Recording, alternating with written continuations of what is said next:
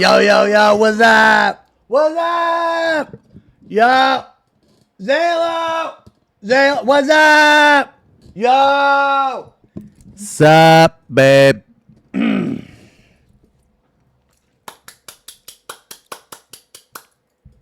Have you seen this guy? Yeah. Wait, what is this? Hold on.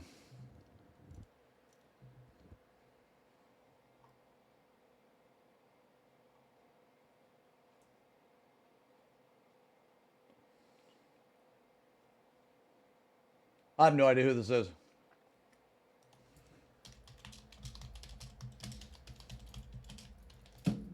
No, anyway, yo, Andrew, if you can hear me on on YouTube, man, if you can send me any of that shit, man, I'm definitely curious. Yeah, I'm definitely curious.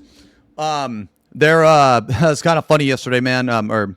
Yesterday, Lionel had his hearing. I don't really want to say too much yet, but just say it didn't go too well.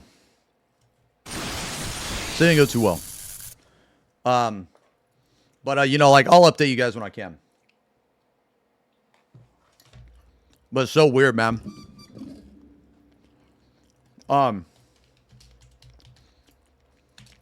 So weird, man. There's like these two accounts.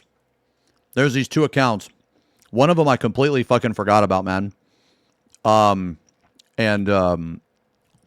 It's insane, man, because I blocked him like a year ago, and then I randomly saw someone or a message that they sent somebody, one of my friends, and I checked their Twitter, and they're literally repeating, or they're like literally stalking my shit, just retweeting like almost everything. It's insane, dude. It's like, dude, okay, this is how crazy this motherfucker is. One of the tweets is like, so you guys know we played 5 Hearts Under One Roof on Thanksgiving, right? Well, they retweeted that and said, imagine playing 5 Hearts imagine gooning on Thanksgiving instead of spending time with your family.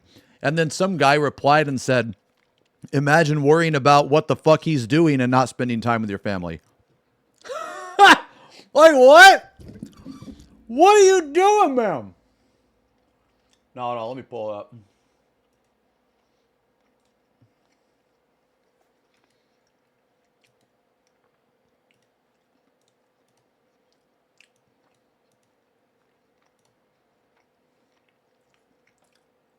Let me see.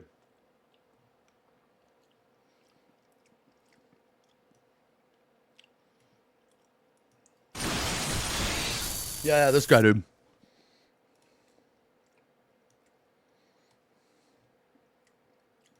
Yeah, this guy. I have no idea who this person is. I blocked them like last year or some shit because I retweeted some stupid shit. Or actually, you know what? It was longer. It was like around the Sphia shit, right?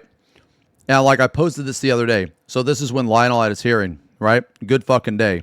And then he like posts this. I don't know what the fuck's this supposed to mean. Like, does this mean like I have like X amount of time before I'm canceled? Like, bro, I've been doing this 10 years, man. You ain't canceling me. Your buddy ain't canceling me. It ain't gonna fucking happen, man. There's nothing to expose me. Nothing's gonna fucking happen. Like, dude, you absolute complete fucking freak. And then like, I don't know, here was like another funny one, man. Hold on. So of course he's gonna retweet the dick stuff, which I mean I thought was funny, but and I don't even know what the fuck this is. I guess this is saying I use I guess he's trying to expose me for using Dalamud or something. Actual evidence? Here's why. I have no idea. Because no idea. I don't even know what this racked was. Things my ex did? I don't even know what the racked is. But anyway, yeah, so I guess he's trying to expose me for using Dalamud. What? Brother? You think I give a fuck if, dude? I tell people to use Dalamud. The fuck? Oh, yeah, maybe it was Midna. Yeah. Yeah, maybe it was Midna. Yeah. But then yeah, like trying not to cheat. Like, bro, what even is this, man? Like, okay, I get, oh man, you caught me. Oh no, you caught me. I guess I better come clean, guys. I used Dalamud. Fucking retard. Like, dude, it's just nonstop. A grim reflection of a man's character when he trades a seat at the family holiday table for transactional company and validation of online parasocial relationships, and it speaks volumes about their internal isolation. Bro, tell me you have never fucked, you have no idea about any type of relationship. Tell me that you live with your parents. Tell me you have no job.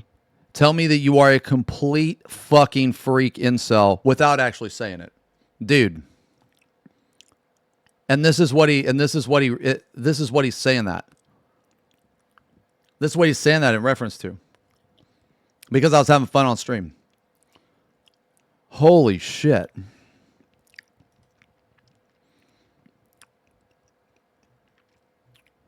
Hold on, where's the Thanksgiving one, man? Oh, yeah. Look. Imagine being in your 40s, spending Thanksgiving gooning to Korean simulation dating game on stream instead of spending time with your family and friends. Is this supposed to get me, bro? And he's the one calling other people parasocial. Imagine spending Thanksgiving stalking people instead of spending time with your friends and family. What the fuck? Holy shit. Nah, but anyway, like, there's like this account, and I completely forgot that this account even existed until like a couple days ago. But this account, so like ever since like, you know, for whatever reason, man, this guy's like all over Lionel's dick. I have no idea why. And you know what? I think it's more because it doesn't have anything to do with him agreeing with Lionel necessarily, but they just have a common enemy, which is me. But I don't even know who this person is. I have no idea who this person is. So, like, yeah. But I don't necessarily think that they agree with Lionel so much. It's just that, you know, because Lionel doesn't like me, this guy doesn't like me, now they're allies. You know what I mean? Like the enemy of my enemy is my friend kind of thing. You know what I mean? Yeah. I mean, this also could just be Lionel, but I don't think so. No, I don't think so. This guy doesn't use as many racial slurs or say adolescent as much. Or let's see, what other stuff does Lionel do? He doesn't say like Todd Stroke or anything like that near as much. So I don't know. I mean, it could be. But anyway, yeah, this is like one of the accounts. But there was like another one too. Yeah, there was another one too that like I guess they had like a fucking meltdown or some shit. Wait, what is this one? Oh, this guy's blocked too.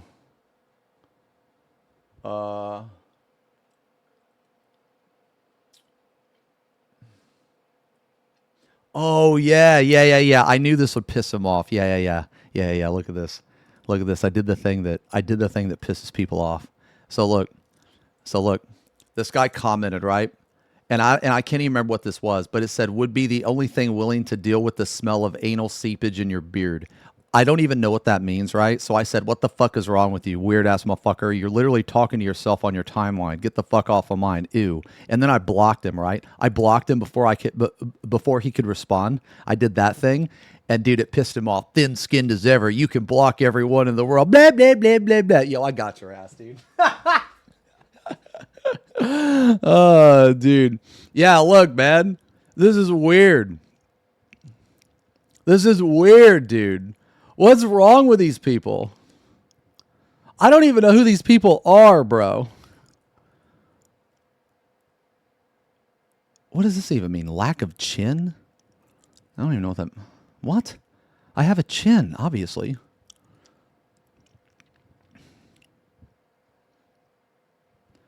Jawed and that shit has talked and done way back since Heaven's Word make him tantamount to a skid mark. Like, dude, this guy is just like using random words. Yeah, anyway, fucking weird, man. No, like these people are actually, they are in love with me. They are in love with me. They fantasize about me. They think about me all the time. This is just weird motherfuckers, man. Weird ass motherfuckers. Crazy. Literally no purpose in life. Okay, man. I'm going to tell you this right now, man. And this is some for real. If you ever find yourself in a situation like those like those people, man, okay, I'm going to tell you, all right, to a certain extent, I've been there a little bit. To a certain extent. Now, not necessarily to that degree because I didn't grow up online. So typically, like how I grew up, if you shit talk somebody, you got into a fight. Okay? So now I'm older, I'm 40. But one thing, so for those of you that are older like me, one thing that I want to say was common back in the day is you didn't shit talk people unless you were ready to fight. Okay? Because times were just different back then. So like when I was a kid and I shit talked somebody, you got in a fight. You beat each other up. That's just how it was, okay? Especially around the neighborhood, okay? Now, I beat some kids up, and I got beat up. It happened both ways. Like, dude, I'll never forget. Okay, dude, I got a story, man. I got a story. Now I was like a big dude. When I was like 12. I was like 11, 12 years old. And I was big, but I wasn't big because I was big. I was big because I was fat. And one of my friends, man, I'll never forget. Dude, I'll never forget. He's the only motherfucker that I've ever known with this name. His name was Gerber Top. I'm not even kidding. I'm not making that up. His name was Gerber Top Gill. And he was one of my good friends at the time. Okay? He was one of my good friends at the time. And I remember we were just joking around, but I took it a little bit too serious. And I was like, man, I could beat your fucking ass, idiot. Or I said some shit. And let me tell you, he beat my ass. he fucking hit me and beat my ass, dude. And he was half my size. He was half my size. And I remember too, man, because I was sad and I was crying, right? No. I was sad and I was crying. But you know why? I was sad and I was crying, dude? I was sad because I got in a fight with my friend. I didn't care that he beat me up. I didn't. I was sad because I was like, man, like, does this mean we can't hang out anymore? So I went over to his house and apologized. And he apologized to me. Like, dude, we made up like that day. That's how it was, man. That's how it was back in the day. You know? And then there was this one kid, man. He was a bully. And he was very intimidating, like around the neighborhood and stuff. He talked a lot of shit. And then one day, I don't know, man. I don't know what it was about me, but he talked some shit to me and I pushed him. And I pushed him really fucking hard. And he fell on the ground and he started to cry and he ran home. And his entire persona died that day. You know what I mean? Like, he was no longer a bully after that. He was no longer a bully because right then and there, everybody knew that he was all talk. He was all talk. So from that fucking moment on, his entire attitude around the neighborhood changed and shit. Yeah, no, it changed. Yeah. So like, dude, back in the day, when you talk shit, sometimes you got your ass beat, sometimes you beat their ass. That's just how it was, man. That's how it was. I'm serious, man. Like, I mean, like, I beat people up and I've got beat up.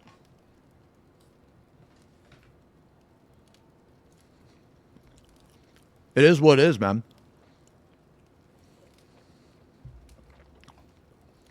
Yeah, but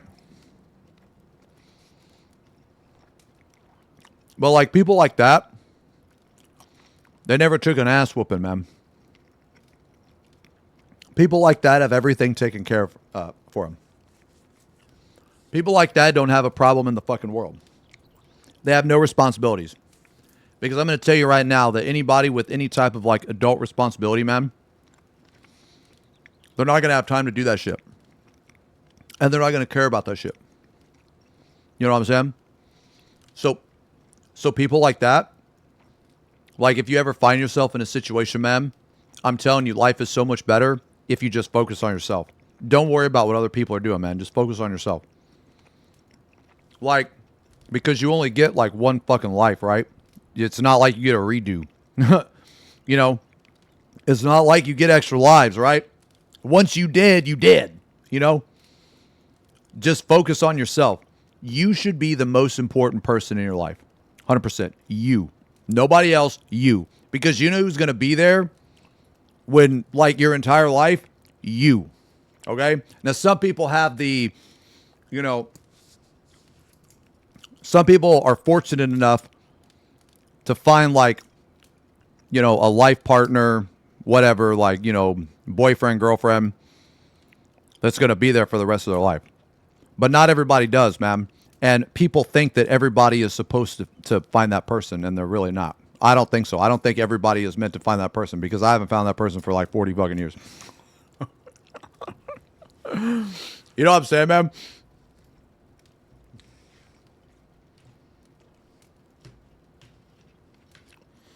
So like, and I mean, I'm not, dude, and I mean, I'm not saying you can't like, you know, I'm not saying you can't like get with somebody and love them and all that shit. No, that's not what I'm saying, man.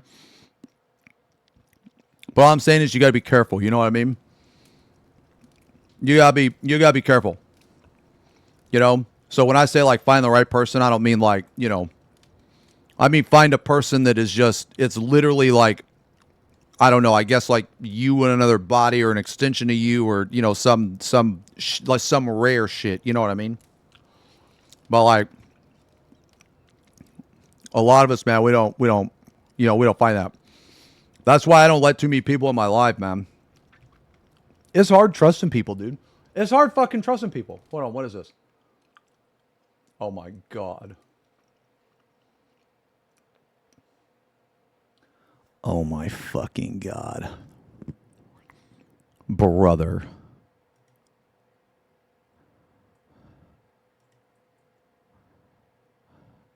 Holy fucking shit.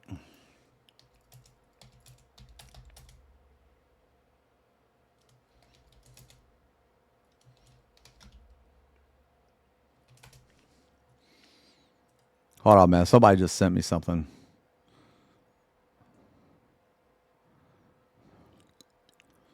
That is insane.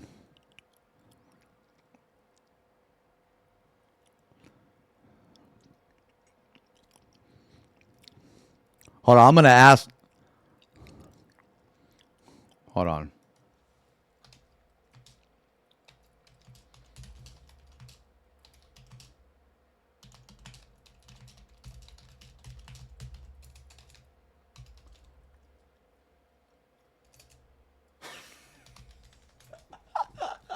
Somebody sent me something so funny, man. Oh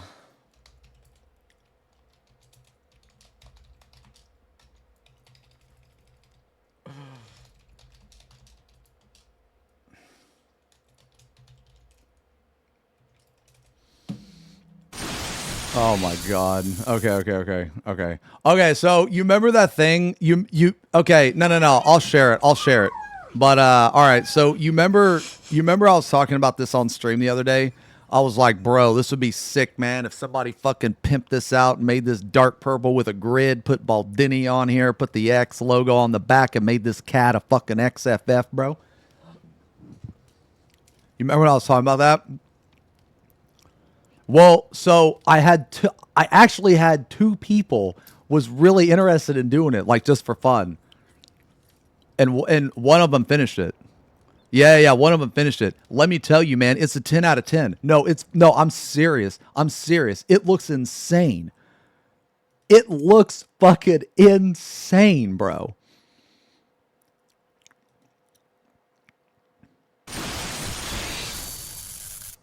Like, it's crazy. Oh, man. Hold on. One small. Shit. Hold on. Hold on.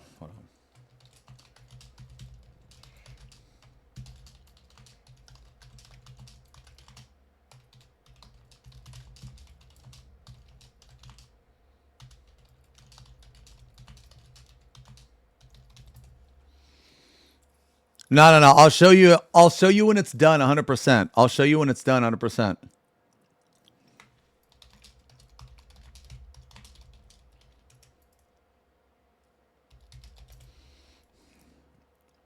I'm not cock teasing. Yo, Precinct, thank you for the resub. Welcome back, man. 2 months. Thank you very much, man. Lynn, thank you for the sub. Welcome to the channel. Dante, thank you for the 19. Dude, my eyes are so fucking bad, man. My eyes are so bad. Dante, thank you for the 19 months. And Nahib, thank you for the 2 years, man. The 2 years. Thank you guys very much, man. Let me real fast, let me catch up on gifted subs, man. Shit. I meant to fucking do this morning, but I got fucking sidetracked. Yeah. Let me okay, so today, man, we're gonna do some fucking ASMR shit, dude. We're gonna, let's see, painting Hive Tyrant. Hold on.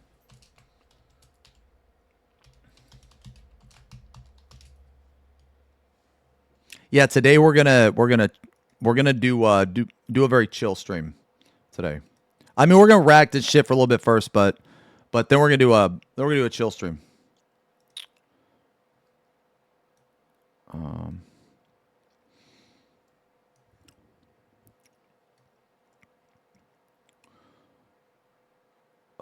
Yeah. We're gonna paint the Hive Tyrant. Yeah, we're gonna paint the Hive Tyrant. Today we're gonna work on the chest piece. The chest piece is gonna be a nice, deep, dark blue into a dark purple into a mid purple into a violet into a little bit of red highlight. It should look good, man. I'm telling you. Trust me, man. FP Pong, red to purple gradient. Trust me. Blue to red gradient. Okay, trust me, man. All right. Why are you wearing a hat? Do you hate shining up there? Dude, I swear to fucking God, man. I don't wear the hat. People tell me to put on a hat. I put on a hat. People ask me why I'm wearing the hat. Like, it don't make no sense, man.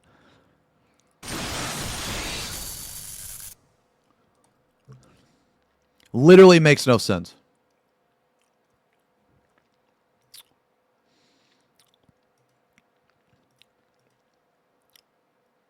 Wait, the Rose MMO drama. Rose MMO? The fuck is that? Will Kuma-chama show up briefly later to give Chad a kiss? Yes.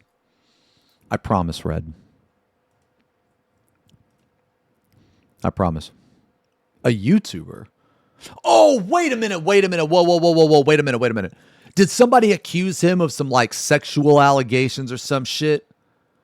Because, okay, for some reason, I got fucking spammed. Like,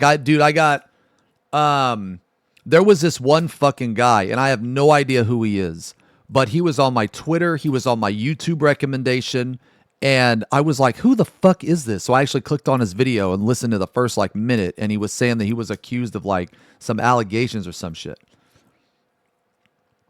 Oh, I always multi-stream, Avocado. Yeah, I always do.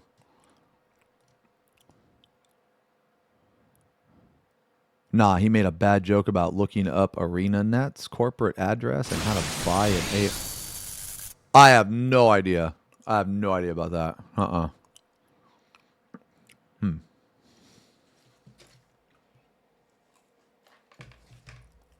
Oh, wow. I mean, I don't know.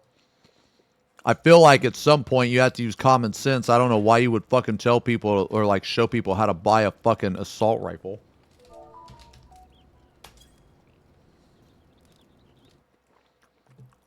That just seems really stupid to me.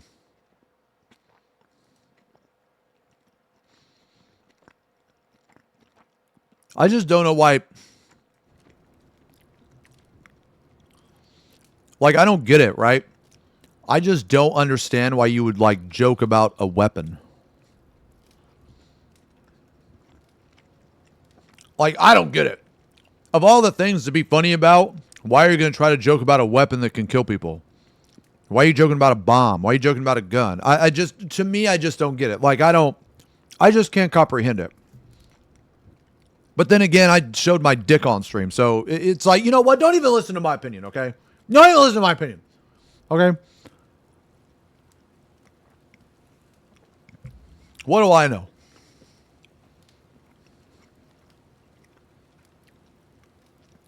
Anyway.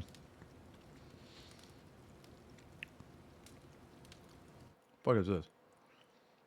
Oh, shit.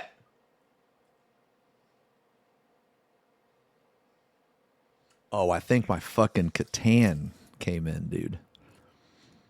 Ooh.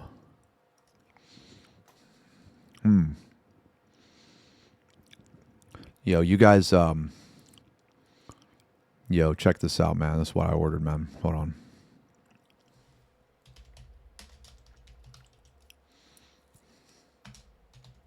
I ordered this and it came in the other day, I think. Hold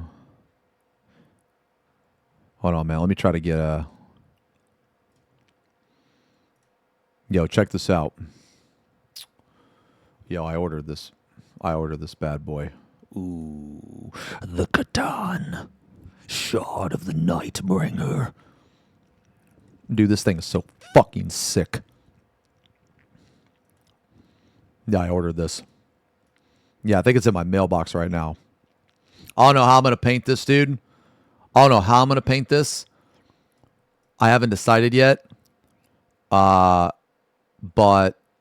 however I paint this fucking thing, I'm going to give him non-metallic metal skin. And I think what I'm going to do, I think I'm going to make his cloak here. I think I'm going to make his cloak space. I'm going to paint space on it. That looks tough to paint. Well, this paint job right here isn't too bad. At least from what I can see, it's not too bad.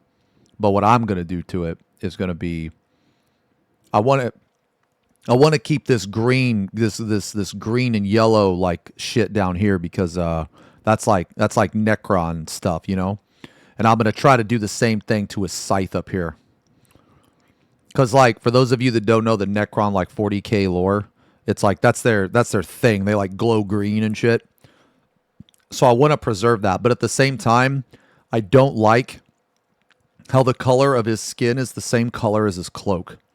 I don't like that because it like the reason I don't like it is because when you look at the model like this, it's now to me, it's harder to tell.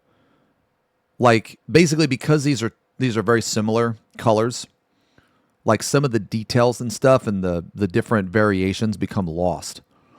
But when you zoom in, it's a lot better, right? Like when you zoom in, you can see that this is a lighter blue, that's a darker blue, you know, so on and so on.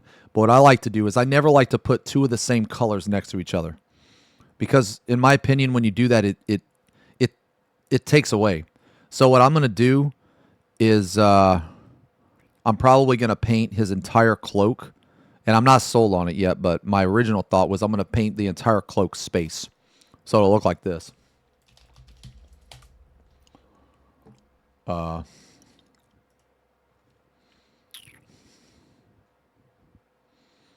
Here it is. So basically his cloak is going to look like this. See this space here? But the only difference is I'm going to change the color of the the galaxy. I think I'm going to add more of like blues to it.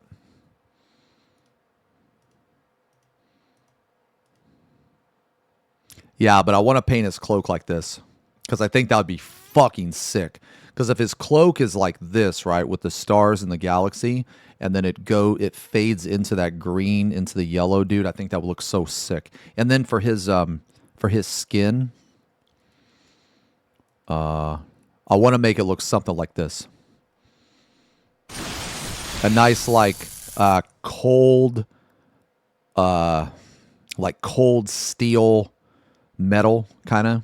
So just a little bit of like a touch of blue, you know? Yeah, like this right here. Yeah, that's what I want to do. I think. Right when I saw that model, man. What is this? Oh shit. Oh shit. Yeah, okay.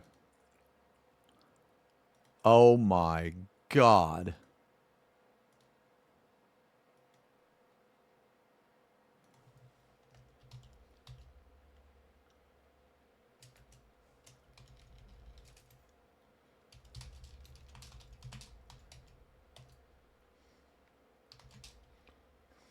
What's that emote? What's that emote that's like... What's that stupid emote that's like that? What's that shit? No, not that one. The other one. No. Oh, sorry. No. It's the one with the mouth. Sorry, I closed my eyes, but it's not. It's not that one. What's the other? No, it's the other one. Yeah, that one. Hold on. DDX. Yeah, DDX.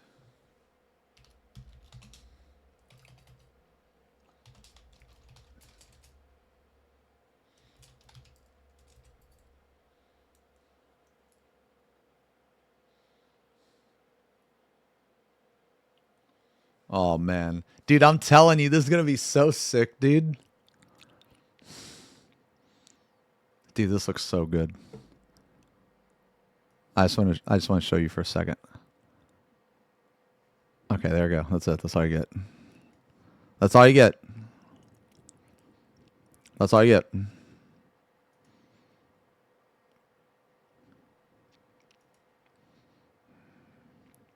Not at a deleting VOD. Yeah, but this is sick, man. Yeah, so I ordered this. I'm gonna paint this probably after the Bloodthirster. Probably. I don't know. Damn, dude. Fuck, man. I have this problem with painting, man. It's my fucking eyes are bigger than my... It's like my, your eyes are bigger than your stomach kind of thing, man.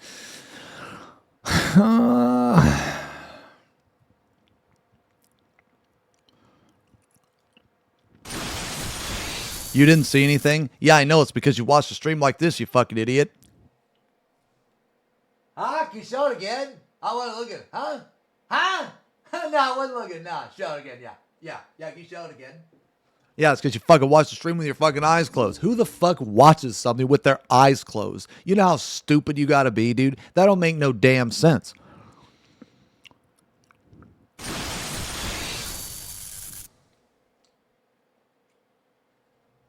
Len, thank you for the sub. Thank you very much for the gifted sub. Spender, thank you for the resub. 38 months. Thank you. Ike, thank you for the resub. Another one. Holy fuck, brother. 98 months. Fucking massive. 98 fucking months. That's almost a goddamn century, brother. Thank you very much, man. Massive, insane. I watch the back of eyelids when I'm asleep. Okay. Jesus.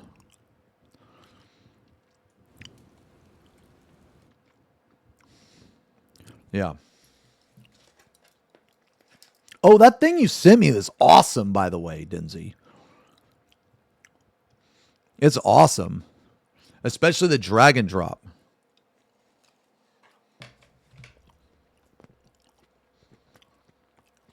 If you want me to, I'll send it to my raid group. They can, like, you can get their opinion too if you want. I won't unless you want me to, but.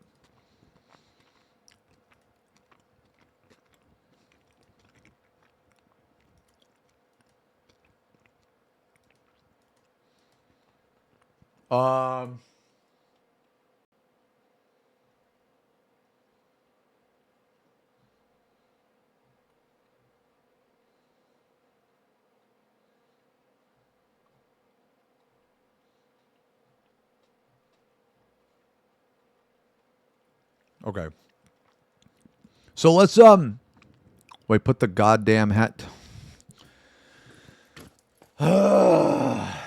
Okay. Jesus, man. What's up? You're so dumb. Yeah. Okay, yeah, I can send it to him today. I can send it to him today. Hat Gang. Zalo Nation. Thank you. Thank you. Man,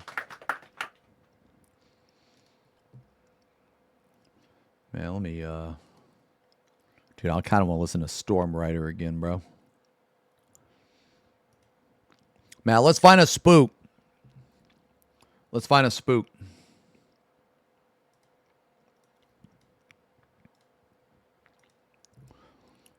Let me see.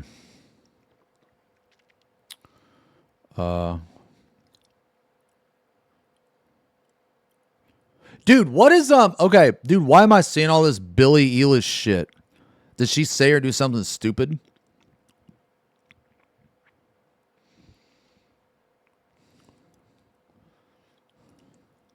Or Billie Eilish or whatever. Wait, kinda? Oh.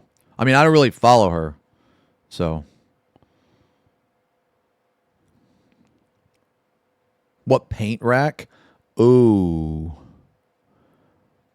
Fuck, man. I don't remember.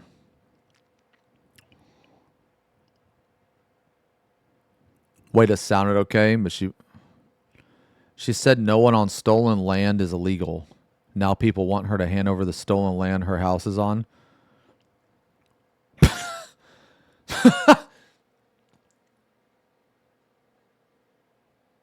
What?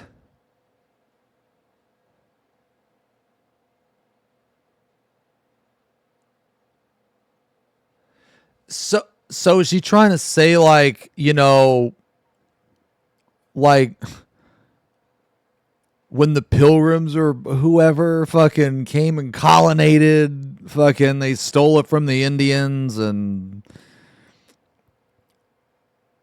is that like what she's talking about or some shit? Now she's saying that like illegal immigrants aren't illegal because the land's stolen or some shit. Or colonized, man. Bro, I'm American, okay? Just go with it, dude. Yeah, colonized. Yeah. Wait, what is that? Oh, am I thinking of pollinated? Oh, yeah, maybe I'm thinking of that. Yeah, whatever. Colonized, whatever, dude. You know what I meant. Look, man, I'm dumb but cute, all right? Oh, it's in reference to some shit Trump said? Oh. I don't really follow Trump either. You face palm in real life?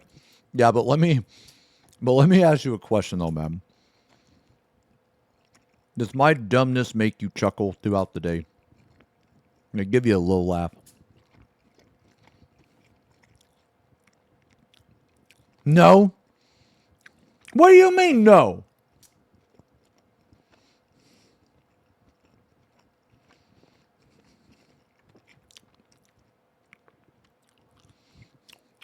Huh. Never. It enforced my point of how stupid Americans are. I mean, yeah. Yeah, dude. Okay, so here's the thing about me, man. If you're going to, like, involve yourself with me, you have to be prepared, okay, to take, I guess, how do I want to word this, man? Okay, if you're going to be involved with someone like me on a friendship level, a romantic level, whatever, you have to, like, lower the bar. Okay? That's just how it is, man. All right? That's just how it is. Okay? Not everybody's good at everything. Okay? If this was if the real world was if the real world was D&D, I would roll like maybe an 8 on intelligence. Maybe. Okay? So like I put all my stats into like charisma and maybe strength. Okay? Yeah, I mean, an 8 might be generous. Okay, so all I'm saying, man, is if you're going to involve yourself with me, you have to lower your standards of intelligence, okay?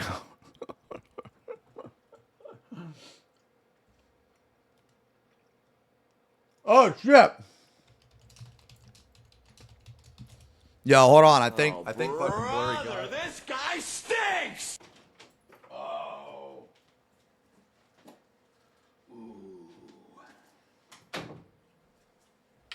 Wait, do I have scissors up here?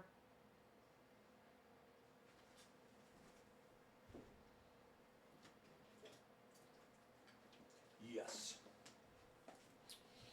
All right.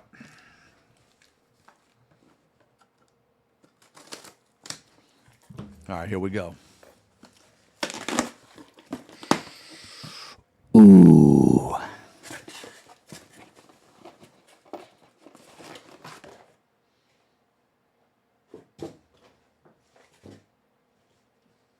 Where the fuck can I put, man, you know what? All right.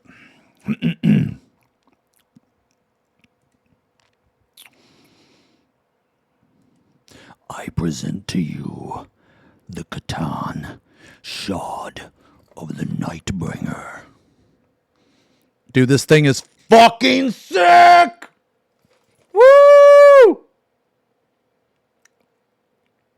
Hell yeah, brother.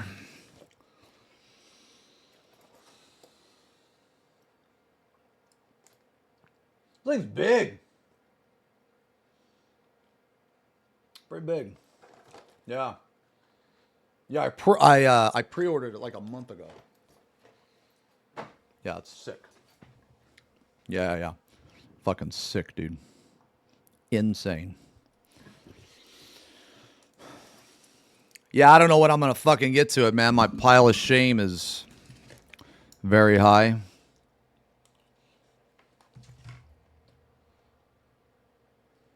Yo, you're painting that right now? What's the color scheme? Box art or custom?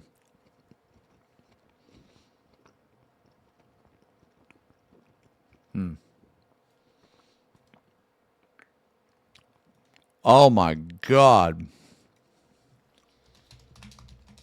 That's so fucking cursed.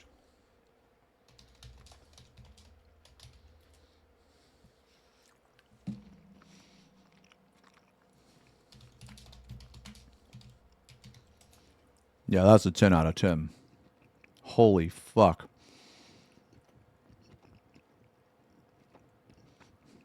Nah, yeah. Oh, custom?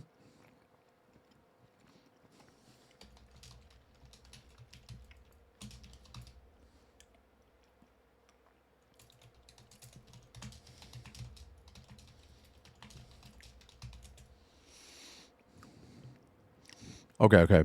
Let's man, I want to paint. And we started just a little bit late today. So man, let's watch a Chilling Scares. Yeah.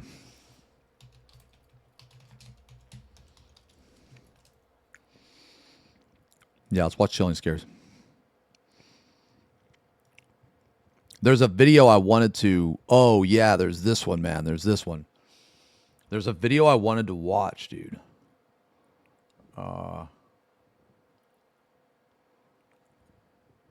There's this video here. The horrifying real events behind these memes.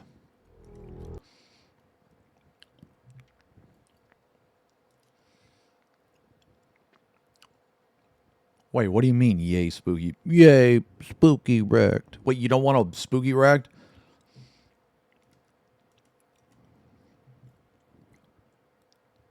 Oh, I saw this. I don't really play Overwatch 2. Is dropping the 2, and the game will just be called Overwatch moving forward. Okay, someone explain to me, like, didn't Overwatch 2 fail or something? Like, wasn't Overwatch better than Overwatch 2 or some shit like that?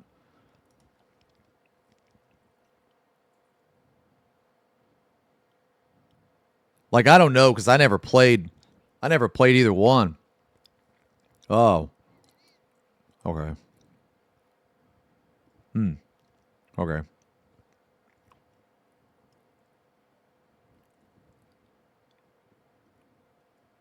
Huh. All right. All right, well, let's watch this, guys. Let's watch this. I want to watch this. This is okay, let me ask you guys a question. Why in the fuck? All right. Why in the fuck is YouTube like this now? Like, why is this so big over here? Is this because my fucking... Like, why is this so big over here? And why is the side of the video over here uncomfortably close to the edge of the screen? Do you guys have this too?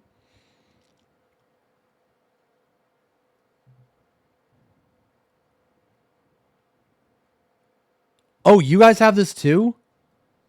No, I don't think so. No, it's not in theater mode.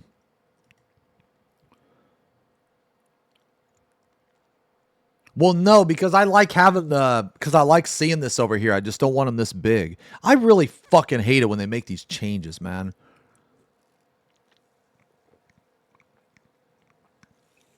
Fucking cringe. Okay. Anyway, all right, let's watch this, guys. Let's watch this.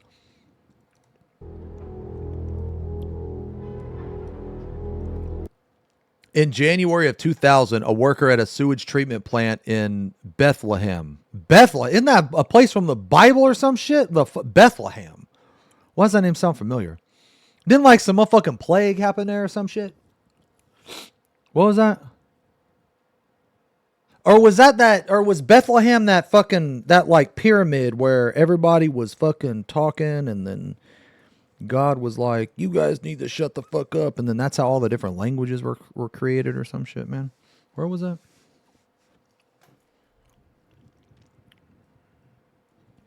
All right, anyway.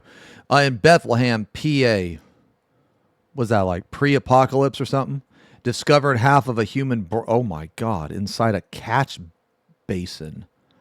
Authorities determined that it had not been there long and that it had not come from a hospital or research lab. No DNA match has been found. Holy shit.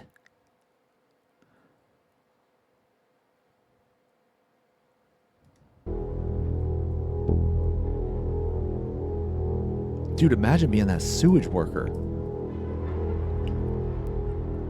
Dude, okay, imagine being the sewage worker. You already deal with shit all the fucking time, and now you find a half of a brain? The "oh, that's real nice" meme comes from an episode of the cartoon SpongeBob SquarePants. I love SpongeBob, man. I fucking love SpongeBob. It is one of my favorite shows. It is so fucking good, man. There are so many good like memes and episodes of this fucking show, man. It is insane. Can you shut the fuck up? Yes. Where Martin, a side character in the show, looks into a toilet bowl only to find a realistic-looking SpongeBob floating inside. The moment itself tied into the overall plot of that episode, but the meme that came out of it was meant to contrast someone doing an ordinary task like going to the toilet or clocking in at work with an unusual or disturbing discovery. And while most of the posts mentioned completely fictional events, a few instances of the meme format referenced real events that actually happened. This particular incident took place at the Bethlehem wastewater treatment plant on January 7, 2000.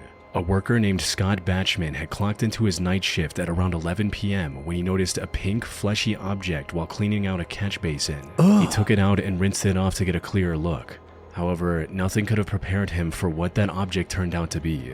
Scott was holding one half of a human brain in his hand. It was a bit difficult to identify, but Scott's past work experience at a coroner's office allowed him to confirm that it was real and not a prop. He immediately contacted the authorities and handed it over to them. This discovery happened on a Friday night, so a proper analysis didn't happen until Monday. However, dude, this guy worked at a coroner's office first, then went to sewage treatment. He's seen some shit. According to initial reports, the brain looked like it was fresh and had not been in the sewer system for very long.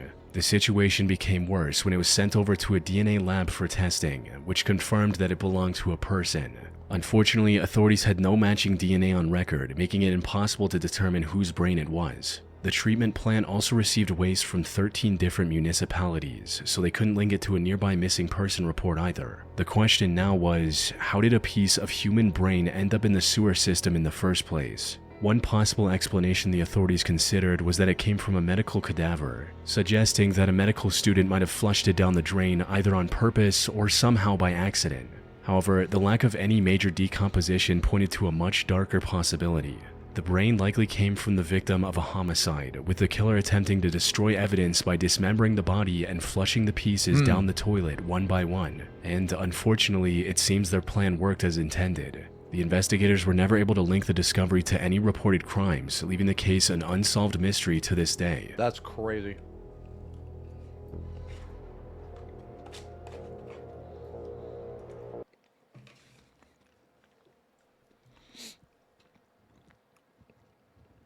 You know, one time, a long time ago, I was working at FedEx, man. Now, I wasn't there when it happened. Or, sorry. I wasn't, like, actually there when it happened, but I heard about it. So, I want to say probably, like, 20 years ago, maybe 21 years ago, the FedEx ramp that I worked at, I worked at the Indianapolis airport hub. And in this hub, you know, they take like a ridiculous amount of packages like all the time. Well, one thing that they shipped was like cadaver heads, okay? And it was for like medical students and shit, you know, to like, you know, practice on and shit. Well, the container that they were in on the conveyor belt. Okay, you already know where I'm going with this. The container that they were in. Now, like I said, I wasn't there, but I heard about it, and I fucking know what happened because that shit was shut the fuck down. But basically, the container opened, and there were like literal heads like rolling down the fucking conveyor belt. Dude, if I would have seen that, I don't know what would have happened. But they had, dude, it was like the people that did see it. Oh, dude, they were like, they had to go through like therapy and like, dude, some of them quit. Some of them had to go through therapy and shit for that, man. It like really fucked some people up. Now, I don't know if it would have fucked me up like that. Maybe. I mean, I'm going to be honest. I've never seen like a dead body. Well, okay. I mean, I've seen a dead, like in a funeral or some shit, but I've never seen like a dead body that wasn't prepared. You know what I mean? I just didn't stumble on, oh shit, that's half a brain. You know what I mean? That situation has never happened to me, right? So I don't know how, I don't know if something like that, if that would affect me, right? But it could have. And there was like, wait, is there a moral or pun? Well, no, I'm just saying that back in fucking, you know, like 20 years ago, there was a container full of human heads and it somehow got uncontained and there were heads rolling down the fucking conveyor belt. Bro, just talking. I'm not, no, I'm telling you guys about a story. Dakura, thank you very much. Thank you for the nice comment. Thank you very much. In a sea of shit, your comment shines above the rest. K-Sut, keep shining up there, brother. The traumatized Mr. Incredible meme depicts a normal-looking Mr. Incredible next to a haunting, uncanny version of him. The template uses a before and after format to highlight how hidden context. When something brushes your legs in the woods. When something brushes your legs in the sea. Oh, God. changes a person's perspective, where people who don't know see a surface-level image or phrase and remain blissfully ignorant, represented by a smiling Mr. Incredible. In contrast, people who know understand the dark, tragic, or disturbing reality behind the subject, represented by his hollow-eyed, traumatized face. This specific version of the meme refers to a silent tragedy that occurred in many parts of Mexico in the You serve yourself a glass of milk. You live in Mexico in June of 1986. Anybody know about this?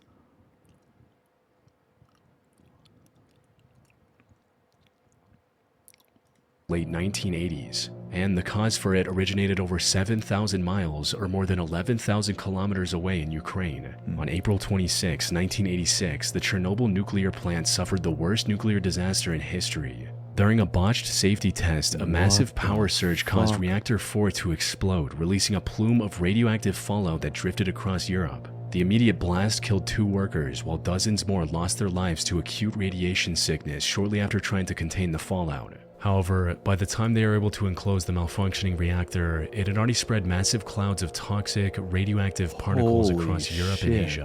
Mexico, in theory, should have been far enough from the disaster site to stay unaffected. In reality, government corruption and greed turned it into a problem that ordinary Mexicans were forced to live with in their day-to-day lives. You see, radioactive particles from the Chernobyl meltdown contaminated crops and livestock across Europe and Asia, making a significant portion of their food unsafe for consumption. Ireland was among the more heavily affected countries, with thousands of tons of milk in the region becoming radioactive. The Irish government tried to get rid of this contaminated milk by selling it to poorer countries, and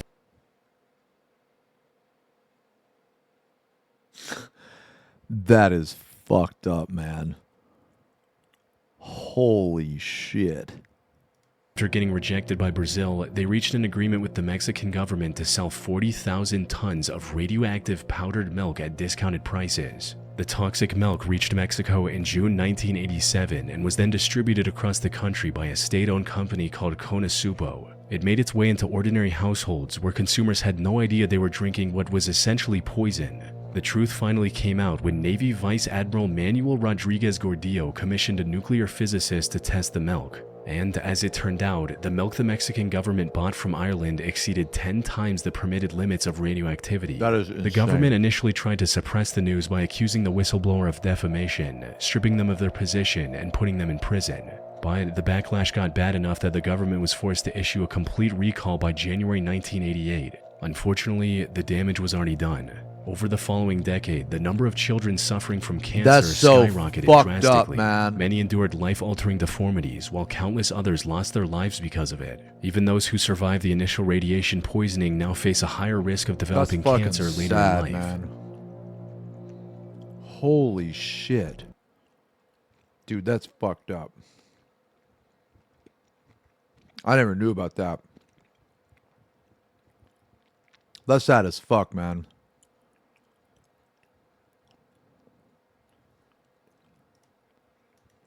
Wait, what is this? Oh, this is the yeah, this is just what he showed, yeah. Fucking crazy.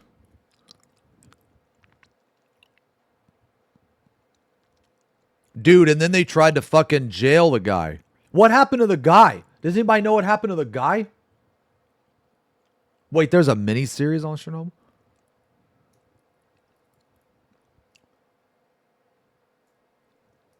Does anybody know what happened to the fucking the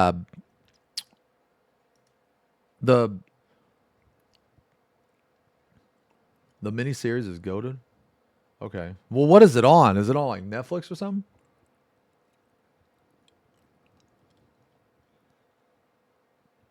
Oh, it's on HBO. Okay.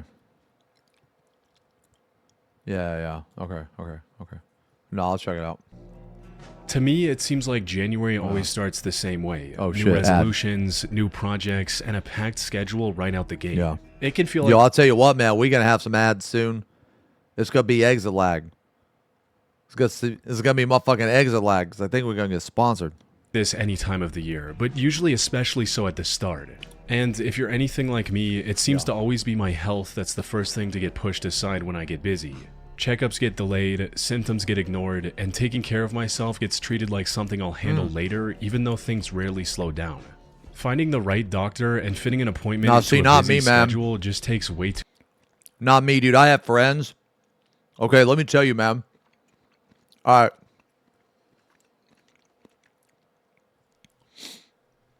There are people out there that will never take medicine. They'll never take medicine.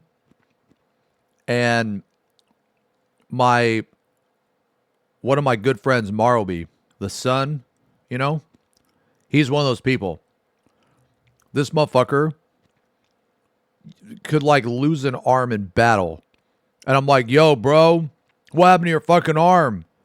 He's like, I don't know, bro. I still got my right one so I can crank it still. That's all I care about. I'm like, dude, you need to go to the doctor. He was like, nah, I'm good. I'm serious. He won't fucking go to the doctor. Me, if I stub my toe, I'm in the ER. Yeah. Like, dude, this whole fucking mouth shit where I fucking bit down on that piece of jerky, I almost went to the ER for that. The only reason I didn't was because I was afraid they were going to make fun of me. Too long. That is where today's video sponsor ZocDoc comes in. ZocDoc is a free website where you can search and compare high-quality in-network doctors, you guys use choose this the right shit? one for your needs, so you can find someone to instantly book an appointment. With 150,000 providers and everything from dermatology, You guys use this? dentistry, Never heard of primary it. care, eye care, I never heard or of the it other either. 200 specialties offered on ZocDoc, with just your insurance and location, they help you build a care team that's okay. right for you. Is this any good? Plus, you can get appointments fast, typically within just 24 to 72 hours of booking, and Normally, you I can just even score fucking same-day go. appointments. You got a good doctor? Stop waiting. No, I actually got a pretty good. No, I got a pretty good family doctor now that I moved to. I moved to Florida. Stop guessing and start getting the care you need. Go to ZocDoc.com/chillingscares, also linked in the description, to find and instantly book a top-rated doctor today. Thanks to ZocDoc for sponsoring this video.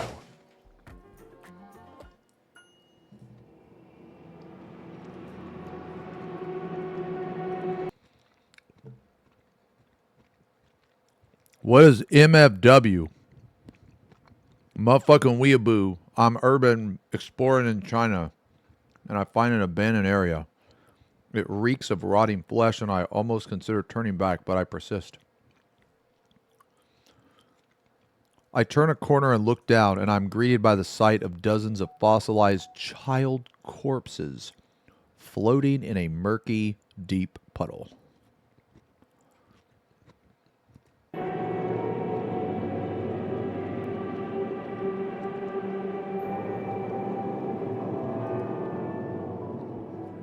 The deeply unsettling Mr. Incredible meme illustrates a person's reaction to discovering something truly horrible. Dude, all these Mr. Incredible memes. Was the movie that good?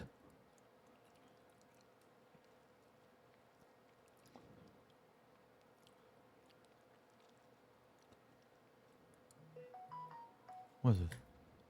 Oh. Really? That's a Pixar movie, right? I mean, I like some of the Pixar shit. Man, I really like Monsters, Inc.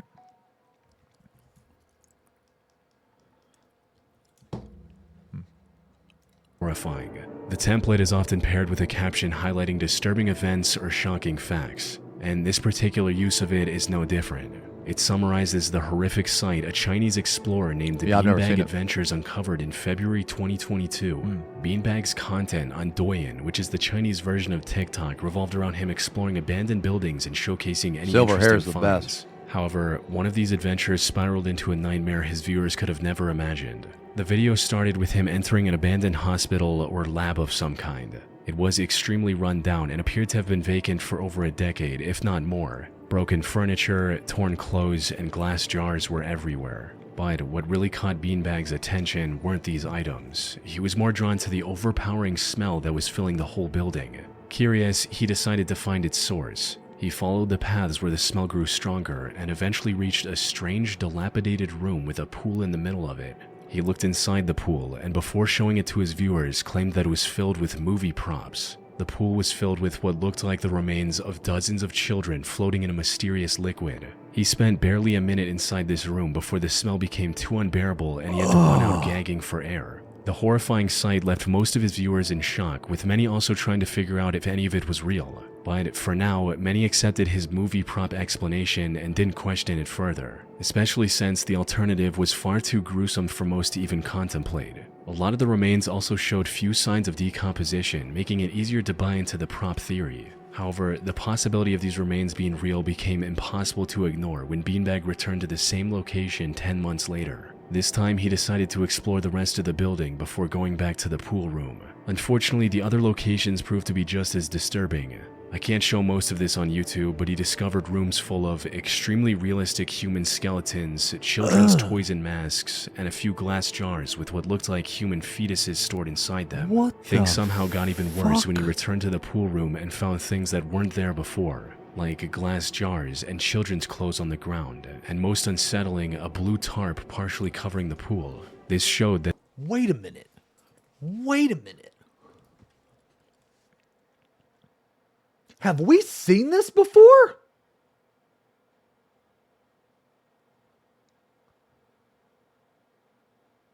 I remember this. on the ground, and most unsettled there before. I remember this. For some reason, this image of these, like, I don't know, bottles or whatever. I'm pretty sure we've seen this before. Yeah. I think we have. It was a long time ago. It was a long time ago. Like glass jars and children's clothes Yeah. on the ground, and most unsettling. And I a remember blue this, tarp. no, I remember the pool, or it's not a pool, but you know what I mean, like the fucking the container or whatever. I remember because I always thought it was weird. They had these, like, I don't know, like a scaffolding or something, like these, these bars over the partially covering the over the pool. opening. This you know? showed that someone else had been in that room in the last 10 months. But that wasn't even the worst part. The most disturbing part of Beanbag's second visit came when he pointed his camera at the pool. It not only contained more remains than before, but many of the previous ones were also noticeably more decomposed than last time, disproving his movie prop claim. Though, given what people now know about the situation, it seemed he called them movie props just so he could feign ignorance in case he ever got into trouble. It also helped in keeping the videos from getting removed from the platform. Put simply, Beanbag and now most of his audience suspected that this room was a part of an illegal organ harvesting operation known as a corpse. Dude, look at that, man. There's no fucking way that I would go down there, man. There's no way. I ain't fucking with those stairs. What happens if you fall? You literally just die. Oh, fuck that. Factory. You see, China has one of the lowest organ donor rates in the world due to cultural reasons. Yet, despite this limitation, Whoa, the whoa, process hold of on, donor rates in the world is known as a corpse factory. You see, China has one of the lowest organ donor rates in the world due to cultural reasons. Cultural reasons.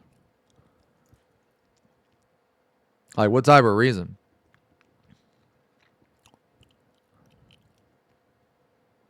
Does anybody know? Like, is it like a religious thing, or? I mean, I'm just curious.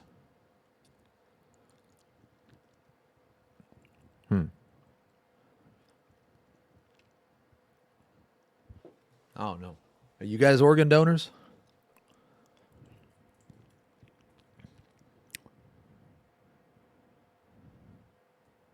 You are. I'm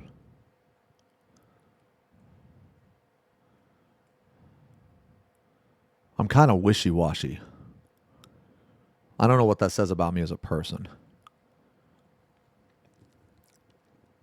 I think what it is I don't take the question very serious. Because sometimes I've been an organ donor, but sometimes I say no. Why not though? I can't give you a good reason. Like the last time when I went to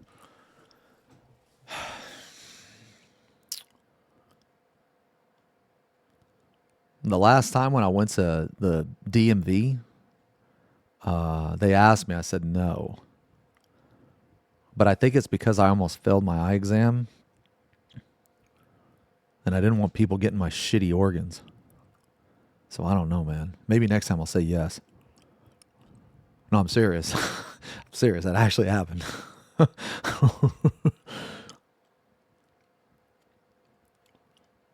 I mean, but if I was dead, I mean, yeah. I mean, you can have a kidney or something. I ain't using it. You heard if the hospital were fine. Oh my, are you serious? You heard that if a hospital finds you're an organ donor on your driver's license, they won't try to revive you? What the fuck? How true is that? No way.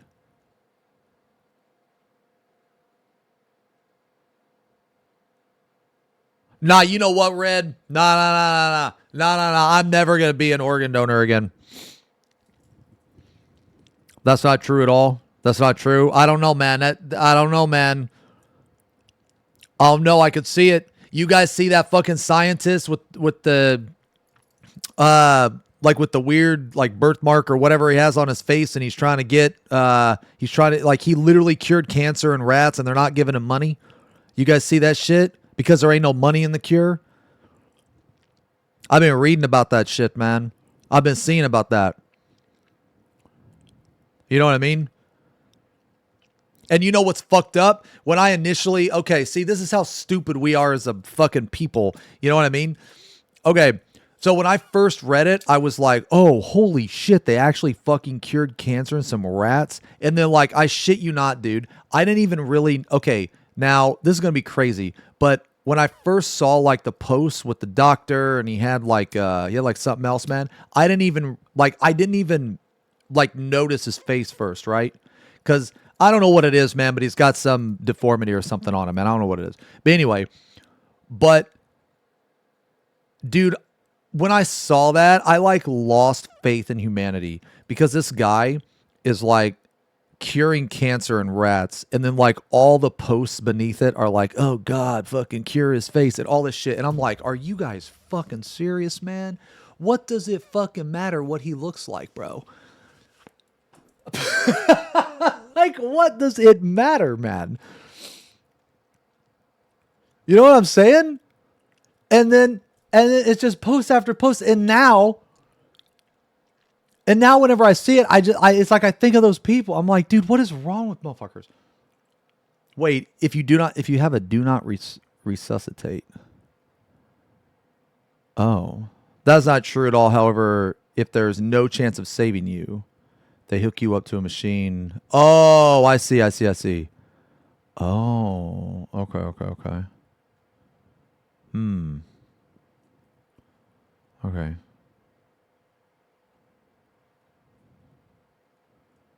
Oh, he's gonna. Some people in the medical field who are fucked up. Oh, okay. Yet, China has one of the lowest organ donor rates in the world due to cultural reasons. Yet, despite this limitation, the process of actually getting an organ for a transplant is relatively easy as long as you have the money. That's because most of these organs are said to come from China's massive black market, where merchants illegally abduct victims to meet the demand. Some reports also claim that the Chinese government is somehow involved in this operation as well. I heard about with that, it man. The allegedly black harvesting market from for minority organs. prisoners that aren't even on death row. Even if the government wasn't involved, Beanbag was putting a target on himself by possibly exposing such a large-scale criminal operation. So acting clueless was his best bet. But even then, his safety wasn't guaranteed. Fans were worried about his well-being. This concern became even more substantial when Beanbag's Douyin account got... Yeah. Okay. So I think I remember this. Something actually happens to this guy. Like, he gets a notice, or some of his accounts get deleted, or some shit like that. Something actually happens to this fucking guy. terminated out of nowhere shortly after posting the second video. Viewers believed that whoever Beanbag exposed was trying to silence him before the story could spread further. Though, just as they were about to lose hope, Beanbag returned to the internet with new videos. However, the 2 videos of him exploring the hospital were now deleted from his account. Yeah. Beanbag also kept posting more videos exploring other abandoned buildings and never even brought up the hospital again. Oh, if someone was trying to silence him, wouldn't it be easier to make him disappear, or at the very least keep him off the internet forever? So, what's going on here? Well, the internet has come up with many theories trying to solve this very question. but nearly all of them contain contradictions or details that don't align with the known facts. The most popular of these theories is that the room was used to discard victims after harvesting their organs. But here's the thing, if someone was actually running a massive criminal operation, wouldn't it be much safer for them to hide the evidence in mass graves or use industrial incinerators to cremate the remains? Especially if the Chinese government was involved, as many suspect. As for his account getting temporarily banned, that could be explained by Doyen simply taking it down due to the excessive gore his videos showed, which is also why he was allowed to return after deleting those videos. Alternatively, some also believe that this room was the trophy room of sorts for a serial killer. But the sheer number of victims makes that highly unlikely, even if it was a group of multiple killers. Then there's also the possibility that Beanbag faked the whole thing to go viral, or that it was an art project of I don't know, sorts. man. And while he wouldn't be the first one to try something like this, the remains in the pool were way too real to be fabrications. That's a big fake. Beanbag would also have to spend tens, if not hundreds of thousands of dollars to commission such a large quantity of props for both videos, all without getting any real return on his investment. So the remains were most likely real. Unfortunately, there's no way for us to determine how they got there. Beanbag stopped uploading in April 2024 and hasn't returned to the internet since. Damn. He also never shared the location of the building, so no one else can investigate it either. And as far as I was able to find, the authorities never looked into this, leaving this whole thing unsolved. Dude, possibly forever. I would never fucking go to a place like that, man.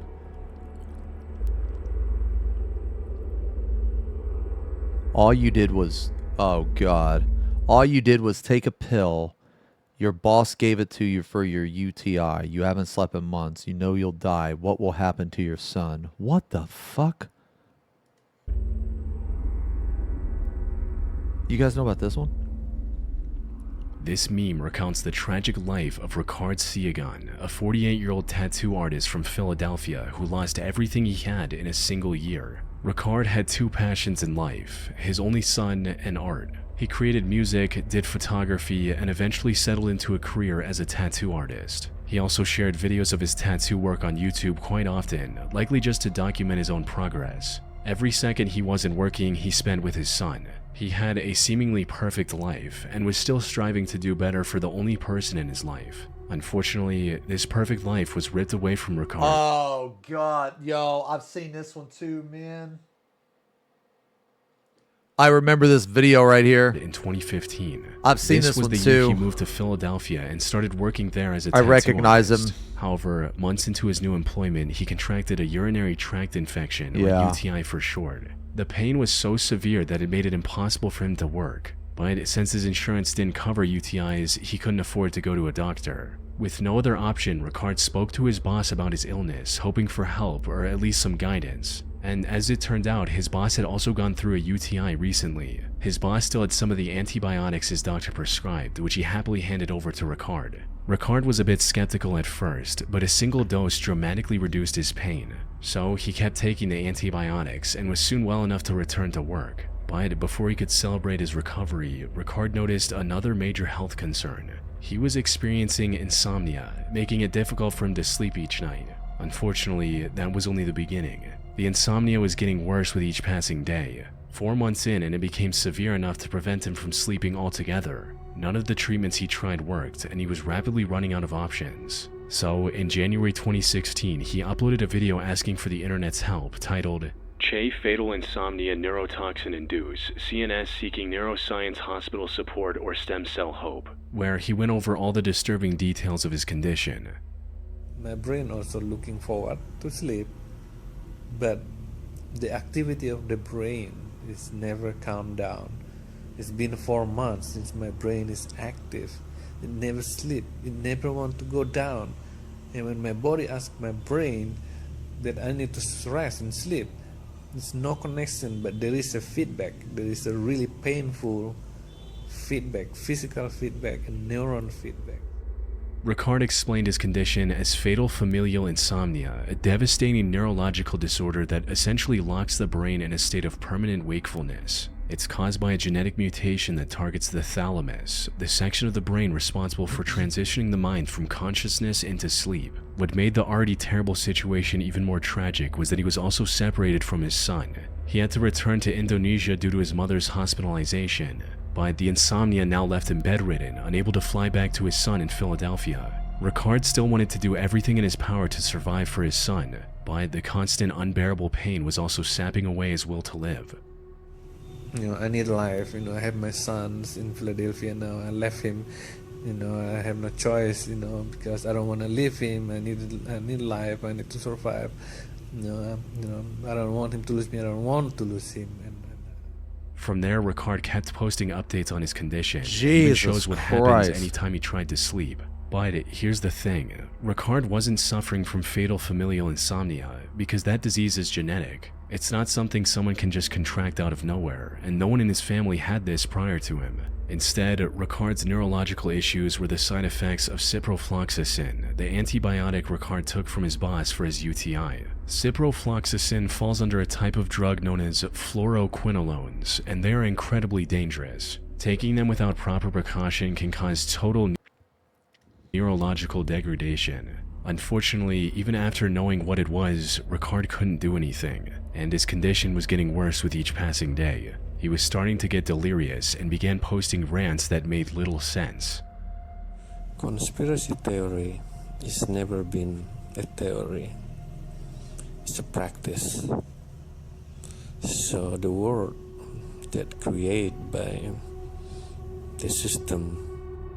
Without sleep, the cells in his body were also starting to die, leaving him even more immobilized than before. He received some hope from a doctor in Beijing who offered a cutting-edge procedure that had previously worked for one patient. However, the procedure's cost was beyond what Ricard could afford. While he did set up a fundraiser, the donations never reached the required amount. And after struggling with his condition for over a year, Ricard sadly passed away on the 6th of December 2016 in Indonesia.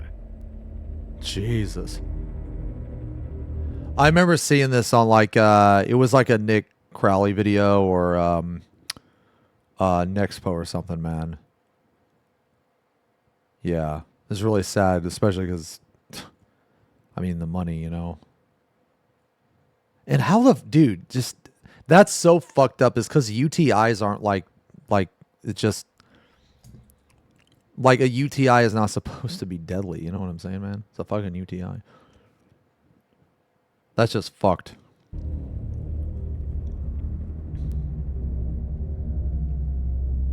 Oh, God, dude. So many fucking Mr. Incredible memes. The traumatized Mr. Incredible in this instance is a reference to the death of Isaiah Fitzgerald, an 18-year-old teen from Missouri who lost everything due to an internet argument. It's a urinary tract infection. Yeah, that's what I was about to say is a lot of times you can just take cranberry pills, right? I don't think that's an old wives' tale or anything. It actually works. You know what I mean? Incident happened on April 25th, whenever you come, go piss. Because sometimes when you come and you don't pee, you'll get one. Yeah. No, I'm being serious.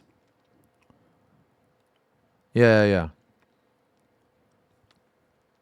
Yeah, so the next time you're cranking your shit, go take a piss.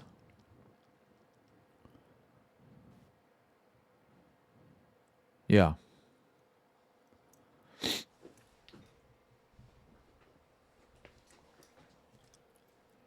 Just sex, whatever. Yeah. See what I like to do. Let me tell you what I like to do, man. It's okay. So during sex, one of the one things that you never want to do is you never want to fart. Okay? So sometimes, man, you shut the fuck up. 2023, when a guy named Tanner Watkins uploaded a new profile picture on Facebook with his girlfriend, to which Isaiah reacted with a laughing reaction. The two were friends on Facebook, but it's unclear how close they were. Regardless of their connection, Tanner did not take kindly to Isaiah's reaction and called him out in the post's comments. Their discussion quickly divulged into an argument and ended with the two agreeing to meet each other in Let me know when up. I'll drop a spot. FS. What is FS? Yin got no wheels or some. Crying emoji. My shit getting fixed. I got wheels. Like I said, motherfucker is still asleep. person to settle things. The vast majority of internet arguments Oh, for sure. Okay. Dude, are they arguing? This is an argument? Bro, I thought this was like a rap battle. usually end here, with both sides moving on with their lives. However, both Tanner and Isaiah were serious about this confrontation. After agreeing on the spot and time, they met up at the Rotary Park in Sykeston, and unfortunately neither side was open to a discussion. As soon as they got close to each other, both opened fire from their cars. Holy shit. Isaiah was fatally shot seconds after the shootout started and What passed the away before help could arrive. The 18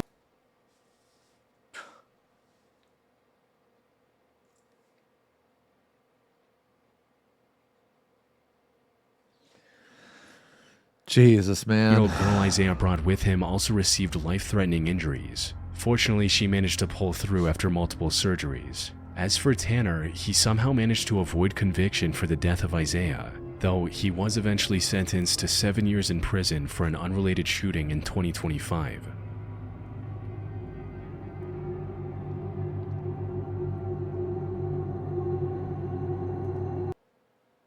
So he didn't get convicted of that, but got convicted of another.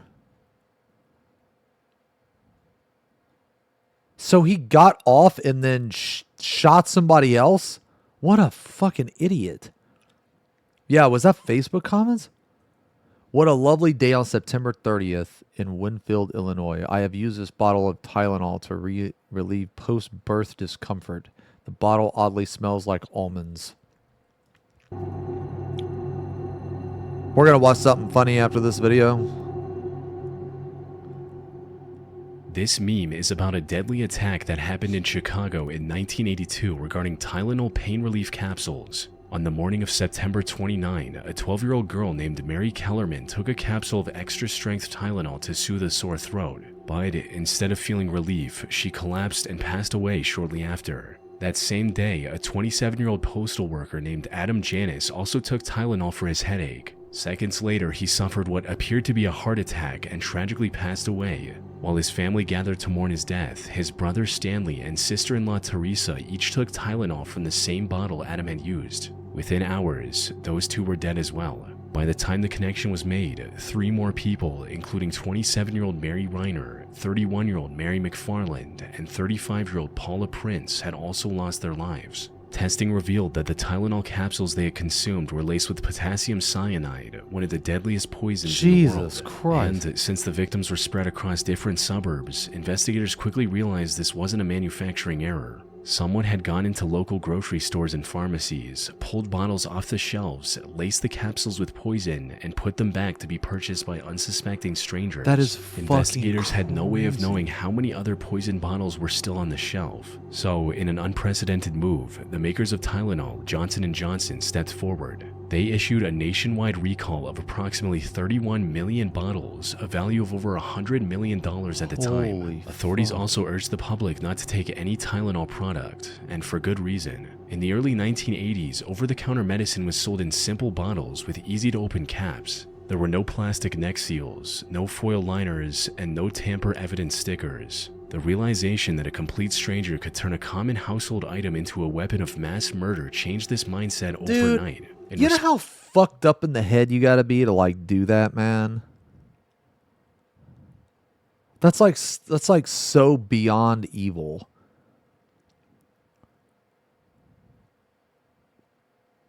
Like why? What? Why? That's just crazy. Like I could never even imagine wanting to do something like that. Like okay, even all right, even when I was like okay.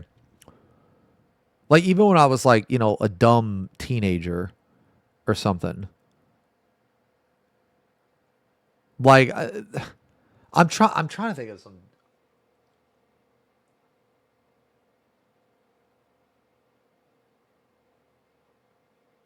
Okay, I think one time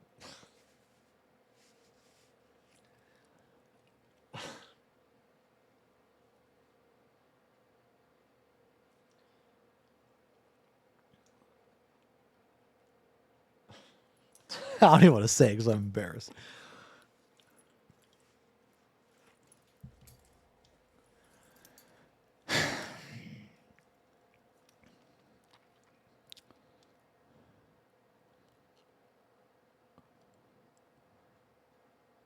Keep it to yourself. You know what? It's probably better. Okay, but it's nothing like this. Okay, what I did was stupid. In response to the tragedy, the FDA introduced stringent new regulations. Within 6 months, Tylenol returned to shelves in the first ever triple seal packaging.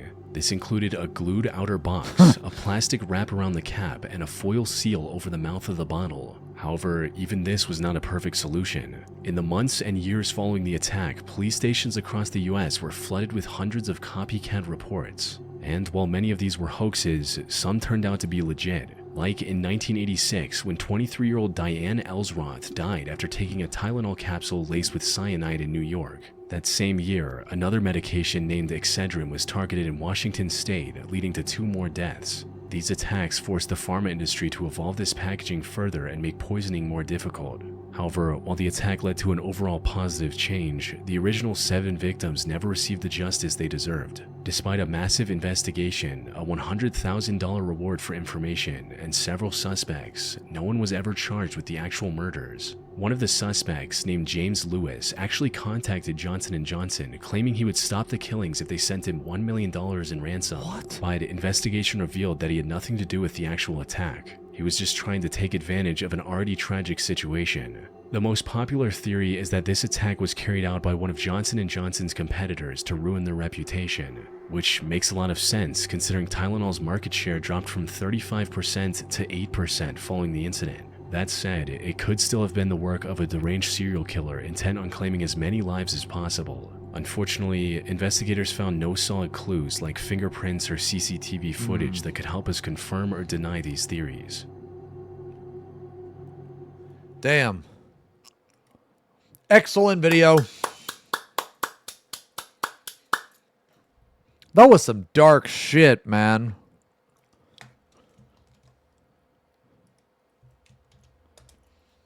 Okay, we're gonna paint today, but I think we need a fucking palate cleanser. Man, I got something stuck in my fucking tooth again, and it's the same fucking molar or the same fucking part of my mouth that's all fucked up. So just give me a second, guys. Give me a second.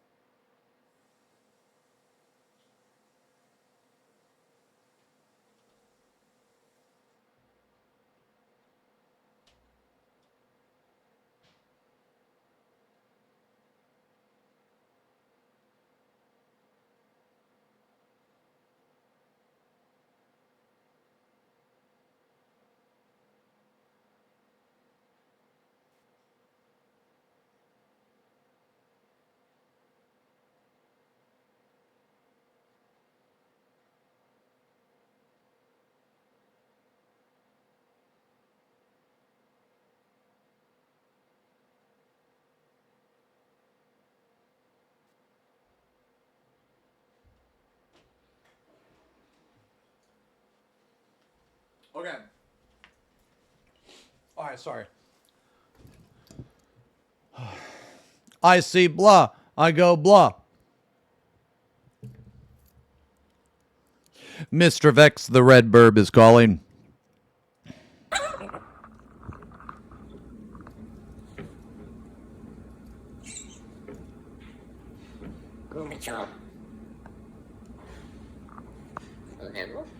That's Goomy. I miss having a bird. I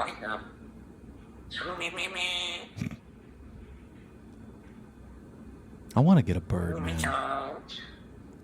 But I want to get a bird that talks. And I want to teach it Twitch chat lingo.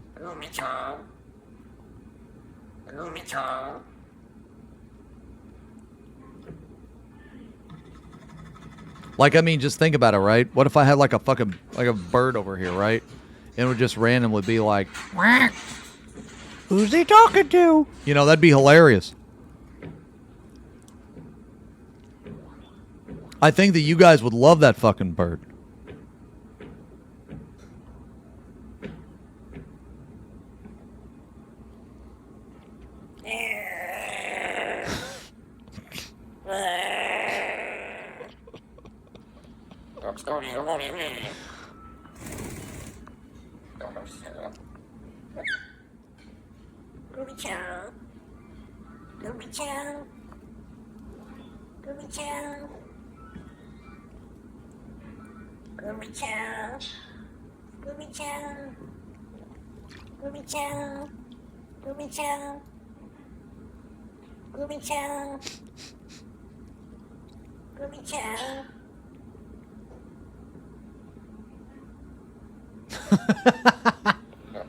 What is he doing, man?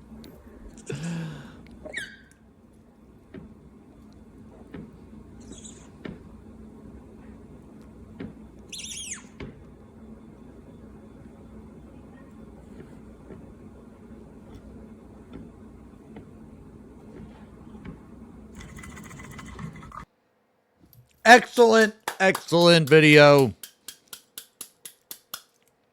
Excellent video. I will be liking this video. Goomy Nation. Goomy Nation. Oh, man, I've fucking seen this too, man. Yeah.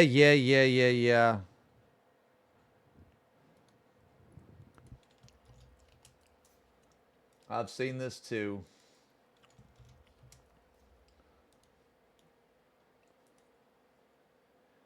Hitman takes NVIDIA Hairworks to the next level. Thanks for sharing.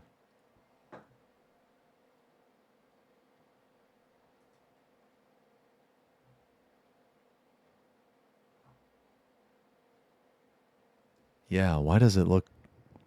Yeah, why does it look blurrier when it's on?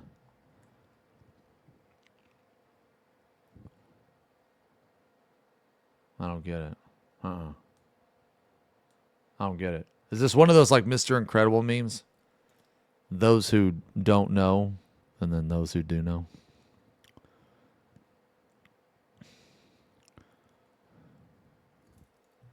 I don't get it. I mean, I like it though. I like it. Wait, actually, what all happened? Is this like an actual video? Enjoy the cross section. Oh God, how long is it? Oh yeah.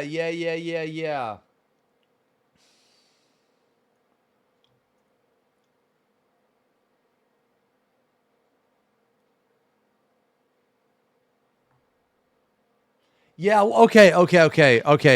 I don't think we're gonna watch it necessarily because that's like something I can't really. That's like a world I'm not really, I guess, a part of. But I did hear some shit that Quasi tried to do. He tried to steal like a plug-on or something.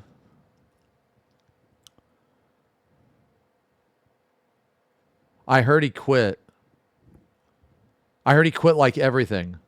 He quit just like content creation in general.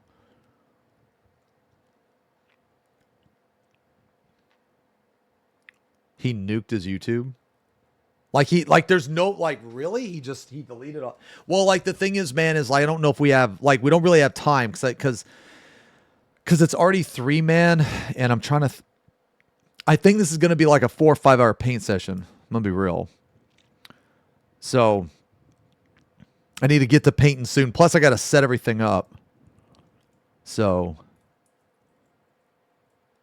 WoW players using add-ons for gameplay. So.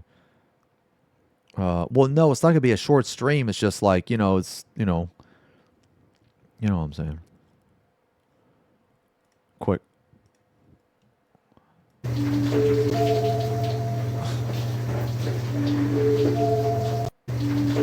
That's not even how I shower, though.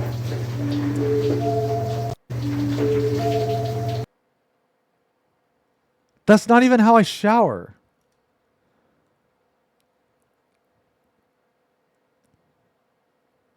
Wait, okay, so what? Okay.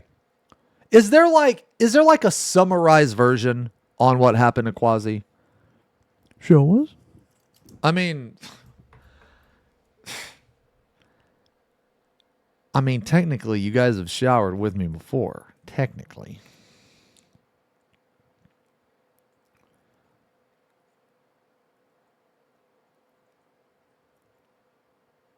We did? I mean, yeah. I did a 24-hour stream. Futanari Lord, thank you very much for the 33 months. Can I show the scalp? Yes. You farted on us too. Yeah, it was the time of the flatulence.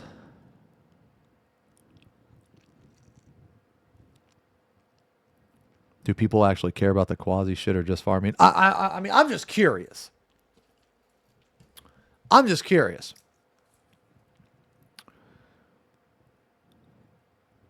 I mean, you guys want to do a tree stream tonight? I mean, either tonight or tomorrow. Oh, Quasi quits. Why don't we just read this? Okay. Oh, I don't want to join the shit.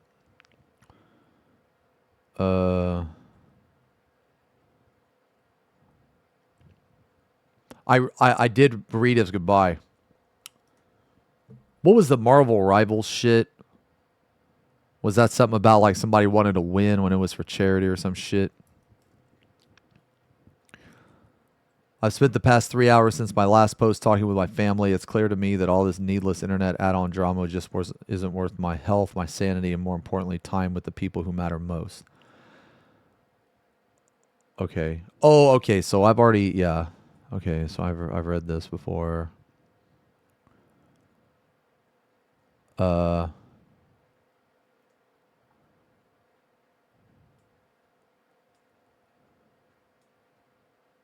Damn.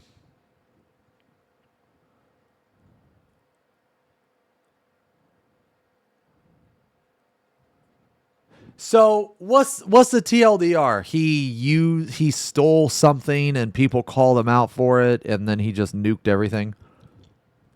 Was that the TLDR on this?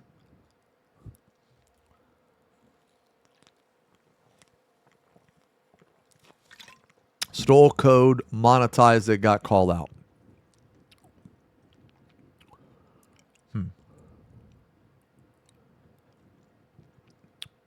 Okay.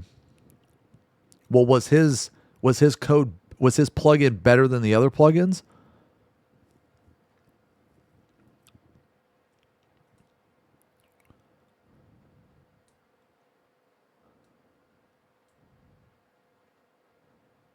You don't know.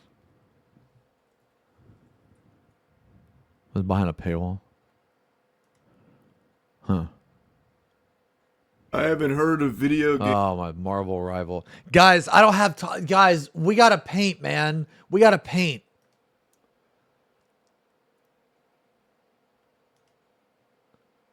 I don't have time to watch a video. You know what, man? Okay, you know what? I need to set my shit up. Today we're going to paint, dudes. We can't. We don't have time. Oh, I hate it when you guys leave me something. I feel bad because I don't have time. No, guys. Okay, look. I'm gonna show you what we're gonna paint today. Wait, where the fuck's it at? Okay, look. This is what. Okay, this is what we have to paint today. Okay.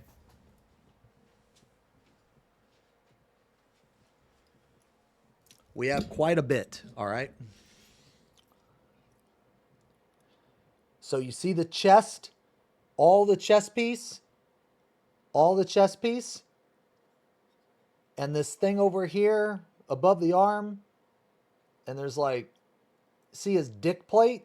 We got to paint the dick plate too. We got to paint a lot of shit today, bro. You know? Got to paint a lot. I'm just saying. Oh, you watched? Oh my God, really? You watched it by getting dialysis? Oh my God. Well, we about to do another one, man. A dick plate? Yeah, yeah, yeah. Wait, this is important. Okay. What is this?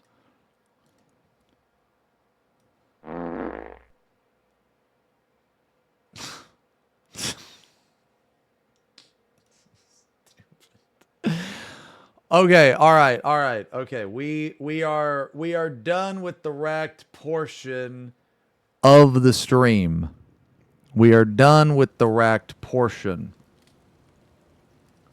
Okay, so what we are going to do now is we are going to paint. If you are not familiar, what category? Miniatures and models. Okay.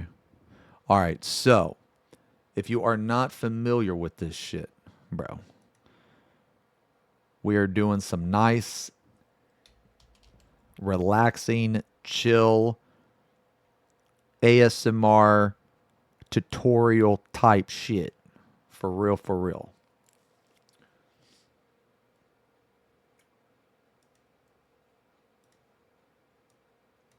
All right, I'm going to leave some music on for now. Yeah. So right now, I'm going to set everything up, okay? Now today I'm going to try some settings on my camera. Okay? Oh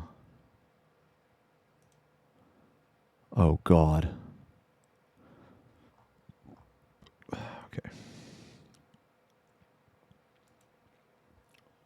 All right.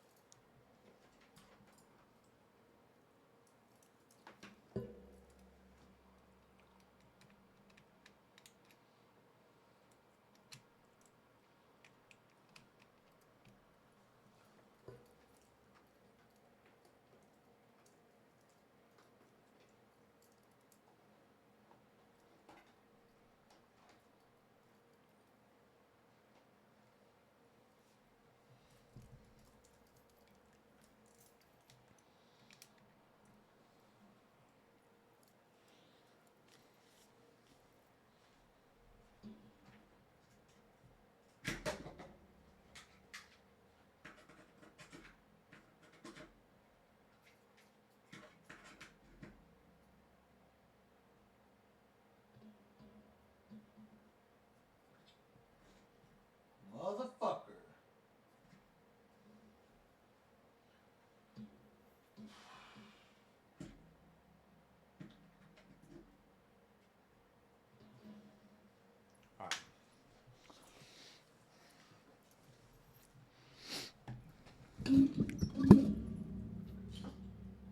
Dude, I fucking love how you guys are like linking shit to me, man. Bro, dude, you guys are crazy.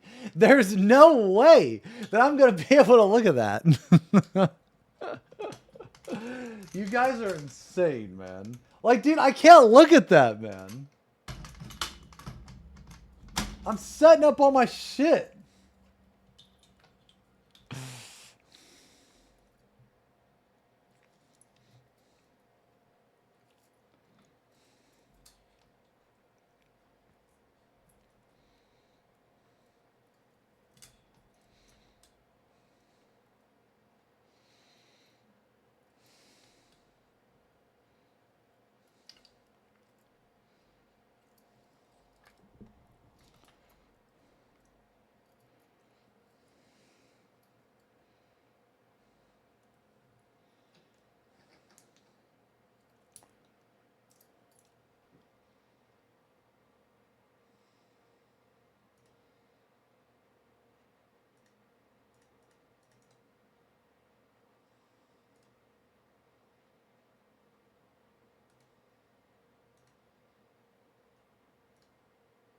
Wow, that actually just works.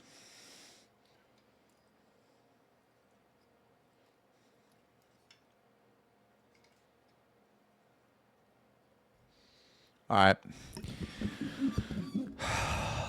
Dearest Strummer. Yeah. Oh yeah.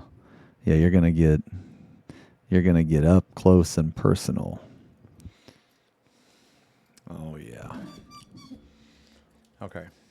All right, so I need to mess with my dude, what the fuck is this? Yo, this is nice. Okay. I need to mess with the settings a little bit, okay? Let me see here.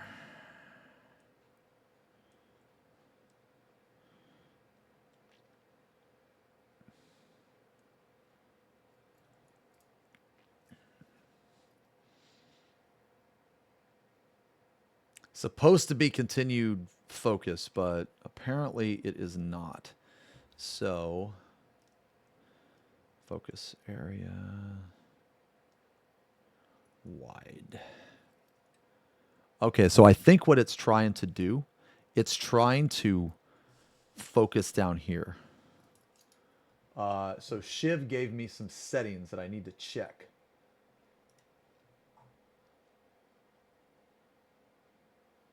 Okay, video output. Where the fuck is...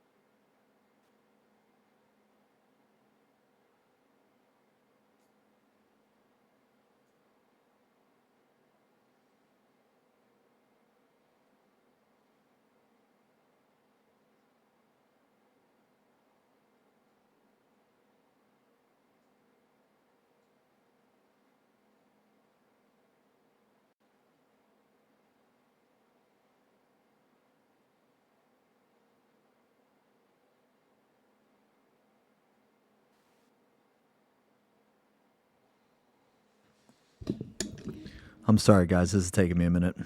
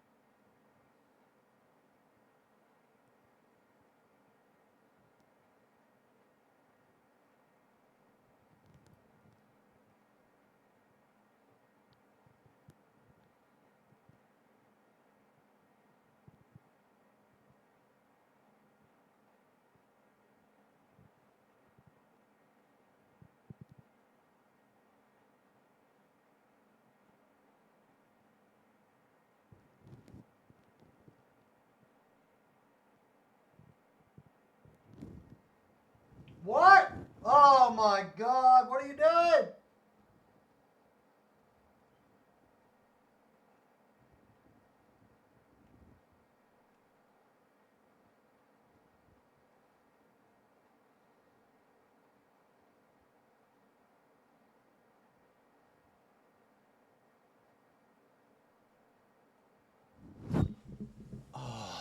God damn it, man. Fuck. You know what's crazy is that's a picture that I took. Okay. All right. I'm sorry, guys. I really want to get this setting right, okay? Sorry.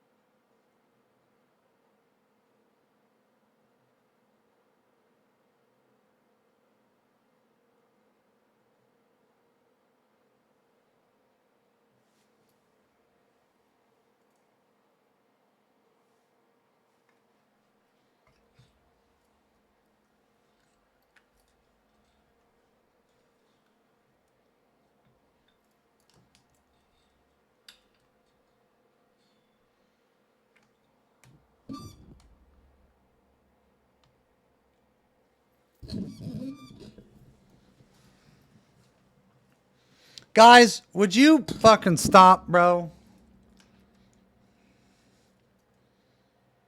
Motherfucker. Man, y'all's is perverts. Okay, so so here's the thing that's the problem. Is it's the fucking focus. That is the problem.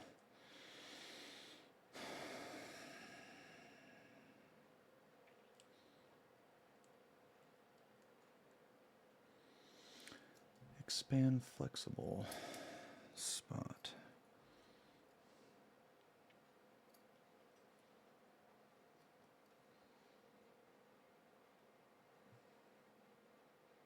Focus mode AF single. Okay. Wait, the focus area is flexible spot. Small. Okay.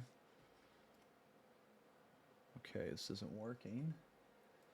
All right, focus mode. Okay. Okay, so focus mode. Focus mode is AF single. Okay. And it is not focusing. So I bet if I were to remove this, I bet it will focus now. Wow, it's just not focusing. Why? That's crazy. This is the issue I had last time. Okay.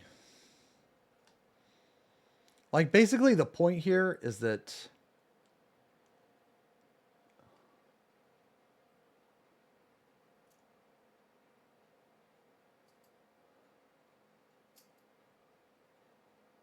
drives AF drive speed.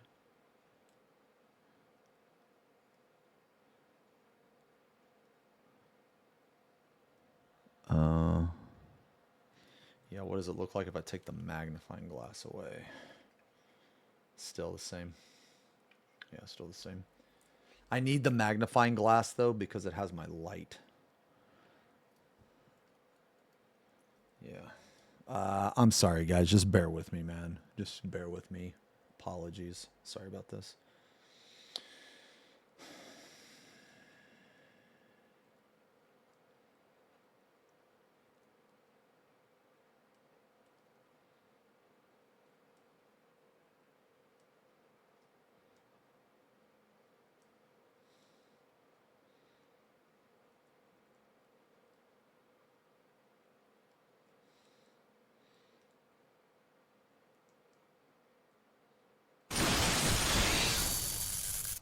Oh my fucking god, yo Red Dead. Thank you for the gifties.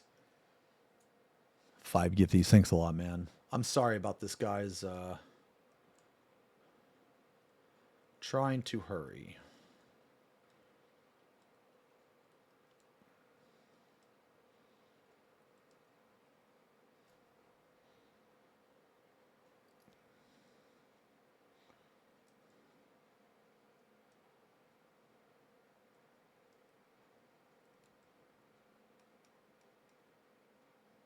Okay.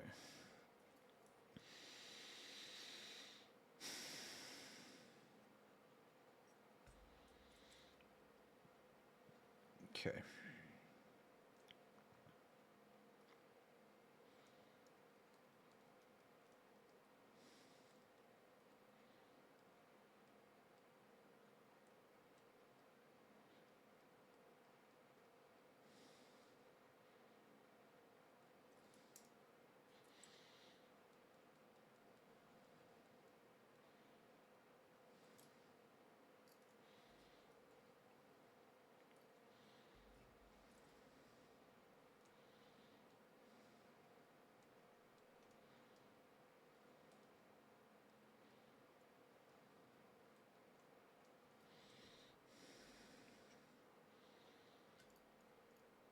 There it is.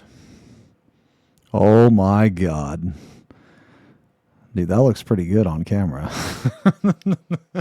That looks pretty good on camera, man.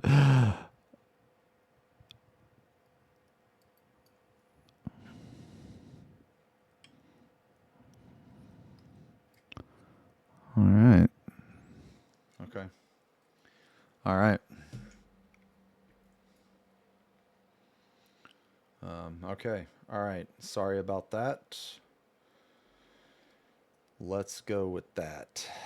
All right. Sorry. So now, hold on. Okay. So now, okay, you guys could see this, right? Like this looks good and everything. All right. So now I have to think about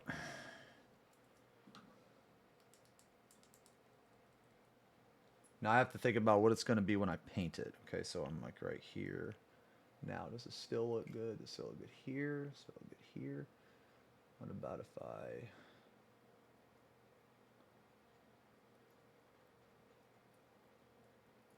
Okay.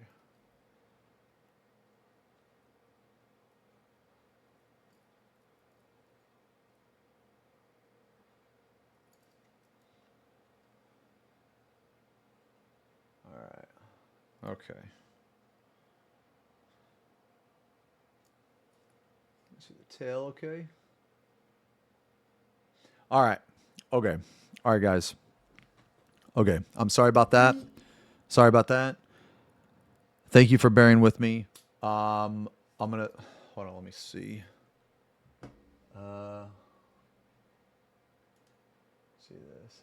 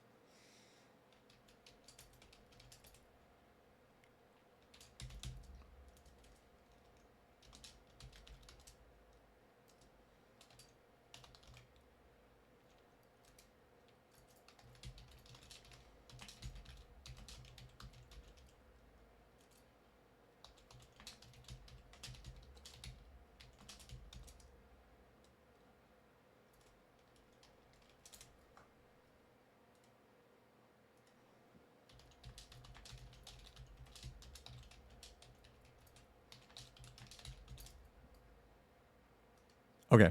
Okay. Sorry, guys. I'm gonna go get my shit ready. I'm gonna go get my shit ready. Then I'll put on the music, and then we'll go over everything that we're gonna do. Okay. Give me a sec.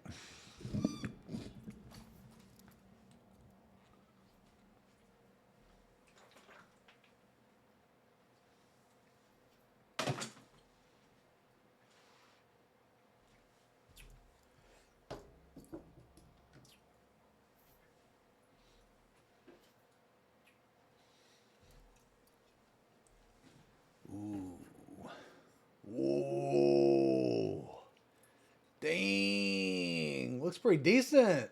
It's pretty good under the light. All right, so I changed a couple camera settings, man.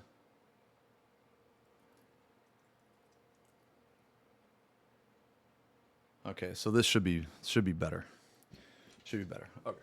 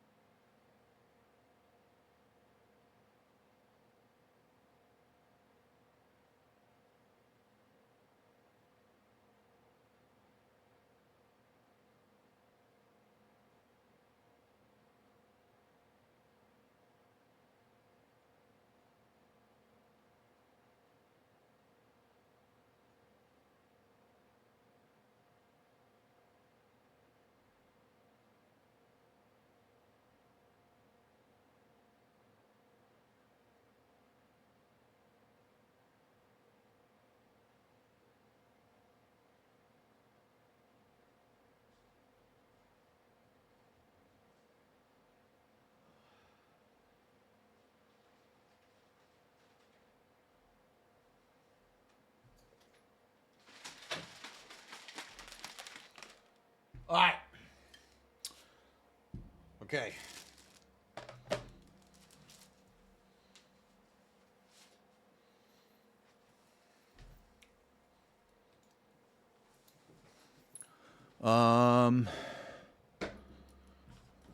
God damn it. Okay. Wait, how's this keyboard so clean? Nah, bro, you don't. Nah, it's out of focus, man. If you were to actually see how bad my keyboard is, it would disgust you. If you have any respect for me whatsoever, you would lose respect.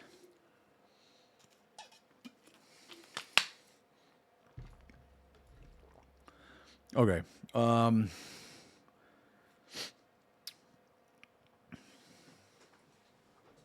right. All right, let me get my tunes on, man.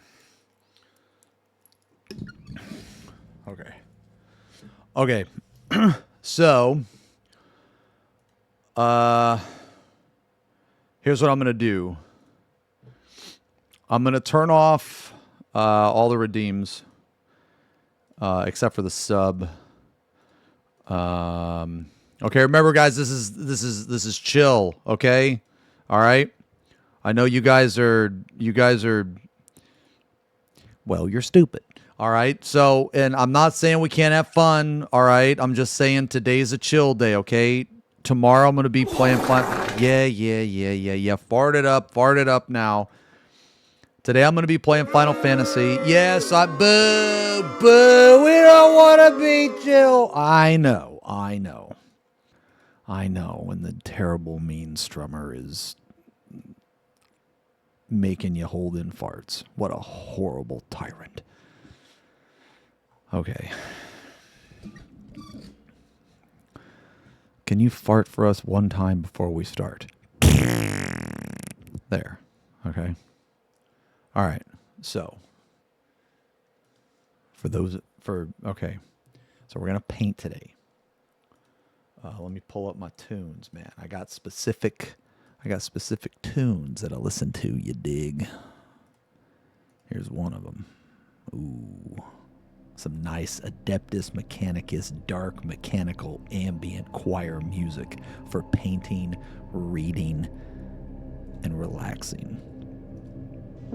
Oops, hold on. All right, I'm going to tell you right now, guys. Okay, if you haven't done so already, go grab a drink, go get some food, some snacks, whatever. We are chilling today. If anybody gives a fuck about about painting or anything like that, I'm going to explain everything that I do. Is it the best way to do it? Probably not. But it's the way I do it, okay?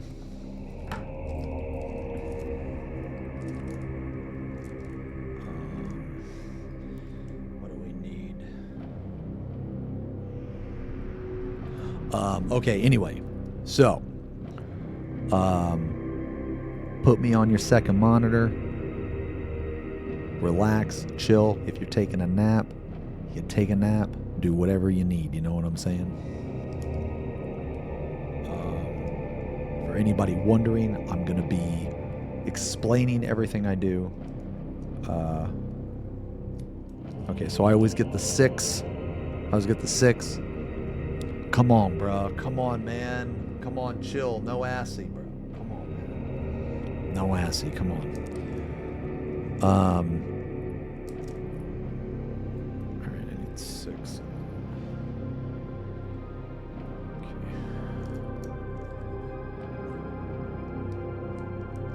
Okay. All right. I'm just gonna use these 3. Okay. So.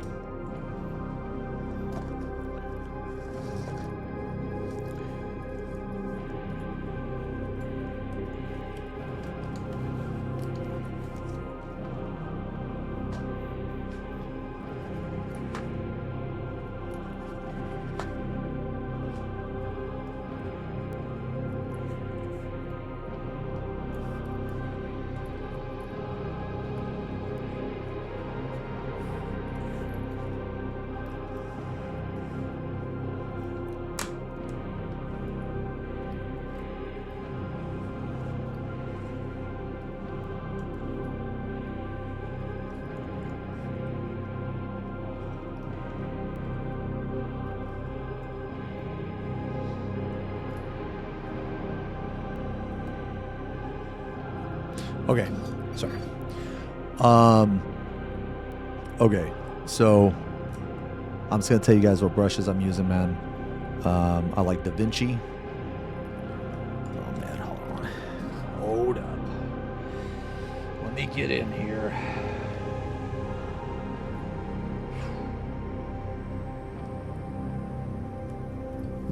All right. Okay, so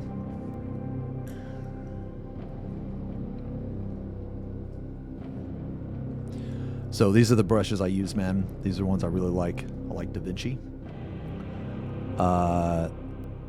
These are a little bit cheaper than the next one I'm going to tell you, which is Golden Maple. Golden Maple is my favorite. My favorite size brush is a 1.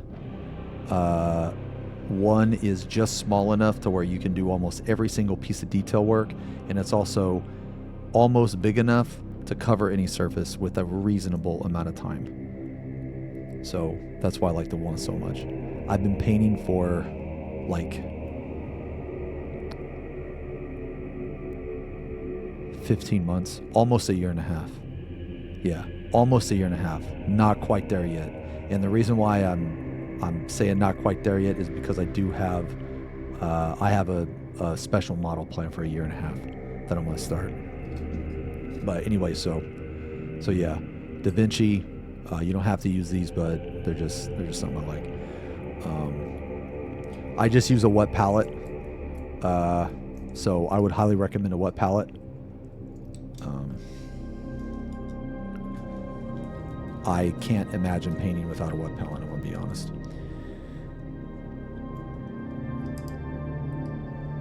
What have I done recently? I will show you guys that right now.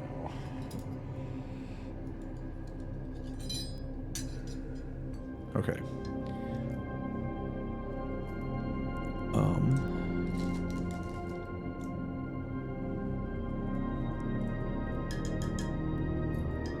Okay. So today, this is what we are going to paint. I'm going to paint a hive tyrant. So we've been working on this thing.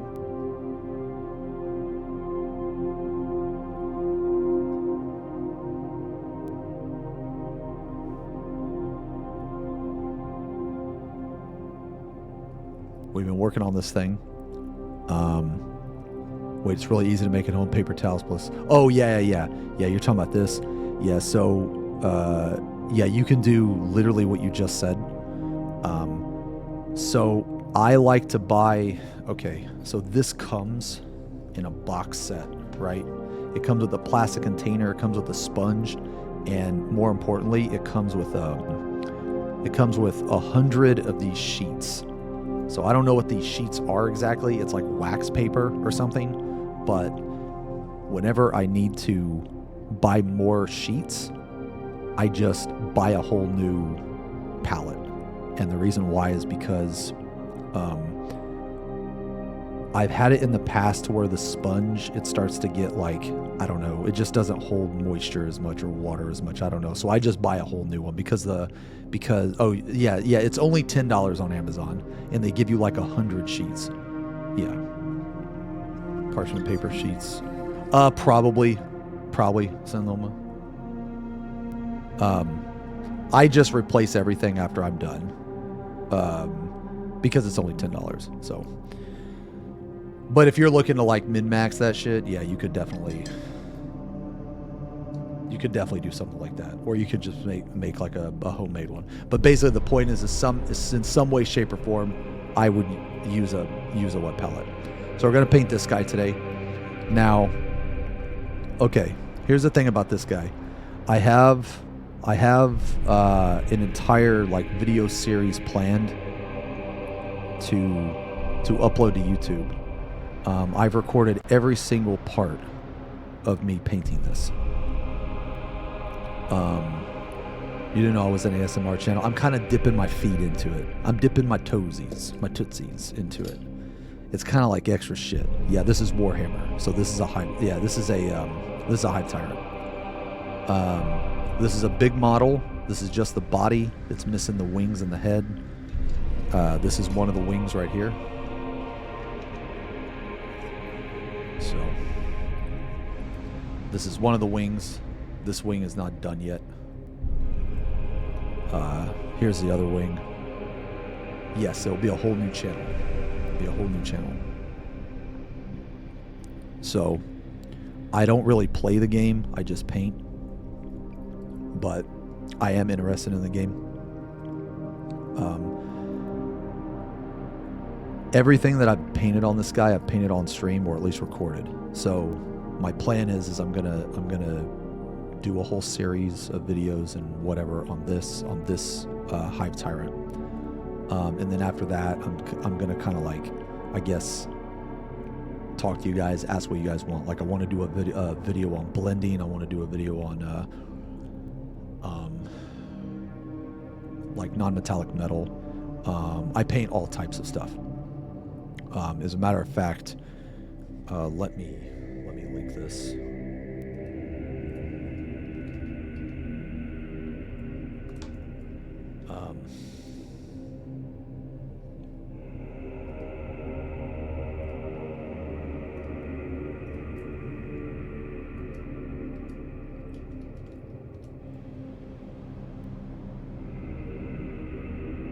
Oh God.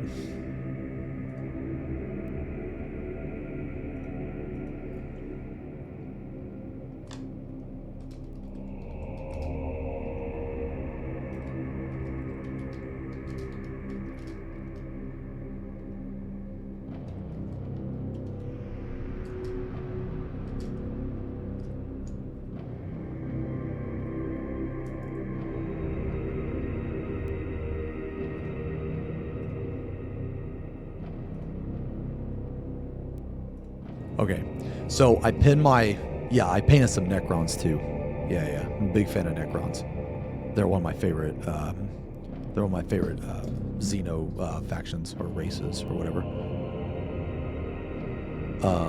So if anybody's curious about the other stuff that I painted, this is going to be my 74th or somewhere around there, 73, 74 models. This is, so I painted around like 74, and I painted for almost a year and a half. So today we're going to work on this. We're going to work on this particular piece, the chest piece. So the chest piece today, we're going to do a deep purple, or sorry, we're going to do a very deep dark blue, and then it's going to fade into purple, a dark purple. Then it's going to fade into a medium purple, and then into a like a violet pink, and then into red. Oh, you are, yeah, sorry about that, man.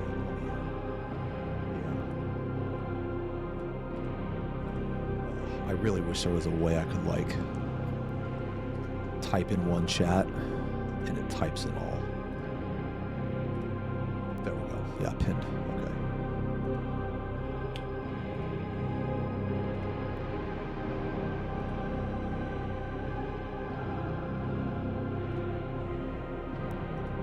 Okay. Okay.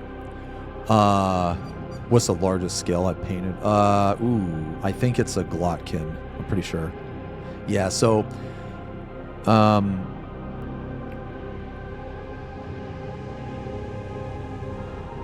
basically I'm going to start a side channel. It'll be under the umbrella of the main channel. So we'll have the main channel, the VOD channel, the clip channel, and then now we're gonna have a painting channel. It's gonna be after I get this, and I'm gonna get a lot of content prepared for it. I'm not gonna release it all at once. I'm gonna release I'll probably release all of it over the course of like 2 weeks. But it's gonna cover a lot of what I do. And then I'll take like suggestions from you guys too. For anybody that's interested. This is not like how do I want to word it? This is not like the main thing that I do. This is purely a passion, hobby, side thing. So all of what I'm gonna tell you is just specifically what I've done and what I've learned like through other people. And it may or may not be correct. Okay, so I can just tell you in my experience. So anyway, with all that being said, we're going to do the chest piece today. So the chest piece comprised of all this part right here, the chest, this dick plate stuff down here, this middle portion right here. We're not going to paint it because it's orange. I haven't painted this yet, just because, I mean, yeah, just because I'm still, like, this model is so huge, right? Like, I'm still working on other pieces. Now, this is a finished wing, so eventually this one right here will look like this. But basically, all of the stuff that I've done is I try to make sure that I save all of the new stuff for stream, and all of the stuff I've already painted, I just paint it offline. So, yo, Al, thank you for the resub. 40 months, thanks a lot, man. FP Pong wears FP Pong shirt and paints boldly. All right. So anyway, okay. With all that being said, we're painting the chest piece. So what are we gonna paint with? Okay.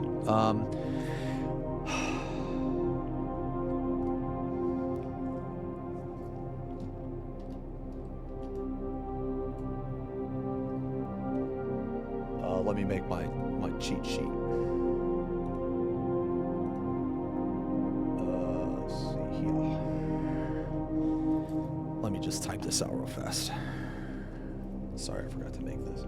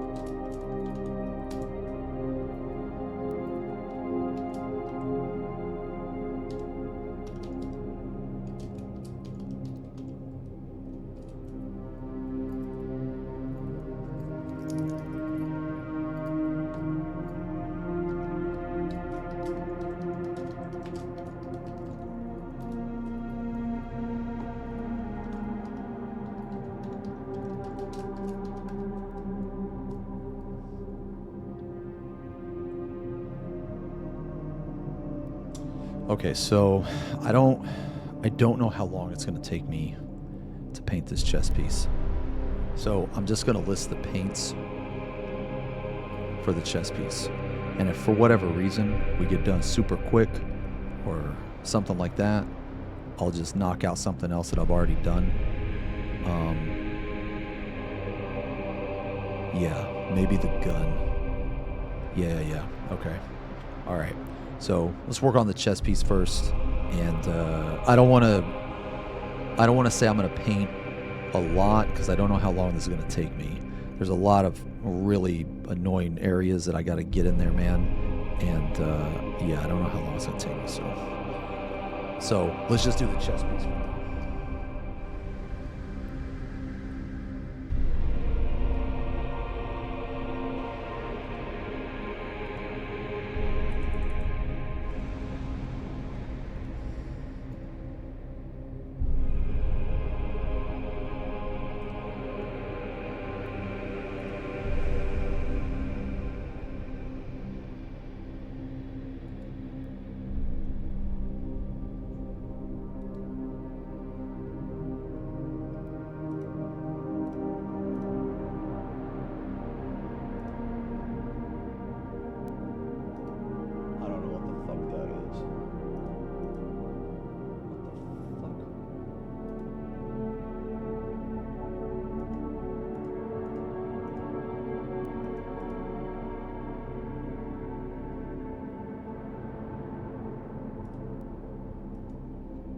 What the fuck is that?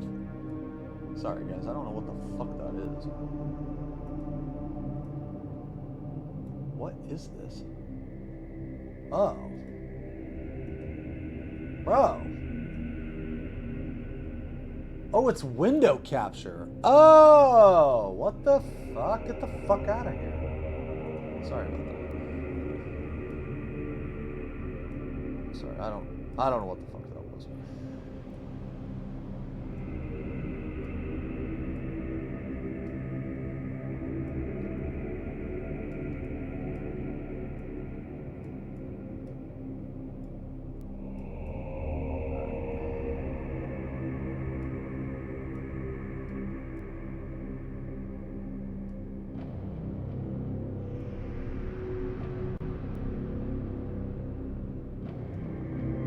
Okay. All right. Wait, upside down? Shouldn't be upside down. Okay. All right, so gonna paint the chest piece, man. This is what we're gonna start with. Sorry, this is taking so long. I swear to God, we're gonna start. I swear to God, I'm not all talk. Okay. All right, so what we're gonna do first, we're gonna base coat it with Nargoth Night. Then we're gonna do Talisar Blue, and this is a contrast paint. I use contrast paints as shaders. I normally mention that. I don't really use many shaders. Instead, I'll use contrast paint, and I'll either water it down or wick a lot of it off. And then after that, we're gonna go back into Nargoth Night to like bring a little bit of the purple back. Then we're gonna use Zeru's purple or Xerxes purple. Is like a mid-tone. And our first highlight is going to be Screamer Pink.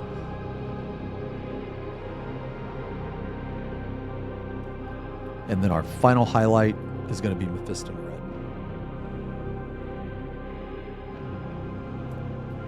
So, first things first. Get the fucking paint out of the obnoxious tubs. I say this every time I paint, and I'm saying it again. If you can get a color, I have a lot of Citadel paints. If you can get a paint in a Citadel color that is in another brand, such as Monument Hobbies, such as Vallejo, I would highly recommend doing that because the tubs are very obnoxious. Oh God. Okay. You just wiped at 2.5%. M11 Savage Rage feels bad, man.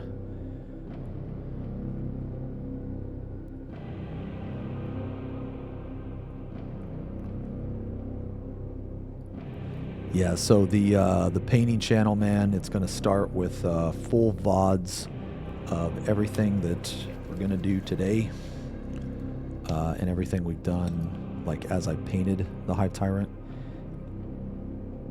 And in addition to those VODs, there's going to be shorts that are around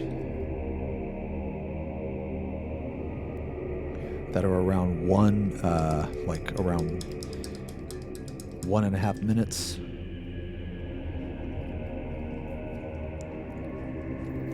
And they're basically just going to be sped up. It's going to be a summarized version. Yeah, you could do that too.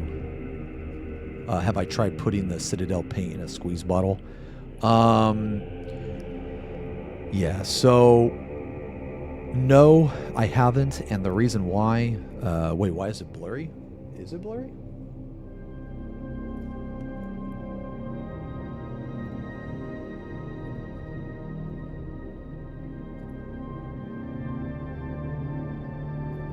Shouldn't be blurry.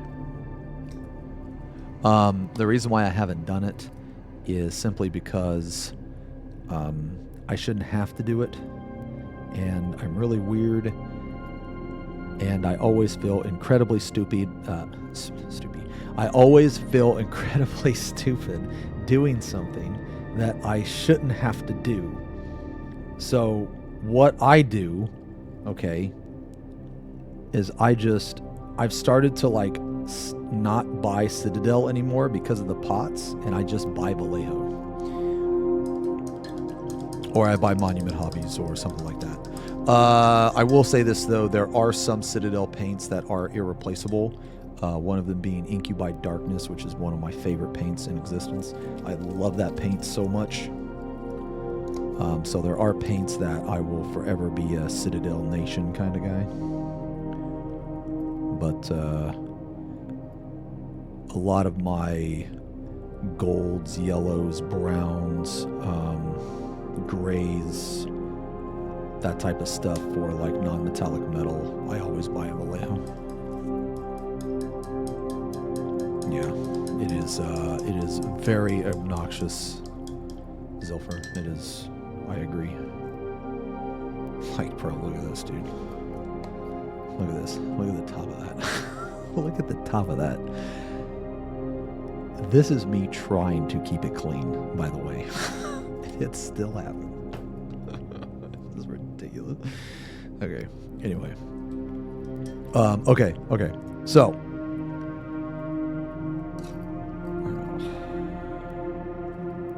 All right.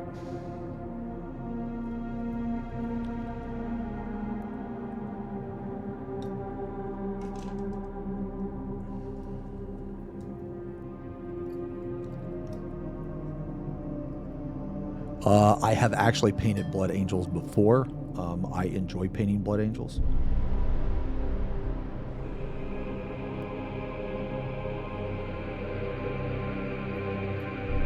So yes. All right, so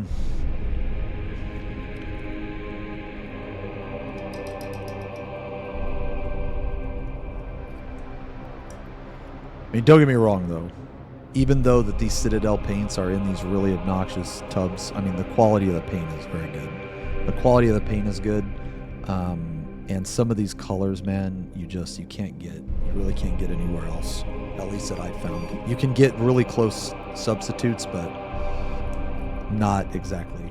All right, so okay, we're gonna paint the chest piece. So the way that I'm gonna paint this is there's a lot of recesses. Okay, so there's a lot of deep areas in here.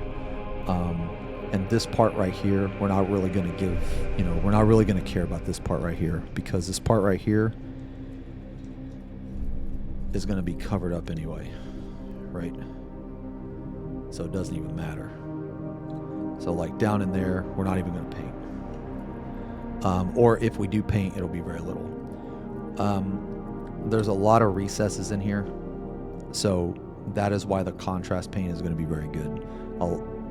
I guess I'll go into more detail on that later, but right now the first step that I'm going to do is I'm just going to get the paint on the model. Okay, so it doesn't have to be perfect. It's just, we just need, instead of it to be black because it's primed black, instead of it being black, we need to just make sure that it is purple or dark purple or something, so it doesn't have to be the thickest.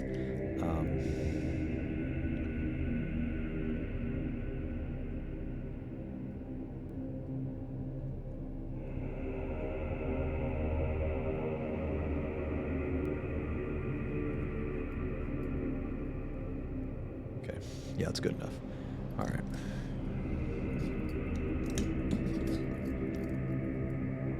Let me see, is this good for, okay.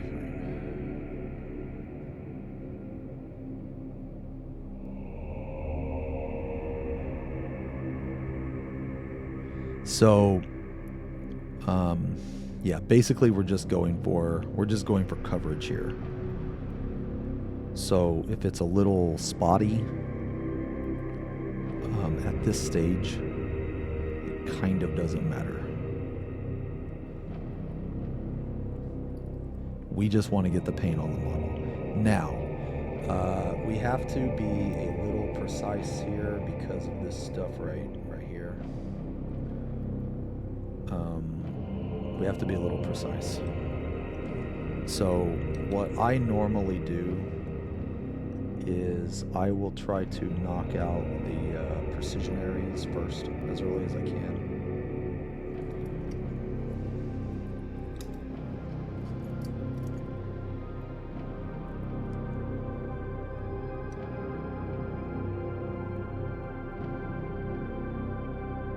After we put the head on, you're not even going to be able to see this back part, but I'm going to paint it anyway because fuck it, I guess.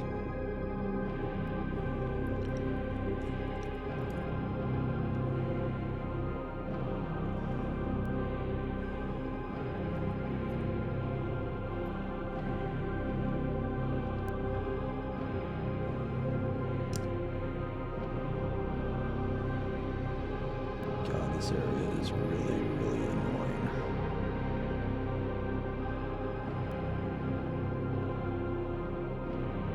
If I could go back and reassemble this model, I would not put the arms on, that's for damn sure.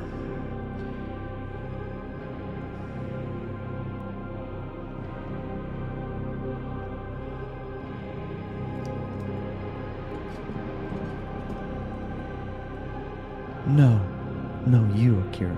Wait, if you accidentally got that purple blue on some of the other spots you already painted. If that happens, okay.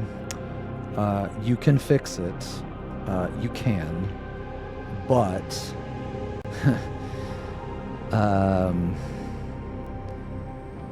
it is a big pain in the ass. You basically have to completely redo the... Well, I guess it depends on how much you care. Man, okay, I don't know what it is, but I can't get comfortable. Okay, this is a little better. God damn it. Okay, this is fine. Yeah, so basically if that happens, it depends on how much you care. But like if you care a lot, then you're probably going to have to completely redo whatever part it is that you got paint on.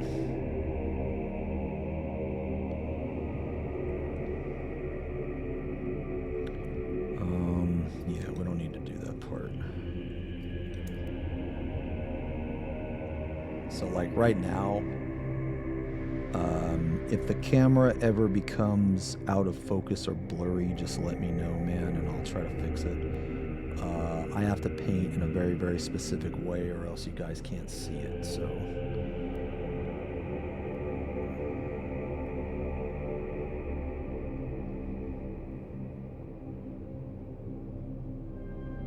So like, yeah, like I said earlier, we're just, the only thing that we're doing right now is we're just getting paint on the model.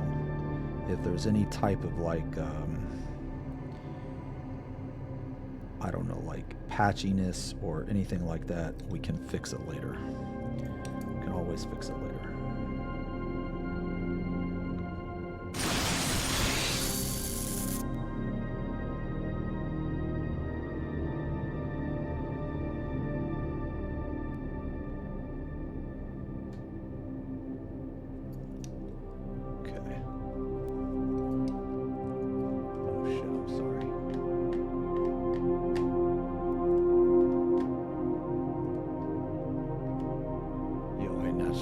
Yo, thanks a lot for the resub, man. Thank you very much.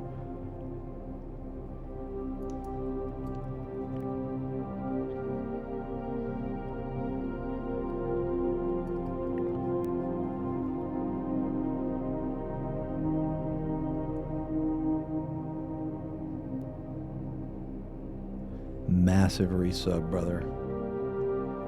Day one.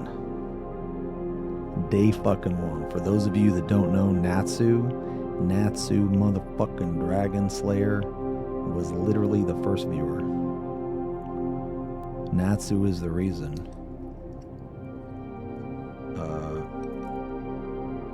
that I have a stream ending, because I used to, dude, I'm gonna tell you what, man, this fucking arm here is horrible. Long time ago, I used to just, in my stream, I would just like cut that shit, cut it off, dude. And then Natsu was like, okay then, bye. And I was like, oh my god, okay, I'm sorry. Fine then, bye. Yeah. And I was like, alright, well, fuck me, I guess. I didn't know I had to say goodbye.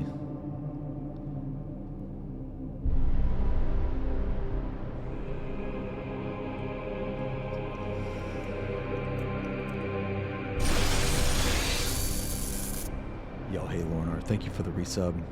Thank you as well.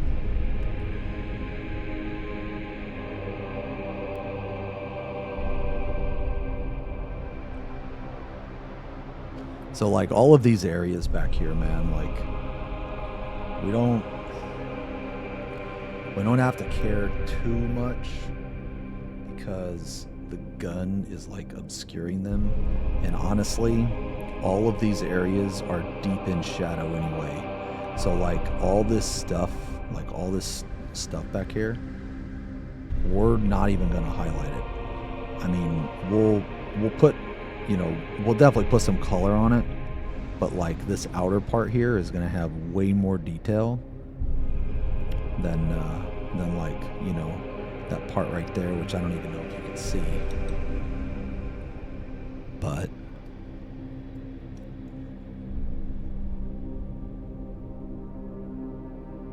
yeah, let's get these annoying.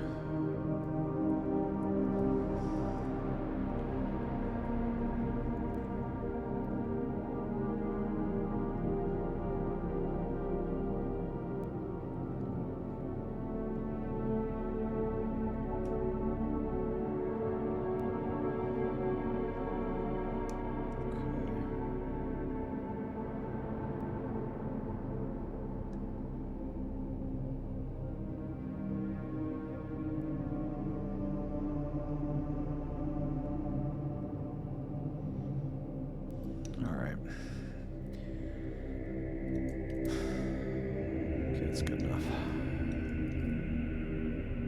Moving on.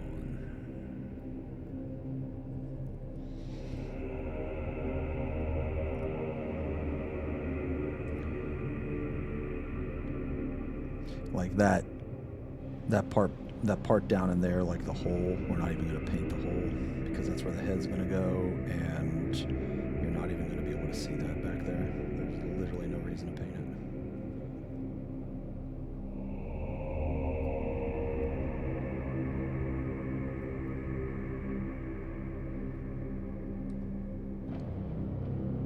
Some stuff that is going to be like mostly obscured, I still paint actually, because depending on the viewing angle, you'll be able to see it.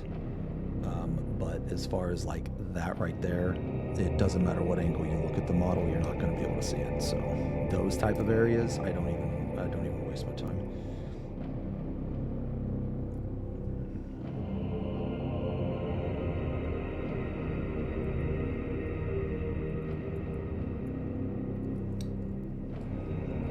Right now, say again, we don't really care like if the I guess if the coverage is 100%, as long as the coverage is decent, that is all we are looking for.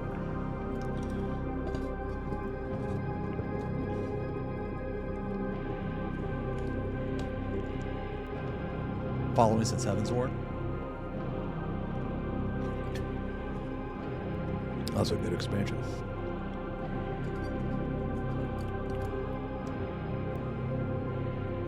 Well, I guess good if you weren't a paladin or a monk.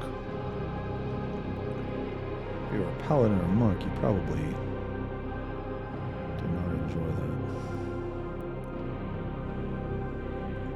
One thing I really like to do is, yeah, so I mentioned this earlier. I normally mention it multiple times, but I really like to use layer and base paints on top of contrast paints, because I think with a contrast paint, you can, if you use it like I do, use it as a shader, then what that's going to do is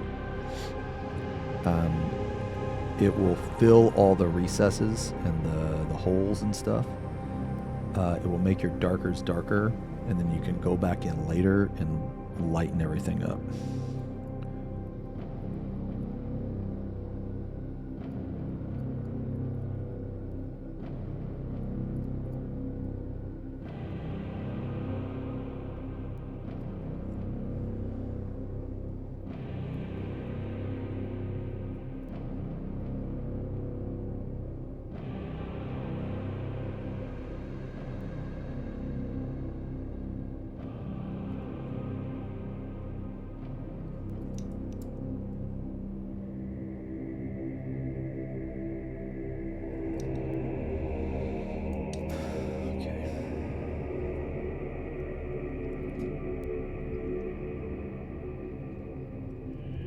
Wow, this is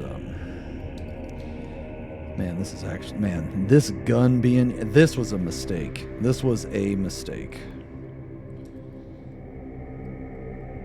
Here's another tip. Don't do what I did.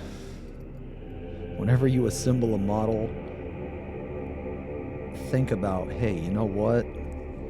Painting this is probably going to be a problem if I put the arm on. Painting this is probably going to be a problem if I put this fucking gun on. Well, I'm finding that out. Okay, so here we have to be just a little bit precise. There's basically, we just want to hit the armor plate. We don't want to hit the area down there, because the area down there is what I assume to be his tail. So we don't want to hit that. If we do, it's not really like a big deal, but ideally we do not.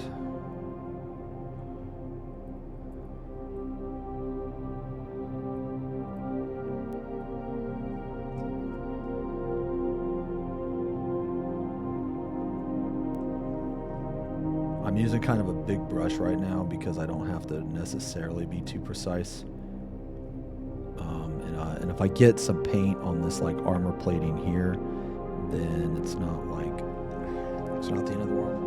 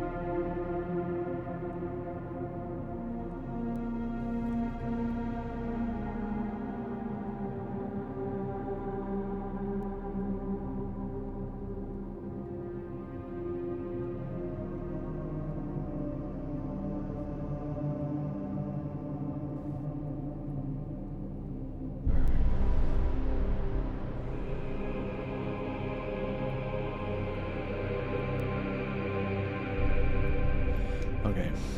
I can already tell you right now that this purple is going to look really good next to this orange. Might do anything else after paint? Probably. No, I'll probably just do a painting stream today, man. But tomorrow I'm going to be back on Final Fantasy. We did literally everything yesterday, man. Literally yesterday. We cleared the entire raid tier like 3 times.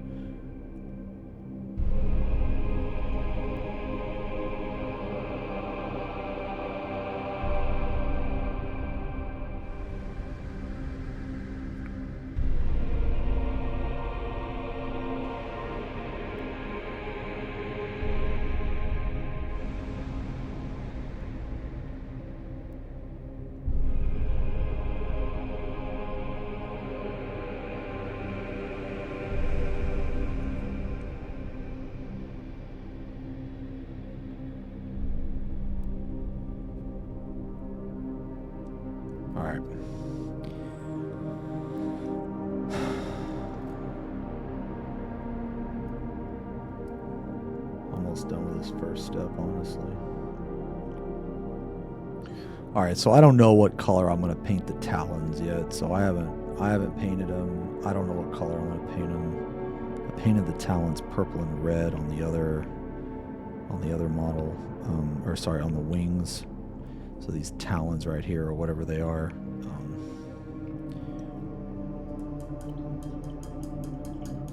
Let me see. Oh, thanks a lot, Riptide. Thanks, man. Yeah, I've been trying really hard. So, if you look at this wing, I don't know if you can see the talons on the wing. But this talon here is red on the top, purple on the bottom. So that's probably what we're going to do again.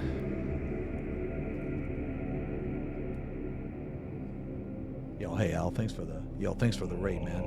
Thanks for the raid, brother. Okay. All right, so we got our base down. Now,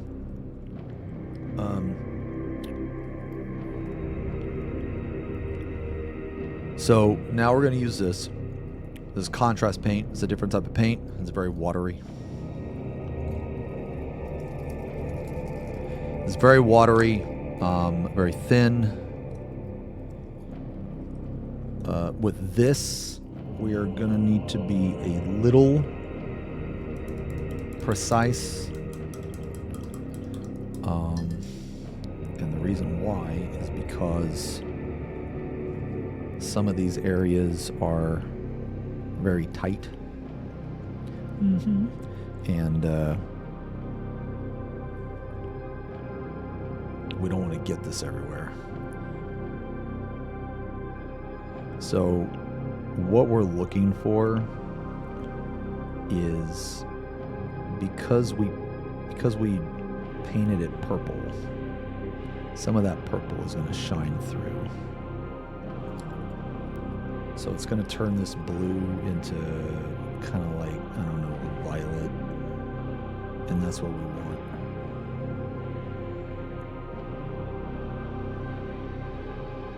We want a very dark,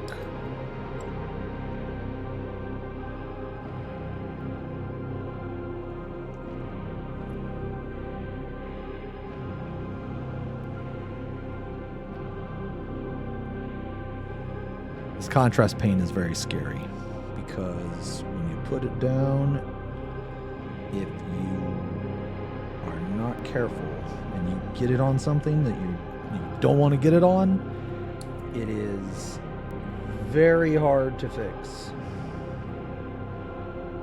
unless you get it like immediately with a clean brush.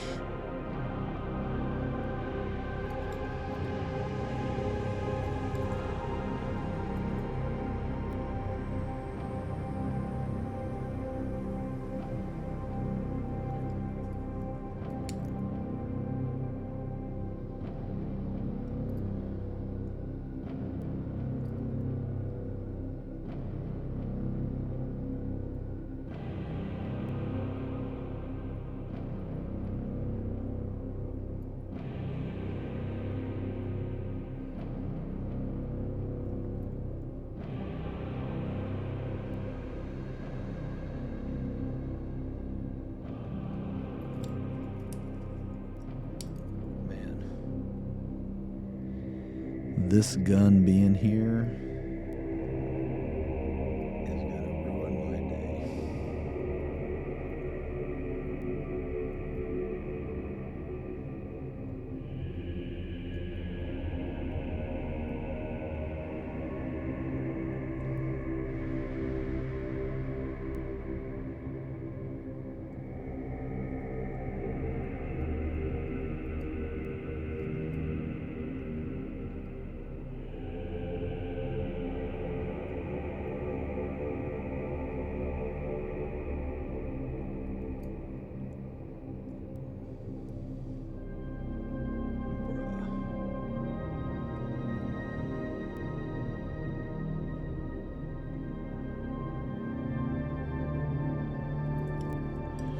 Yeah, see this, I don't know if you could tell the difference between this color and this color over here, but putting this contrast paint on is very, very, very good for what we're trying to go for. So I guess how I've painted this model is anything that is red has a deep dark shadow of purple, and anything that is purple has a deep dark shadow of blue. Whenever I paint, I very rarely paint shadows with pure black because there's not very many things that are actually pure black. And I don't know if it's just that I'm biased to colors or not, but I really enjoy working with colors. So I do not like painting with pure black, and I do not like painting with pure white. It's just a personal preference.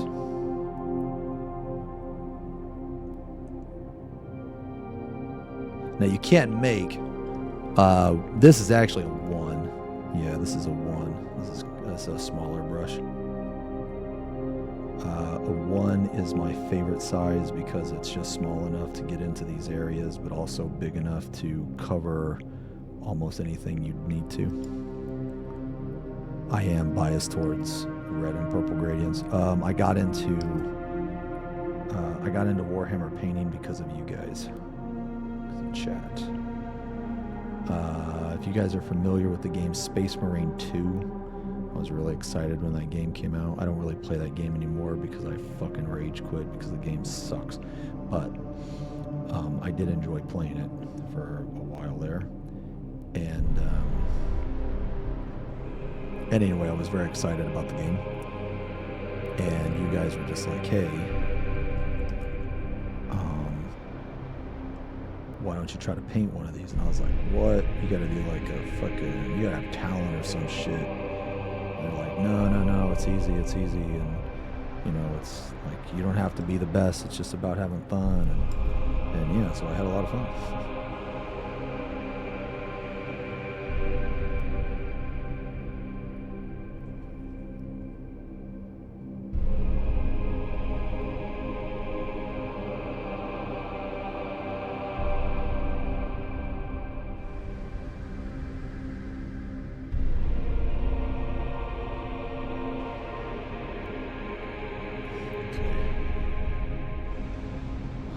That is a very, very, very cool bluish purple.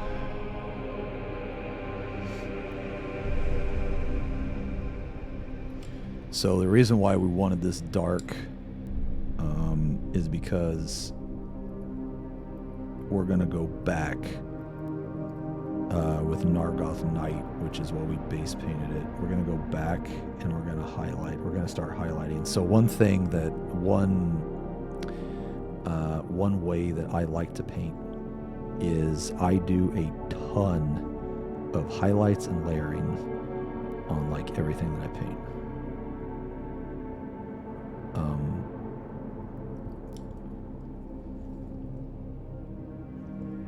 Almost everything that I paint has, I would say, a minimum of 3 different colors. Minimum. Now you don't have to do that. There's other ways to do it. And you can achieve similar results, or in some cases even better results. It's just like, you know, like if you've ever, you know, painted or anything, or you just kind of just repeat stuff that you're used to, you know, that you find comfortable, and that's just one thing that I find comfortable. And everybody sees stuff differently too, you know, so it's just, yeah.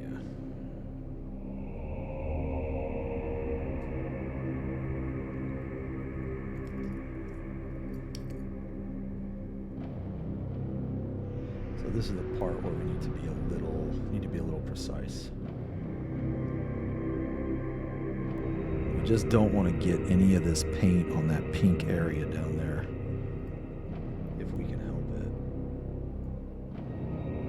Because this top part here, the pink underneath is going to make this top part darker, and this dark will make the pink brighter.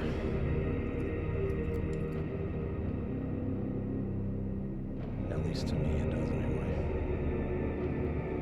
But my eyes are scuffed.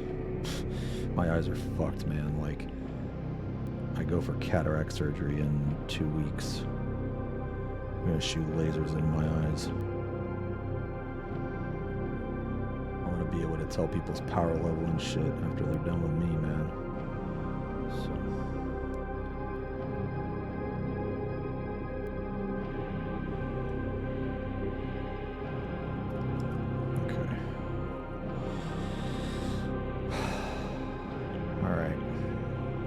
Now comes the part that now comes the really annoying part. Okay. So the really annoying part, I'm pretty sure happens to everybody.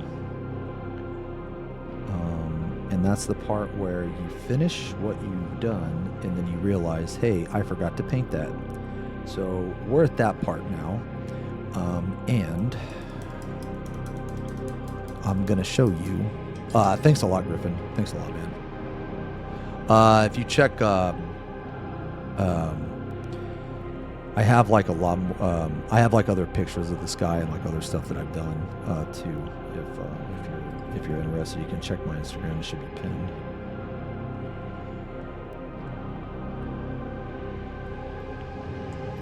So this little thing right here, we forgot to paint. I forgot to paint. Whenever we do something cool, it's we. But whenever I do something like, you know, dumb, it's just me. I won't drag you guys into it.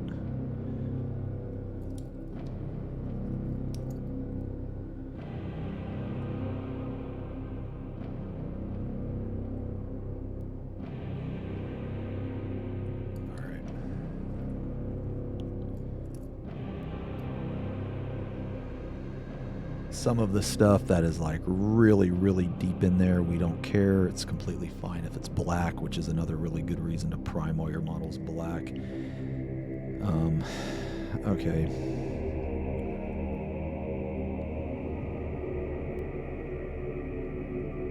So here is one thing that I've been considering. This part of the gun, I want to make orange because this blue glow, with this blue glow right here and the orange like surrounding it, it's gonna pop. It's gonna be crazy. It's gonna be like this right here, so it should be really good. The question is what are we gonna do with this? We can just go ahead. We can go ahead and we can paint this as well, because while I don't know if it's like lore accurate or not, I guess I don't really care that much. The important part is, I guess, just to give variation of color, if that makes any sense. So this, like, this stuff right here, we can go ahead, we'll just paint this. It'll match the chest piece. And also, we'll get to do some really, really cool highlights on this coil here. Whenever you run across like a material that's like in the shape of a sphere or like a cylinder,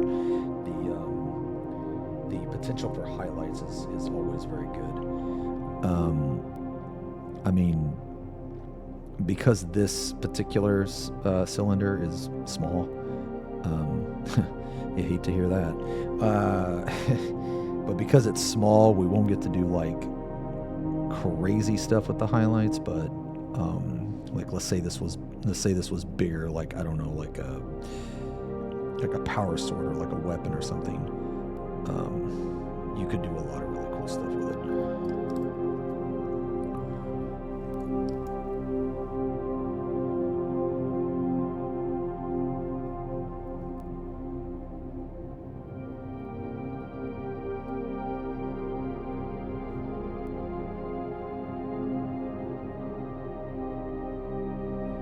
And again, we don't have to really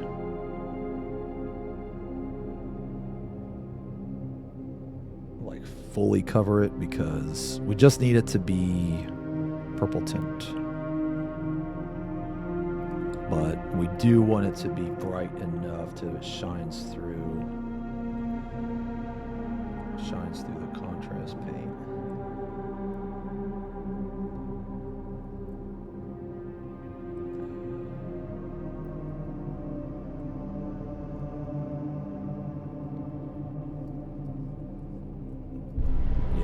I'm gonna have eye surgery in like a couple weeks. I am gonna try and stream though a couple days, man. Like for real.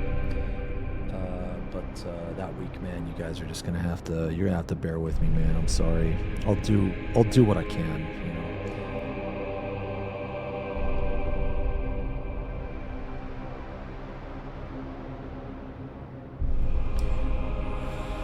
know. Okay.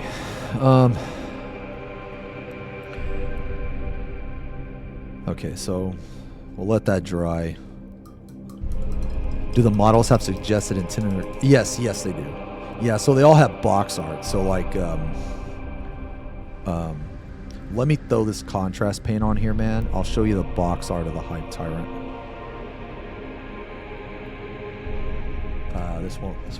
Shouldn't take too long. Contrast paint applies very fast.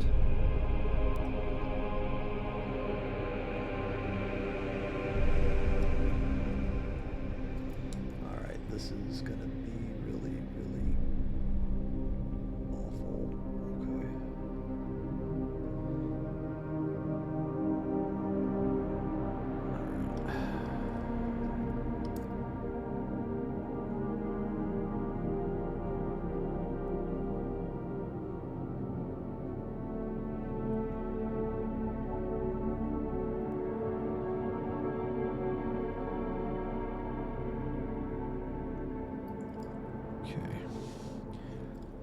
All right, so this gun, oh shit, there's the, well, I've already been painting for an hour.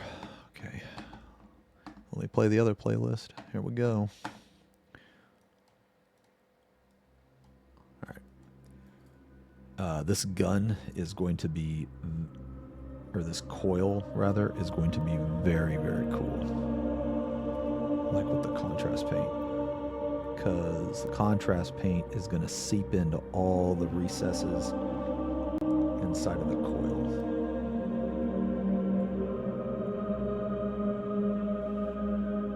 And it will make those areas very dark.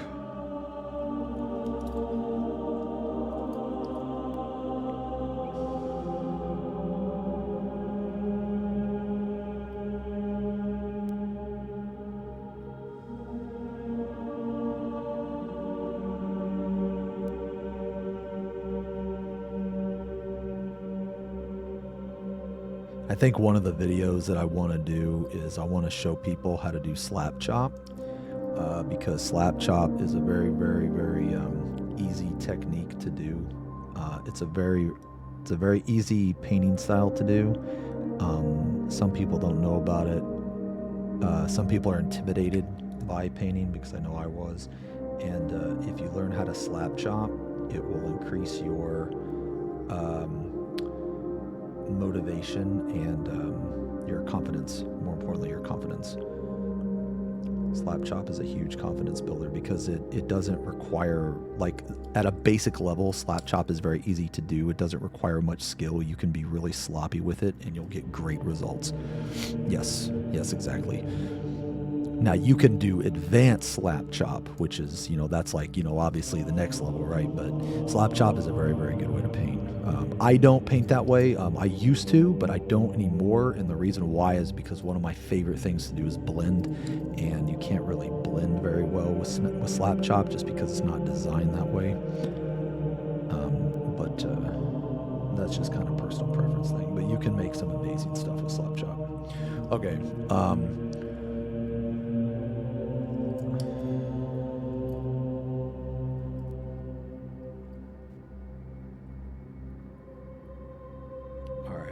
I'm gonna let all this contrast paint dry.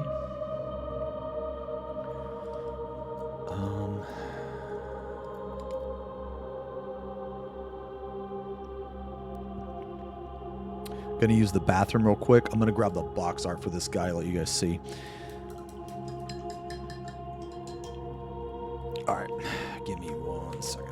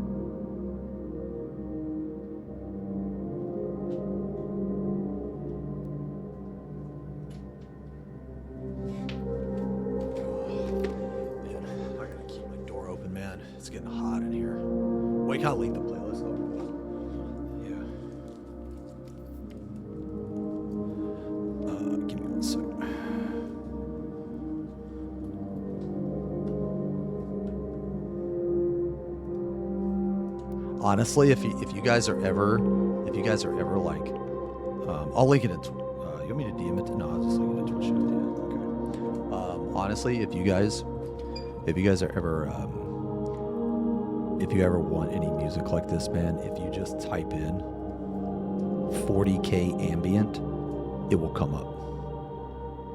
But not just like this. There'll be like a bunch of others too that are like equally as good. Yeah.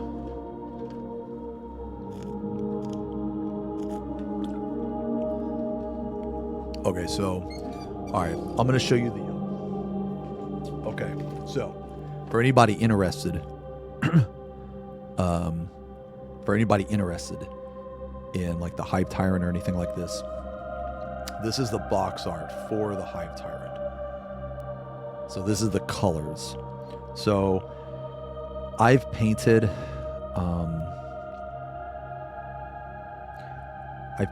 in traditional colors like this.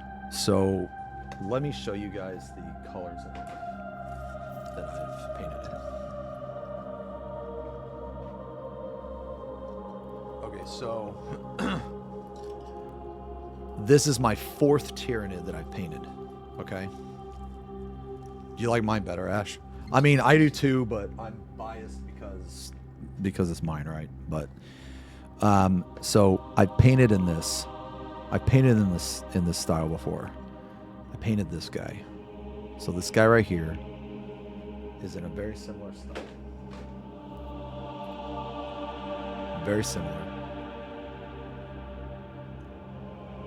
Now, I like it. But I think it's just a little too basic for me. But I do like it. Like I like the purple. I like the red tips, that type of stuff. I do like the bone. Like this resembles bone. It's just not my favorite. It's just not like very, I'll put it this way. I think it looks fine, but it's not fun to paint.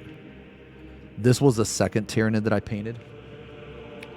And this one is, in my opinion, much, much better. I'm a big fan of the green. So, apparently in the lore, FP Pong, not my type of color. Yes. So apparently in the lore, there's different like races of Tyranid, which I wasn't aware of at first. But this is like the Behemoth race or the Behemoth fleet or something, like this color scheme, and I really like this color scheme. I think this color scheme is sick, man. And then this is the 3rd one that I painted.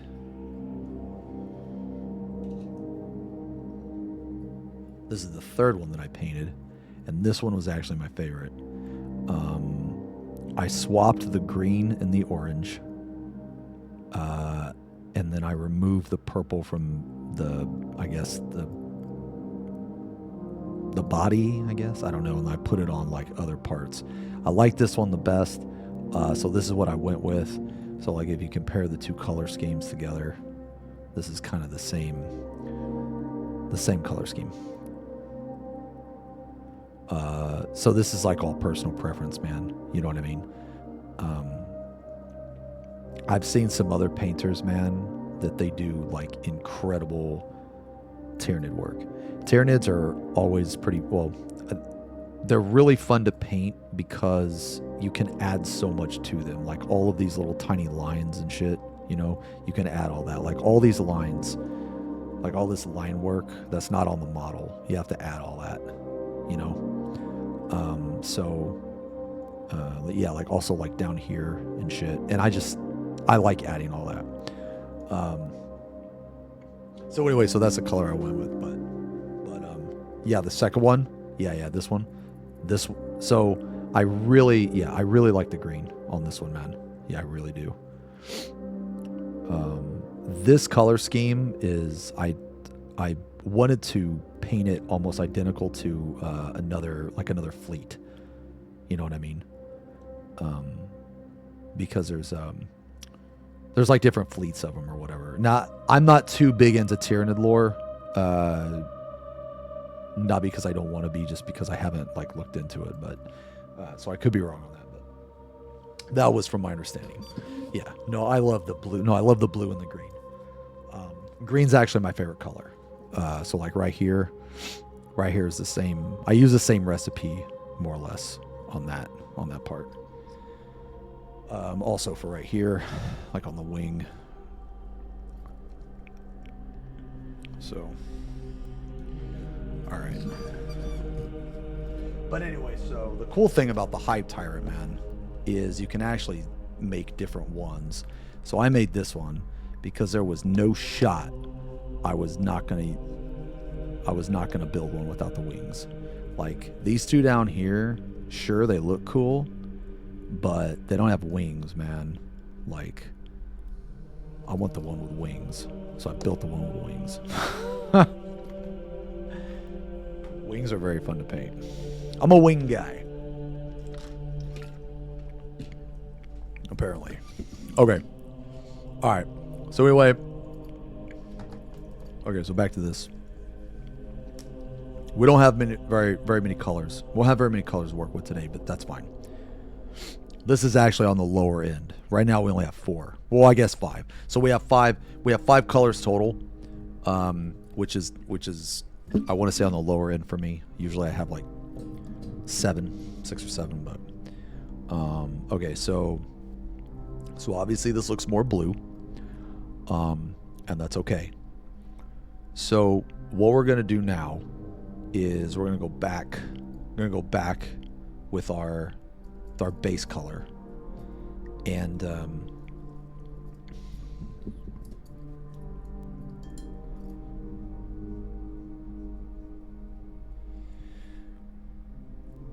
we're going to do what they call a fat glaze. And a fat glaze kind of looks like that. I could probably put a little bit more paint, but I kind of like this. Yeah, we're gonna go with the fat fuck glaze. And okay, so for those of you that are interested in this shit, so whenever you're putting on highlights, so like if you look at the arm here, you can clearly tell that like right here is lighter than like right here, right? Okay, and you can clearly tell that like up here is brighter than down here. Well, so you can do this like one of two ways. You can just wing it. You can just fucking make shit up, and that's fine. That works too. Or you can use a light source to cheat. So when I say use a light source to cheat, if you look at this right here, if you hold the model, say you hold the model at an angle, okay, so then you look at the model, well, right here is light, right here is light, right here is light, right here is light. So you're basically like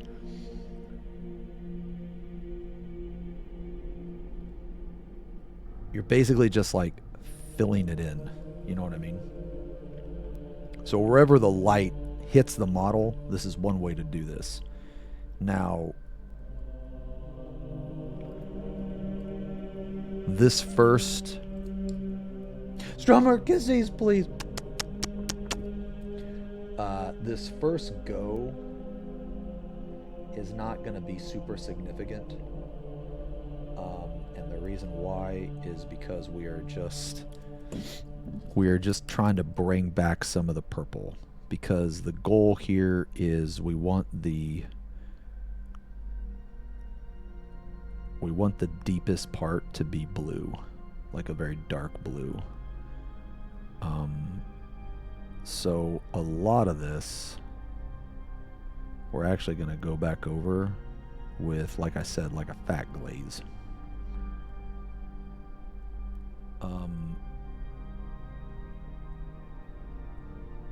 You could probably just do a normal glaze. So for those of you that don't know, a glaze is like, I don't know, it's like 75% water and 25% paint. I'm just giving like rough estimates. A fat glaze is like you have a little bit more paint, so it's like 60-40. Um,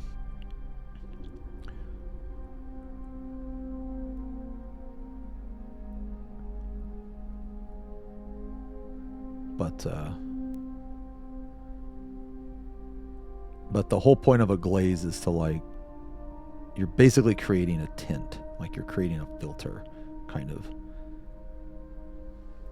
So when we do this multiple times, I'll do one side first just to show you guys what I mean. So I'll do one side and then we'll compare it to the other side.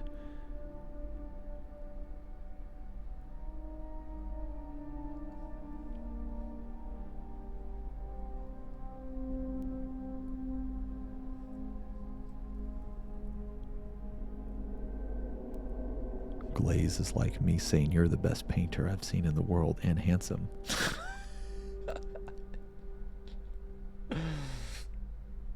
True.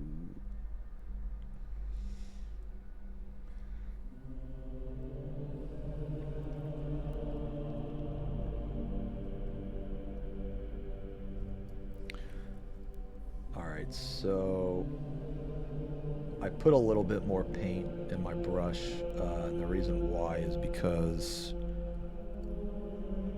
these colors are so dark that if I did glaze all of this on, it would take for fucking ever. So that's the one thing about glazing, is that it takes a while. But the whole point of it is that you create a very slow transition of color.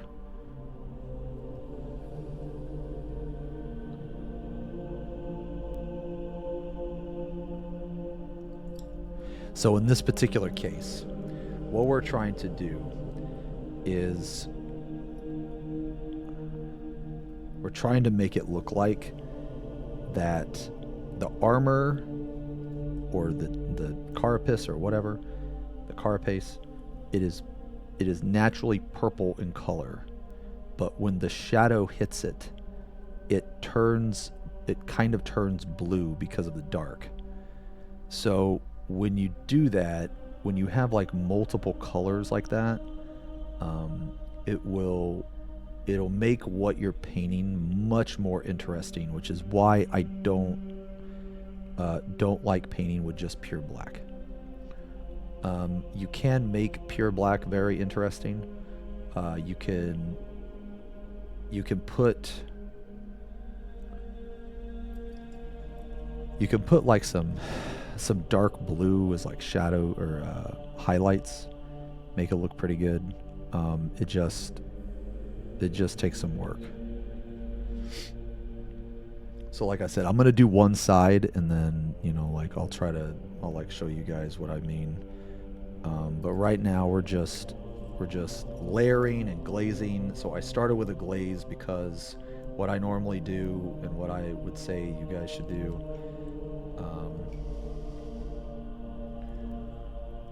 Oh, that sucks. I got a little bit of something right there. Yeah, that's okay. I'll fix that later. You always want to start with less paint in the paintbrush, because if there's less paint in the paintbrush, worst case scenario, you just go over it again. But if there's a lot of paint in the paintbrush, worst case scenario, you have to redo the whole thing. Does that make sense? Did I do the new 14 event? No, I did not. I have not yet. Is it any good? I'm actually, like, I typically don't even do those events, I'm not going to lie.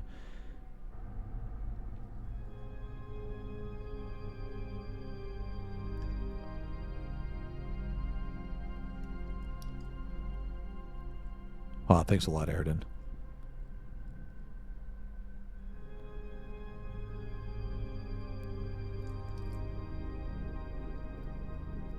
Yeah, they definitely have like established color schemes. So sometimes, and I don't know if they stopped doing this, you guys can correct me if I'm wrong, but sometimes when you buy a model, it actually has a suggested paint scheme with the paints like included, or well, not included with the model, but like there's basically instructions on how to paint it. Now they don't always do it, but I have seen it a couple times. And I don't know if they did it and then they stopped doing it, or if they only did it for a certain amount of time, or what. But there are models that do have like instructions on how to paint them, which I thought was pretty cool. Because sometimes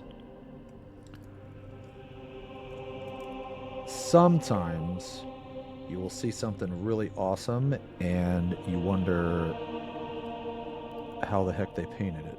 Like, what colors did they use?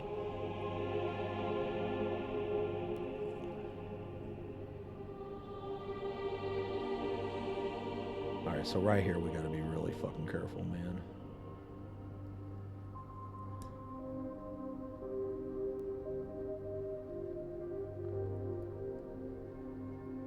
So this part right here, we actually don't want, we want more purple than blue, because all of these little thingies right here, man, all these little thingies that I'm painting, they are all exposed to the light.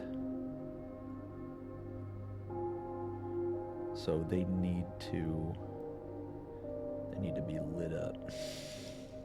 Light it up, let's go. All right, so, okay, so we're almost done. Let's just do a little bit more.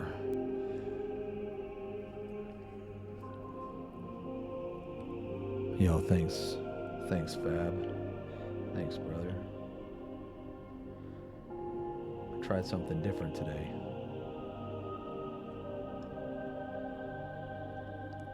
I found more info regarding being an organ donor from a friend I know that's been in the medical field for a long time. If you're interested, can DM it to you. I mean, yeah, you can DM me, Red. Is this organ donor information gonna be like a penis or something? Bro.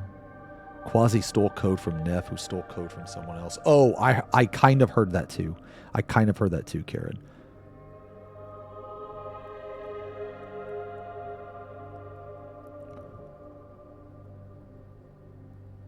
Worry bigger? What? Okay, so real quick, guys, if you compare the two sides, you see how this is like, here, let me see if I can fucking, ooh, let's zoom in, baby. Zoom in. All right, so check it out. You see how that's blue, right? It's blue. Now look at this side. Doesn't that side look much better? Because this side over here, now this side is blue and purple. So it has the purple on the top and the blue in the shadows. So it creates creates more what am I trying to say? It's like more dynamics or something, you know? For a very bold way to say, it just looks better. Okay, especially like at the top here. It's almost like you can't tell where the blue starts and where it ends. You know what I mean? So that's the goal. Okay? That's the goal. At least that's how I... Is my camera okay now? Alright. You know, honestly...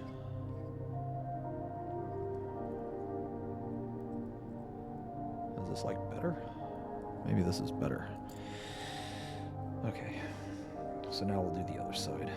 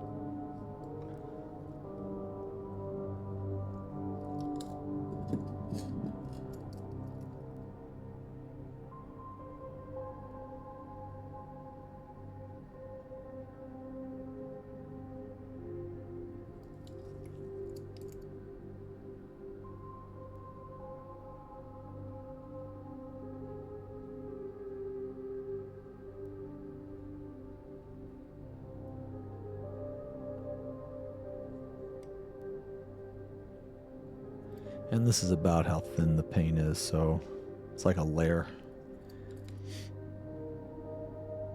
So if these colors weren't so dark, I would be glazing it on, you know? Big fan of glaze. I like donuts, you know, that type of stuff. I like simping, I like, you know, glazing, you know. But because these colors are so dark, a glaze would take like 40 million years, so we're not going to do that.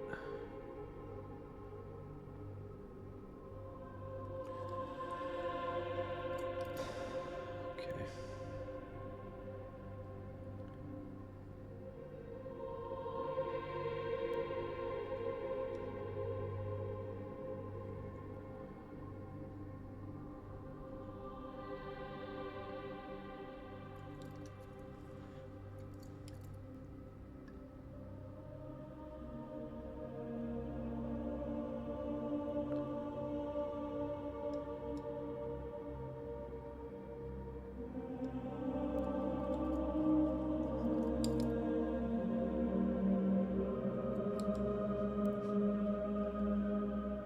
I think I'm like...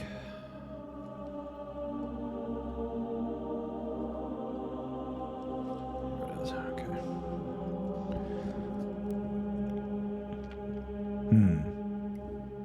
That's interesting, red. It's kind of crazy, too.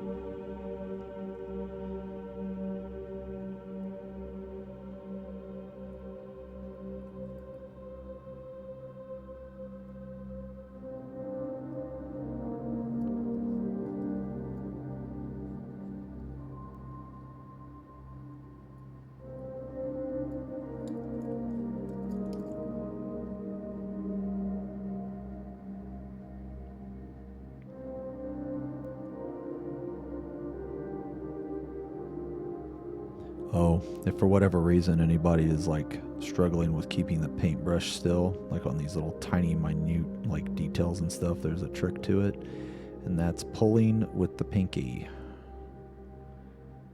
So step one, get the pinky, press the pinky against the surface. It can be your own hand, it can be the model itself, whatever it is.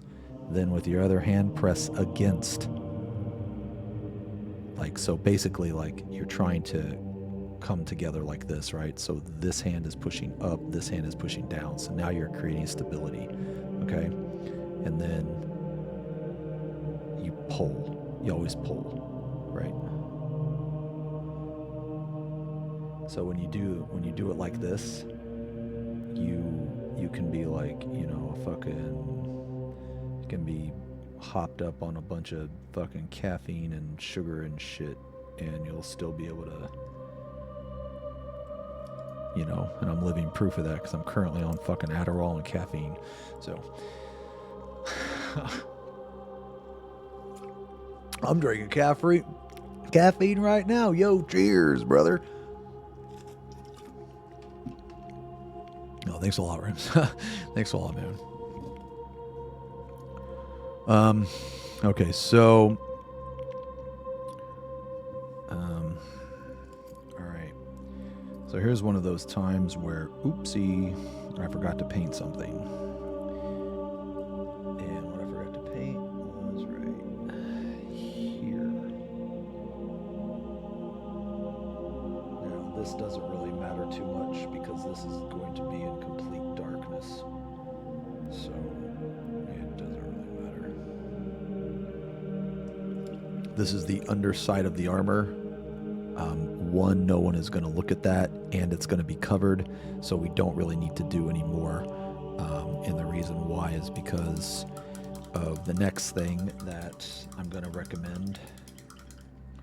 We have to go back in a couple areas here with the purple, because if you look, this purple right here is more dominant than right here. We need to brighten this up a little bit, but we can do the check. So you put the wing on here, right?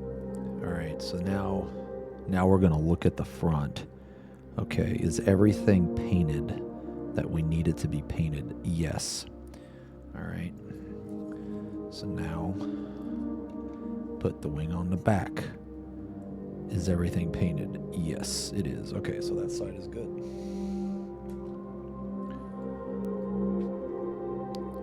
Let's do the same thing.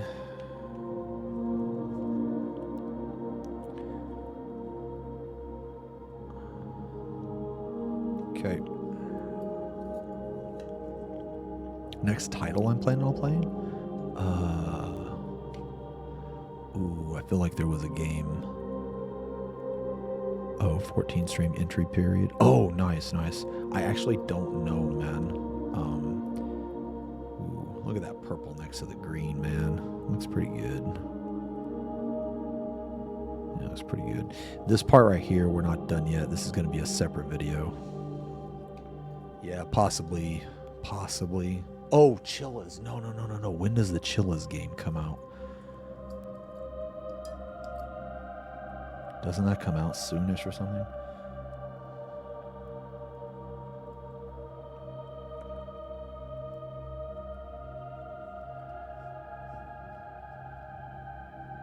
Oh, yeah. That's your day one ultimate, Aridin? Oh, my God, dude. Let me tell you, man. Let me tell you, you will not be disappointed. Day one ultimate is like the best shit, man. I'm telling you. Because like you realize ultimates really put you in check, man. They kick your ass and they make you realize that, hey, you know what? I'm kind of dog shit at this game, actually.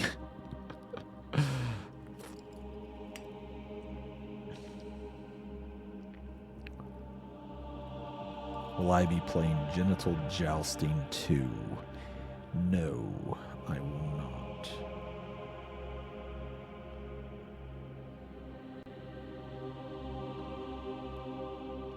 Oh, we were talking about Slap Chop earlier, man. Someone mentioned that they paint with Slap Chop. Do you always paint Slap Chop? I don't know if that person's still here or not. All right, so now you can see that it looks got some nice blues, some nice purples in there, man. Let's go one more time up here.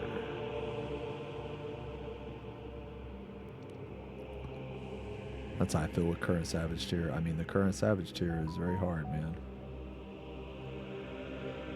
It is hard.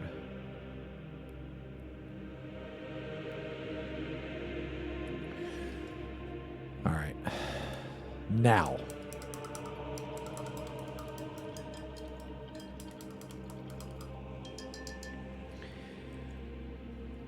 Okay. Now we're going to move on to our next color, which is Zera's purple. Zera's purple.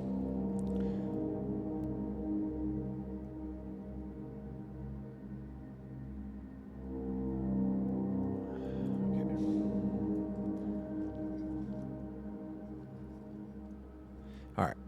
So this is going to be our very first highlight. Like I said earlier, man, I use a lot of highlighting.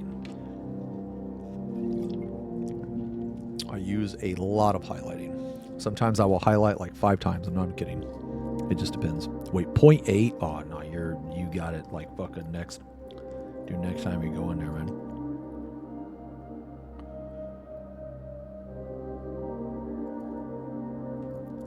Oh, for anybody wondering, this is just water in an eyedropper.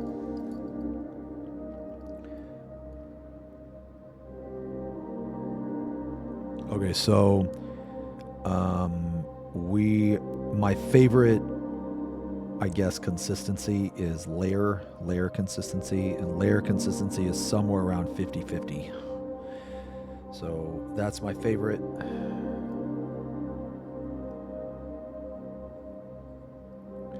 Well, I guess you really can't tell purple on a purple glove, so I guess just take my word for it. I'll do the same thing I did last time, man. I'm gonna do one side. I'll do one side to kind of show you guys. And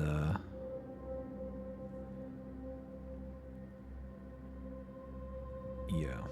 Now this right here should be easier to tell because the colors are brighter. So because the colors are brighter, we need to be a little bit more careful. We need to apply it in lesser areas.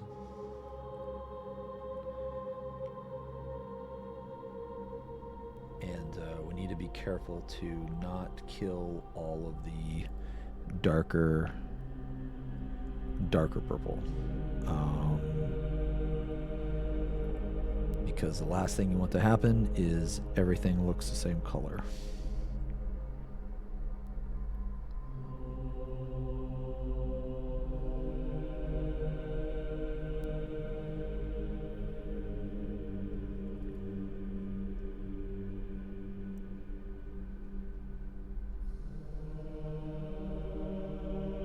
And again, when I'm placing my highlights, the only thing I'm really doing is I'm looking at where the light from my light like shines up on the model, and that's pretty much it. So like you can already tell, right? Like look at that. These highlights are going to be sick, man.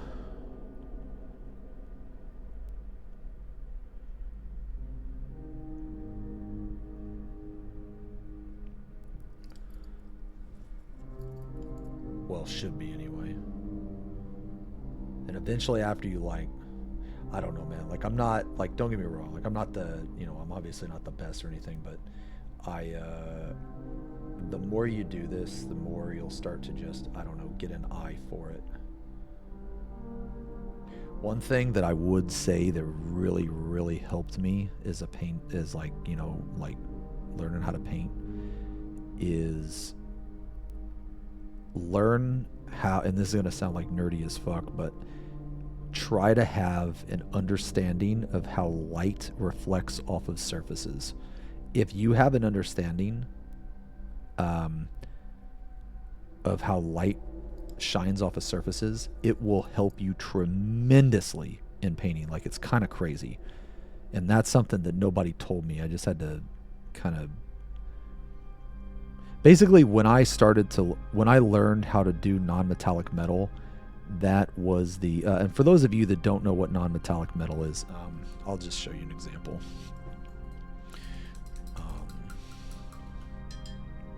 Volumetric whiting. Yes.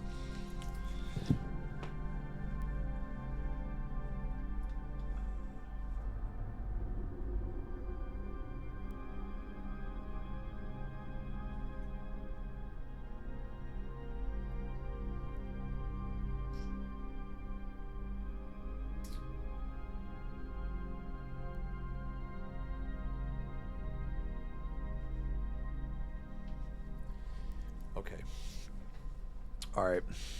I'll try to explain it to you. I'll try to explain. Yo, hey, thanks, Brains. Yeah, man. Have a good one, man. Yeah, I'll see you later. Yeah. So, okay. So take this guy for example. This dreadnought.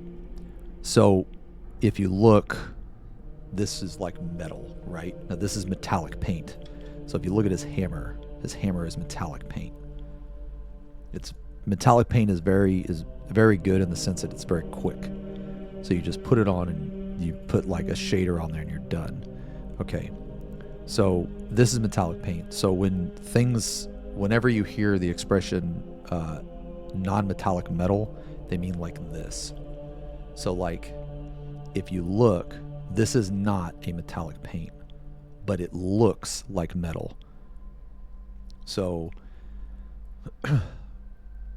and the reason it looks like metal is because of the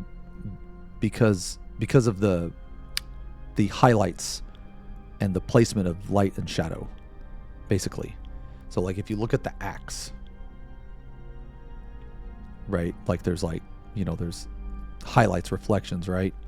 And you look at the like specifically right here. Now, I'm not the best at non-metallic metal, I think I'm decent. I think I'm good enough to where my non-metallic metal will pass for metal.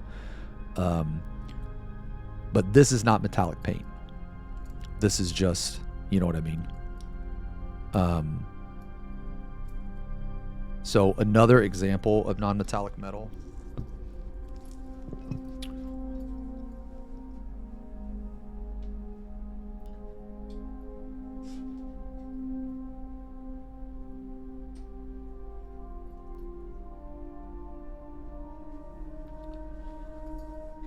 All right, so another example of it is this guy right here. So like if you look at this guy, if this leg looks metallic to you, like light is reflecting off of it, then I've done my job. Or like right here, for example, in the center there, that's not light. That's a dot of white paint. The same for like his leg here. Zoom in on his leg. Yeah, zoom in on his leg.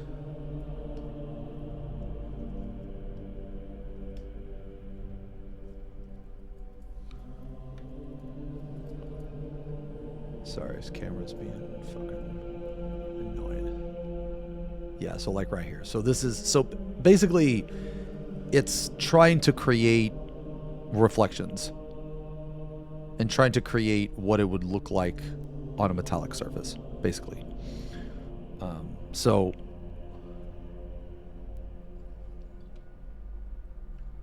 like, I would highly recommend that, like if you're painting, try to learn to paint that way. It's very hard. It's a very hard technique, in my opinion. It's actually the hardest technique that I've ever done, or that I've ever attempted. However, it was the one that was the most beneficial.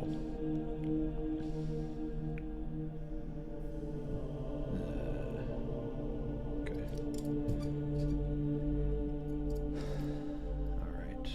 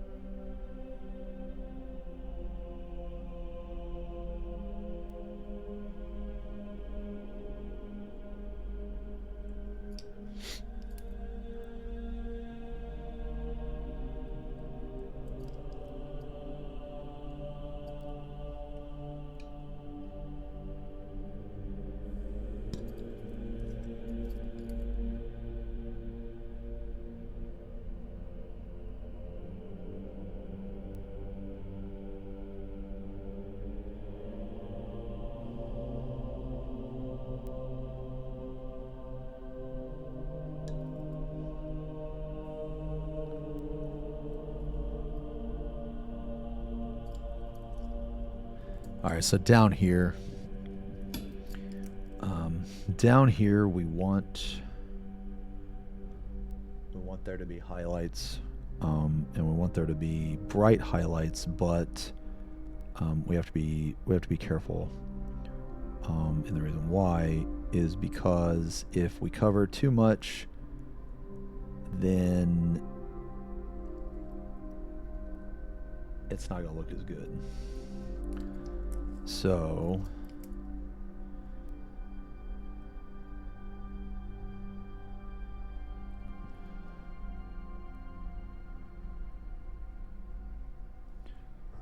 wherever you end on your brush, that is where the most paint is going to be. So if we want, for instance, so when you look at this, right, if we want the outer part, like if we want the inner part to be darker than the outer part, then we need to start on the inner part and then move out, if that makes sense.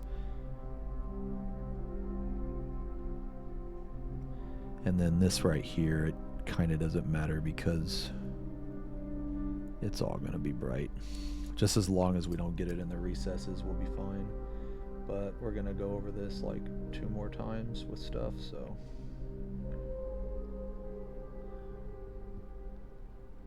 Sorry, that stupid base is in the way, man.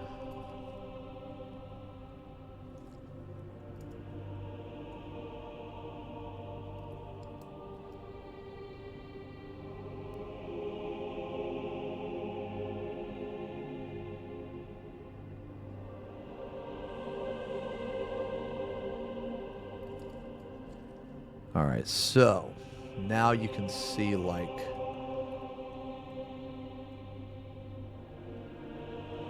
now you can kind of see how this side looks much different than that side. This side is much more alive. It has, you know, there's way more colors in it, you know. So we're going to do the same thing to the other side. And it's all these like little tiny, it's all this like little tiny stuff that really like adds to it, man.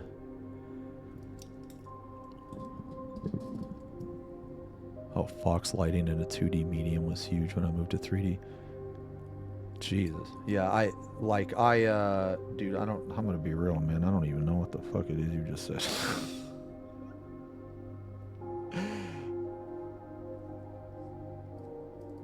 I don't know what a Fox medium is, man. Or Fox lighting is. Oh man, there's way too much paint here. The FP Pong moment.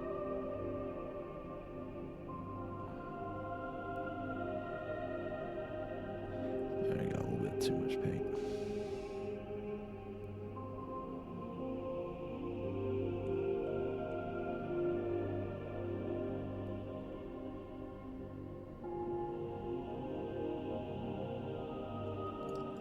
What Citadel paints do I think are actually irreplaceable? I can think of 2 off the top of my head. 2 that are extremely essential to how I paint and the colors that I use. One of them is called Incubi Darkness. It is a very, very dark bluish turquoise. There are colors similar to it, but not the same. Honestly, though, you could get by with using another, like a substitute. It's just Incubi Darkness happens to be one of my favorite colors, so I will probably always use it from Citadel. But that's one.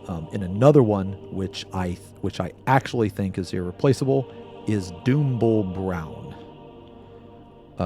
Doombull Brown is obviously a brown, but it's more of a maroon color. So it has like a reddish tint. Now the reason why that I think that it is irreplaceable, there are other browns like it, but they don't have the same red tint. And why that is significant is because if you're trying to paint non-metallic metal and you're trying to do a warmer gold, so for instance, like when you look at gold, some golds are more yellow, some golds are more brown, some golds even have some red in it. Well, my particular, I guess, favorite type of gold is like warmer gold. I like golds with like brown and red in them, not necessarily yellow. I think that yellow golds look kind of cheap, I guess, if that makes sense. So for me, Doombull Brown is irreplaceable.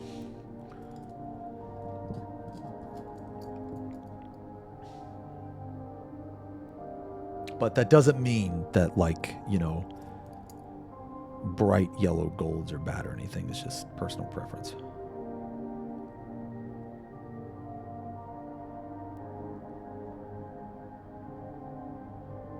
It also kind of depends on...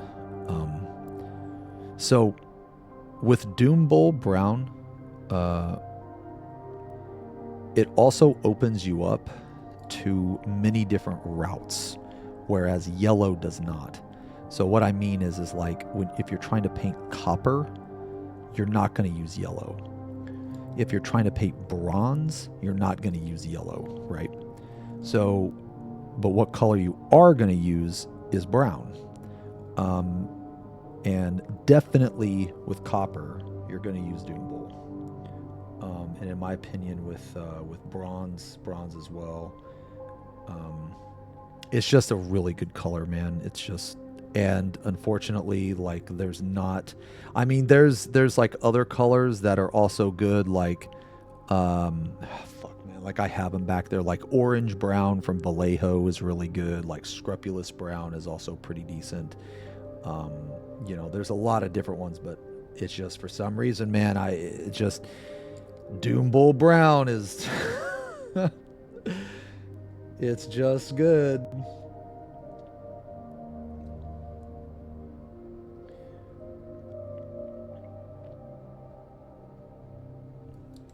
All right. Man, this is turning out pretty good.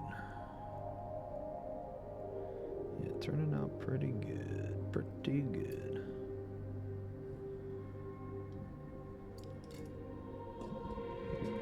Greenish golds. Okay. Greenish golds. I've never painted a greenish gold before. I don't know what color I'd use if I painted a greenish gold, actually.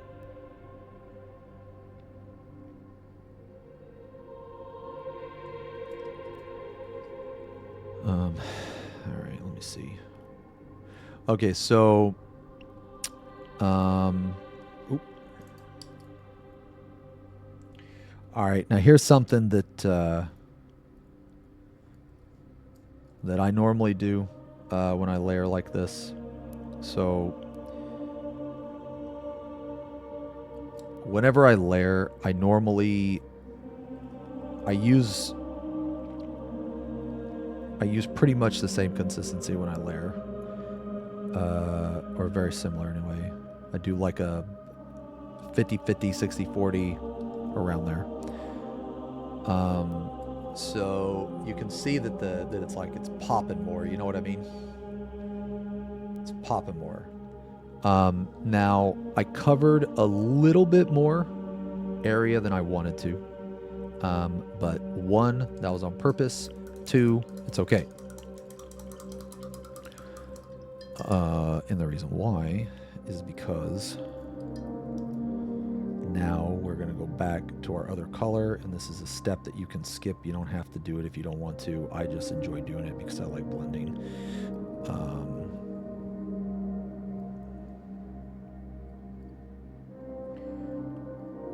I'm going to go back in my previous color, and I'm going to get a layer consistency. So I'm going to get, I don't know if you guys can see that, but it's like around 50-50, but there's barely any water or paint on this. And I'm just going to go back in, and I'm going to kind of pull things back into the shadow. And I'm going to do this. Again, you don't have to do this, but I'm going to do this because I want to keep the color.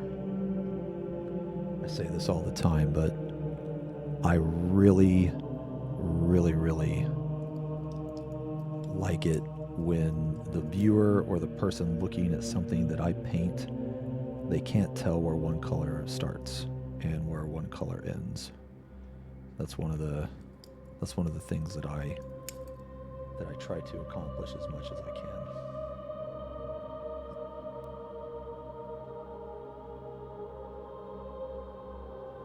And I basically just go back and I look at any rough transitions, like right here, that's a rough transition, but it doesn't matter because the wing's going to cover it. Same thing there.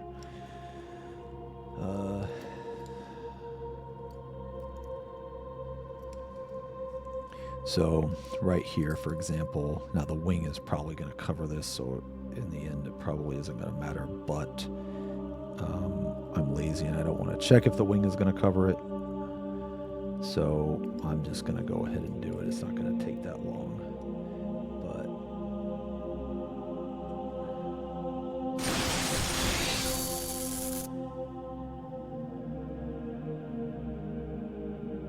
basically just starting like halfway inside the lighter color, and I'm pulling out into the darker color.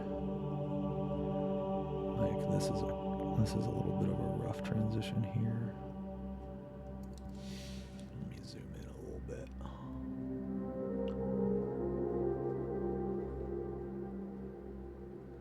There we go. Okay. Yo, thanks a lot, Cantrell. Thanks a lot, man. Thank you guys very much. It actually means a lot because this is like I try very hard. I try really fucking hard, man. Y'all, hey pancakes. The Merchant. Thanks a lot, man.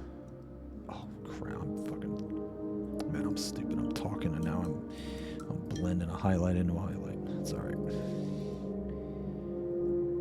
It's okay.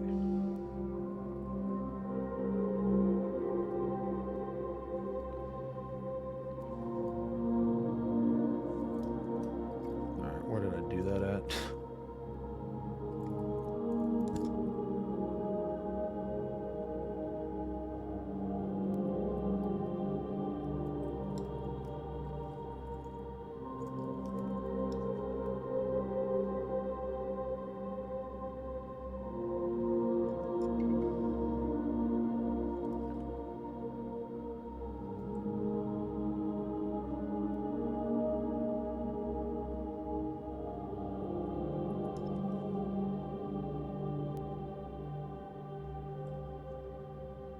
Okay.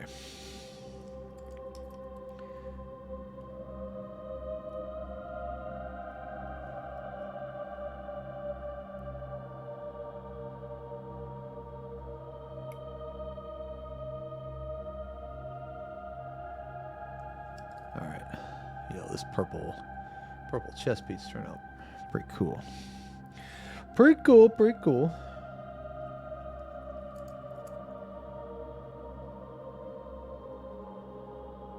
Okay, now this is the scary part. But seeing that you're a painter, can you paint chat with your kissies, please? It's so stupid. So stupid.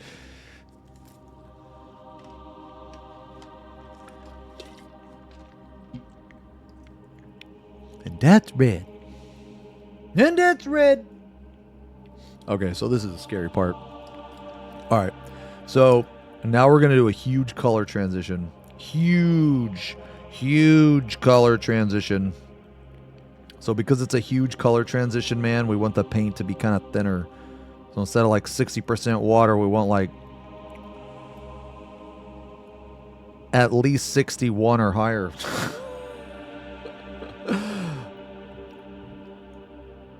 Nah, we want like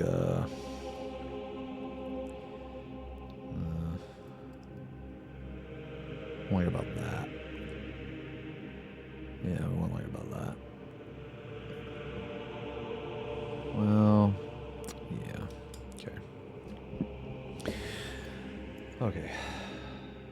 All right, bravery test. Woo. Now that is bright. That is bright, brother. Holy. That is bright.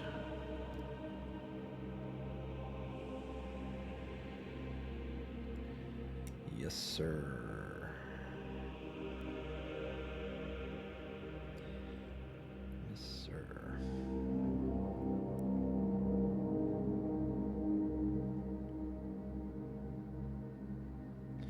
So when we do this, okay, we do not want to cover the entire area. Okay, so basically wherever we are painting our highlight, we do not want to cover the entire area, because if we do, we will cover up the other highlight color, and that will defeat the purpose of the initial highlight. So if you look, this is looking, it's popping, you know what I mean? But you want to maintain the other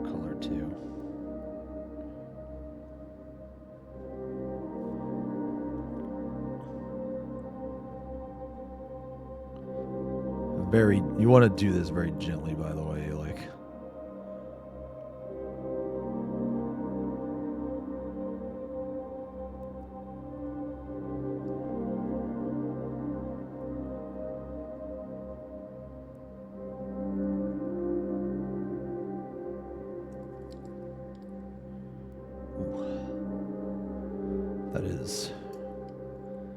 that's something, all right.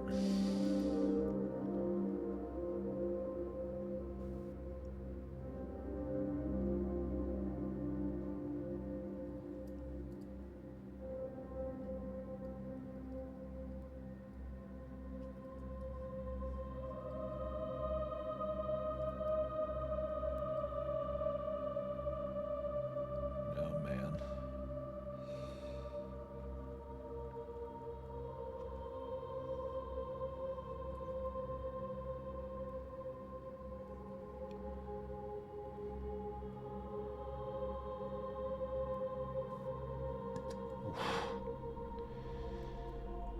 Too thin.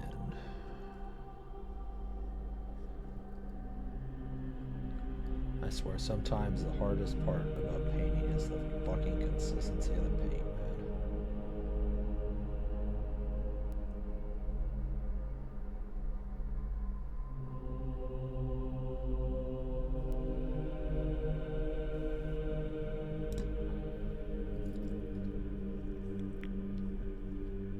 Oh, the orange. Oh, the orange scales. Yeah, I think. Yeah, I think they turned out pretty good. I have a tutorial ready for that, for when we start the painting channel.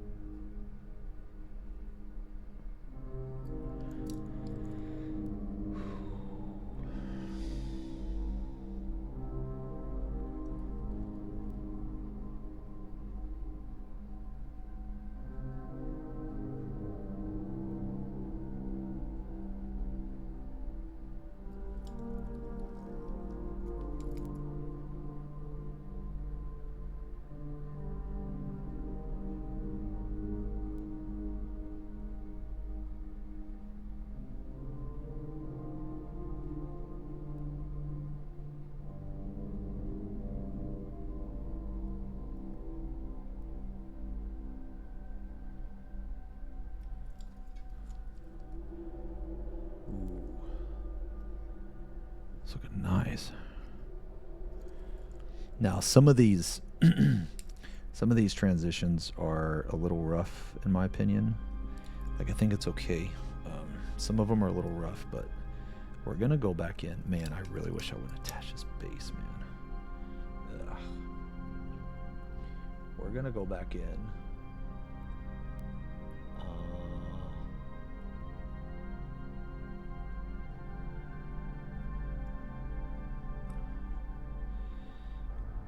Yeah, we're gonna go back in with the other color, the previous color.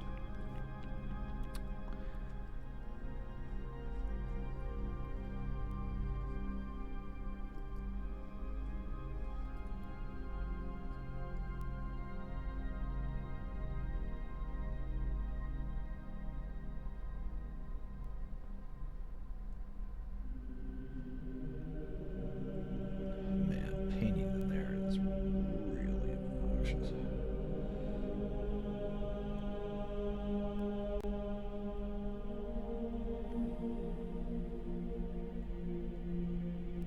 Okay.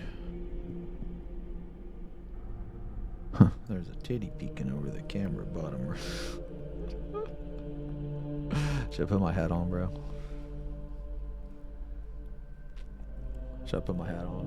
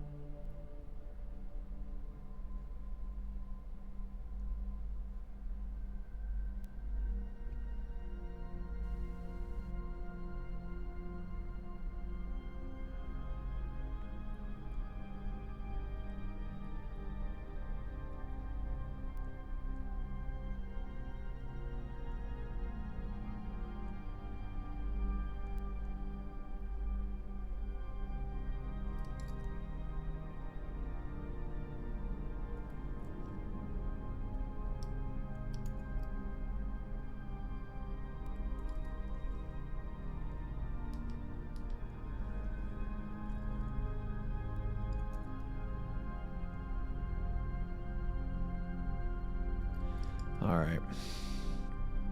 All right, how's this looking, boys? Pretty good. Pretty good.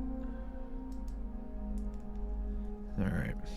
So we have a couple rough edges in here. That's okay.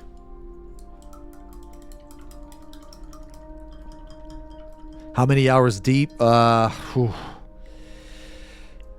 I think we're around 20, somewhere between 20 and 25, man.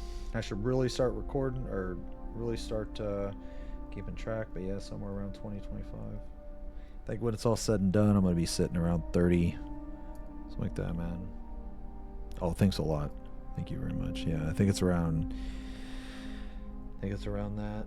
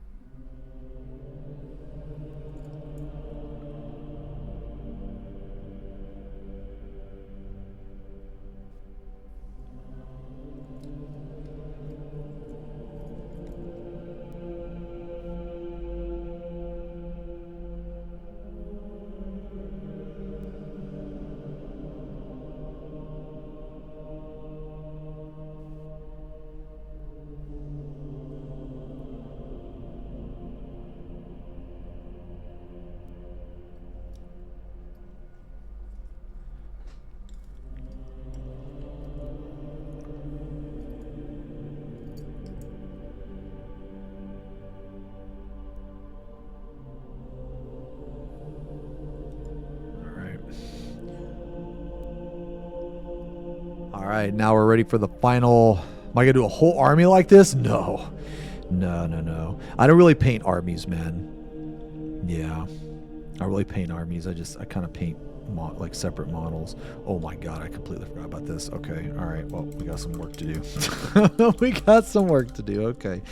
All right. Well, I was gonna do the final highlight, but I'm gonna use the bathroom real fast.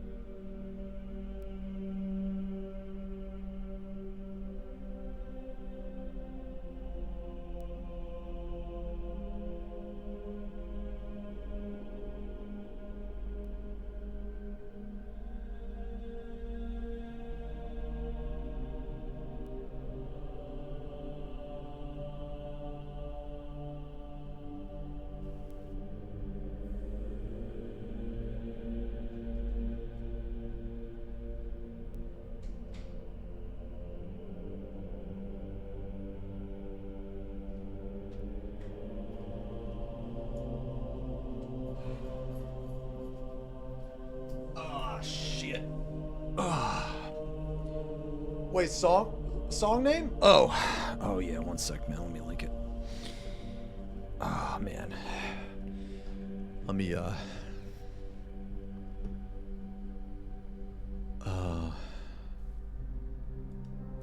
song. Has anyone seen me? I'm overdue. Red, it's Kuma Chama. He's here and he's got a message for Red. It's Kuma Chama the painter. Yay, he's here.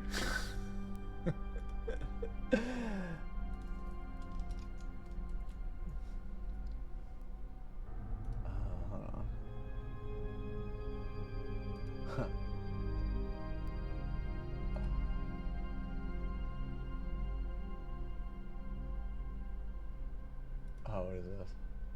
Okay. All right. Oh snap! What was I gonna do?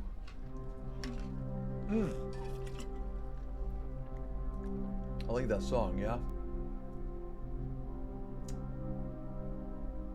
Okay.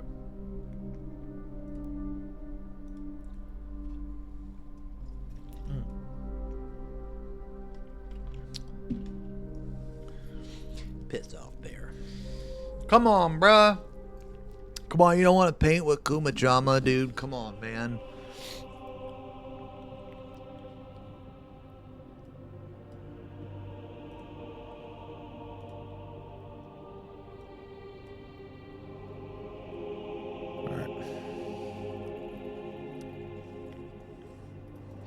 All right, well, I was going to say we're going to jump into our final highlight, but I forgot. I completely forgot about this part of the gun, man. Ugh, that's like a... I'm so bad at that. I'm so bad at that.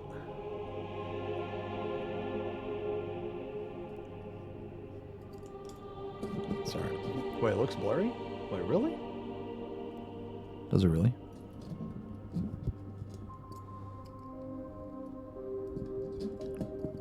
Oops. Okay. Okay, it looks fine. All right. Okay.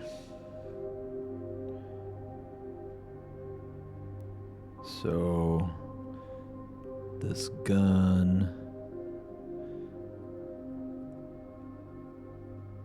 we're just gonna cover the sides where the light would be.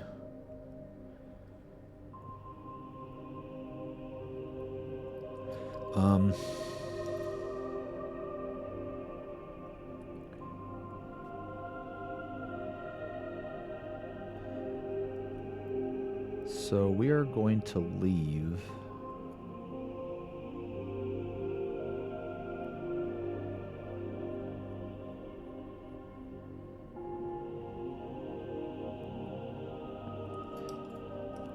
the bottom, the very bottom. We're going to leave it in darkness, and we're going to leave the top in darkness. Yo, Molten, thanks a lot, man. Thank you guys very much for the kind words.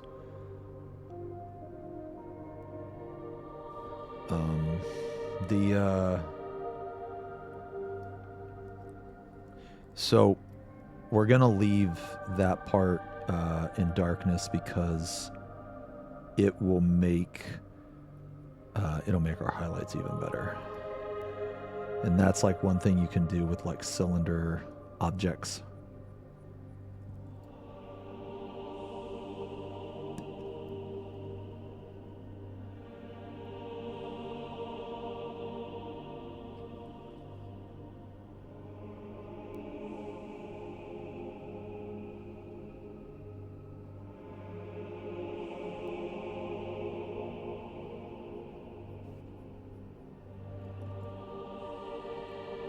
So the gun's already looking better.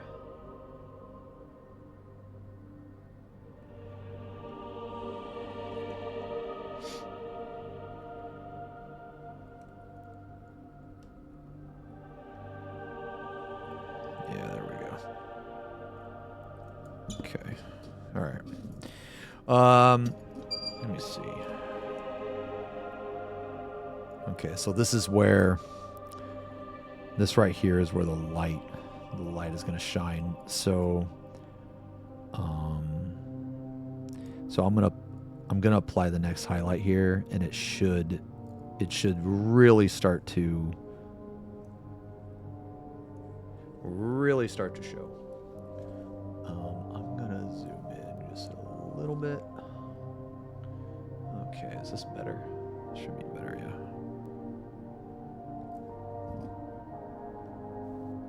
Okay. All right. So let's get this part of the gun caught up.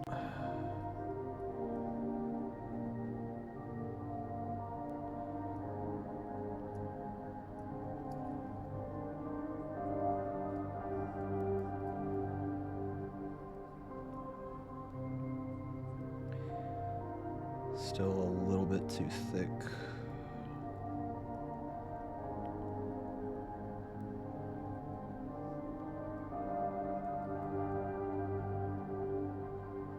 That's what we want right there.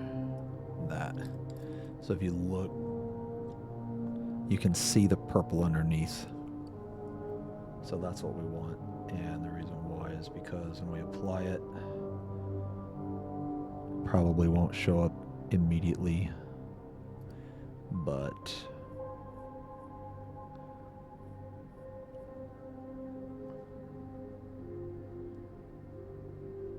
over time.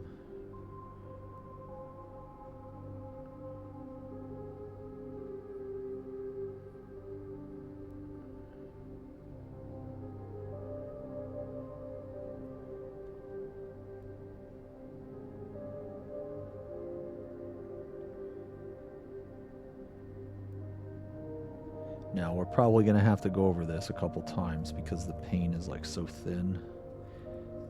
That's okay because it will be worth it.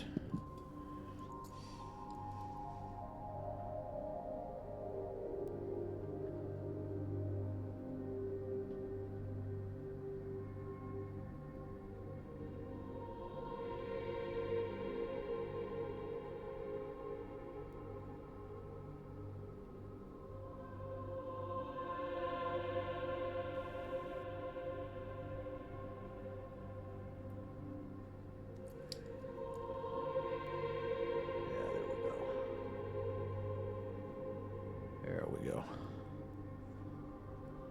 So when you look at it from this angle right here, and you see that color gradient, man. Very cool. Very cool.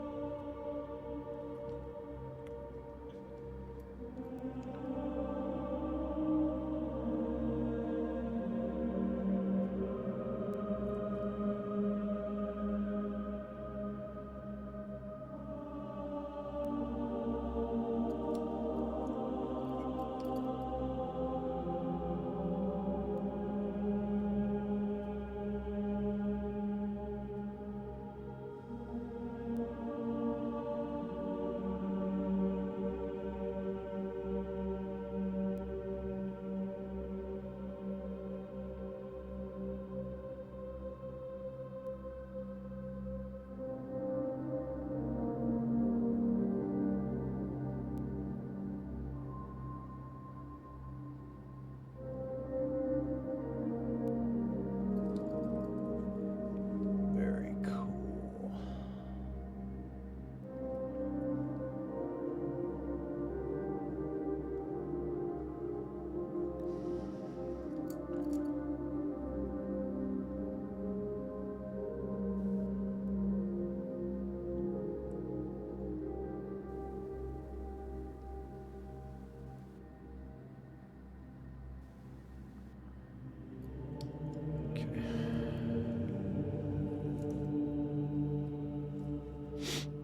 Yo, hey Valley. It's Valley. Hey Valley. Everyone say hi to Valley. It's Valley. Valley's here. Yay.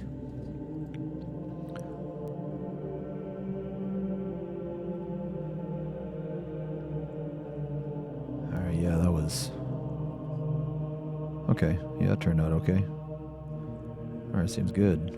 Alright, so now we're gonna do...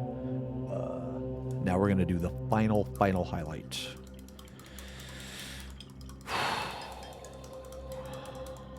Okay. So,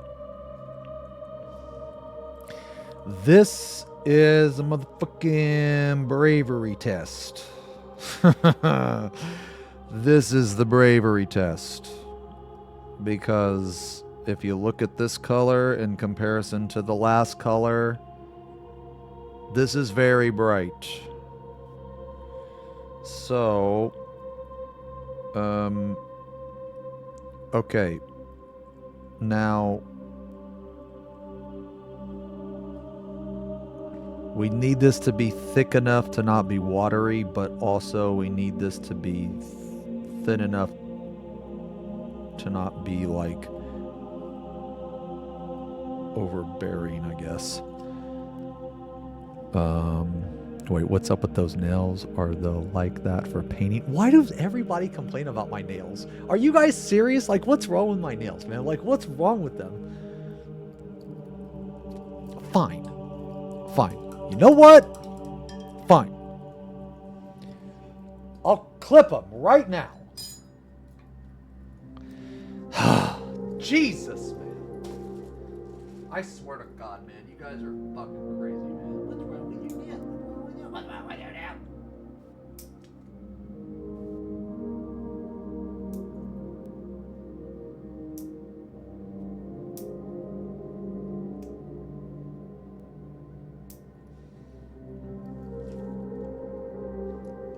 Okay, what about that? Is that okay? Is this okay?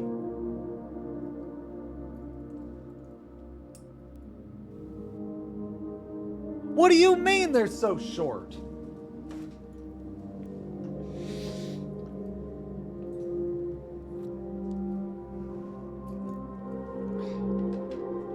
Thumb is still shit.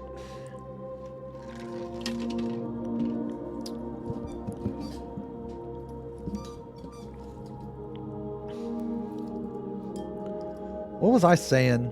Man, you know what's stupid about that? I had this fucking highlight color perfectly fucking mixed, dude. I gotta do it again.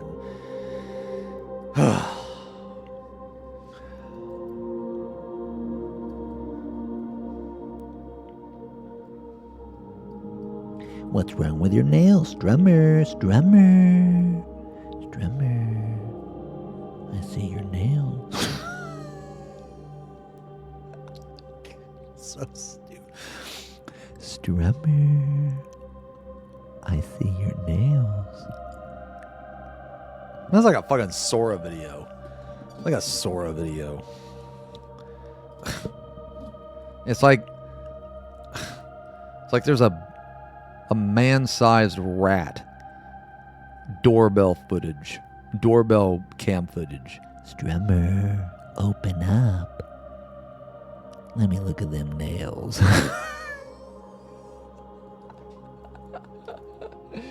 Oh, God. All right. So, I don't know. Does this look good? Fuck it. Whatever. All right. Okay. Now, obligatory viewer comment. Thank you. All right. So, this is a final highlight, man. And this highlight is not going to fuck around, okay? This highlight is not going to fuck around, man. We have to be very careful, okay?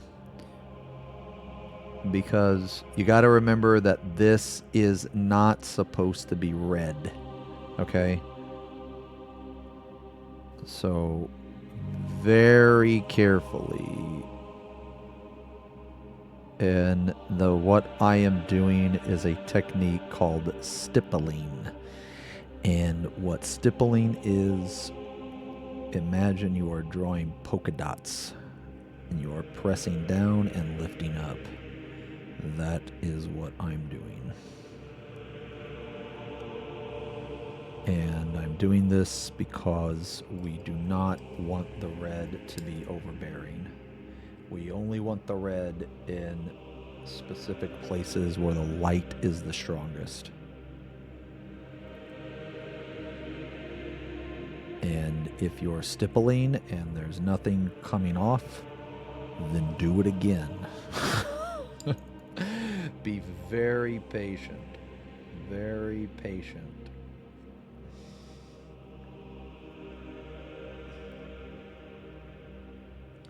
Because if you put too much of the red, you're gonna kill everything that we did.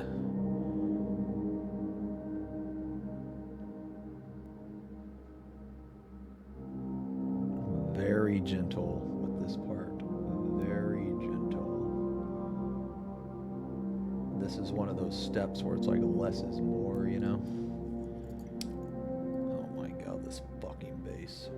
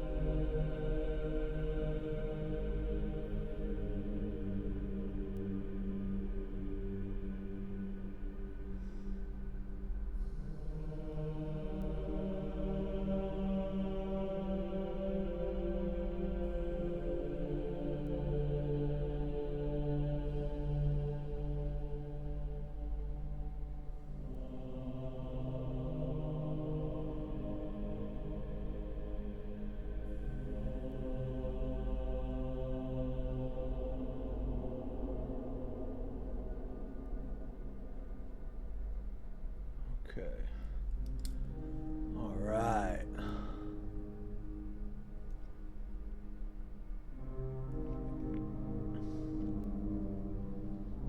All right, now we got this gun up here.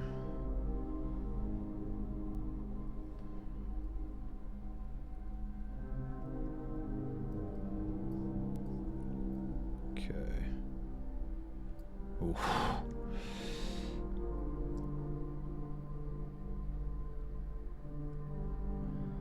Okay.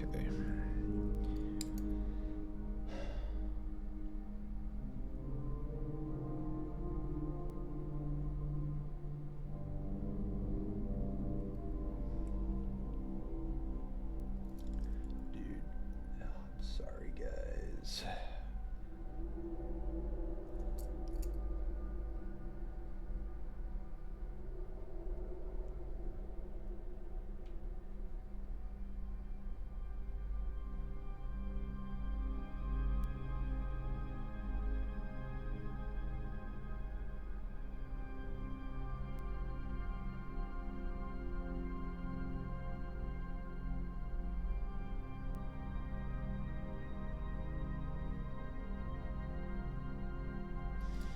Very gently.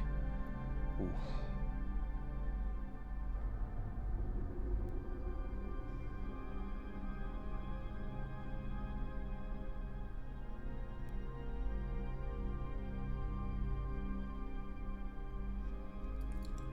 Ooh.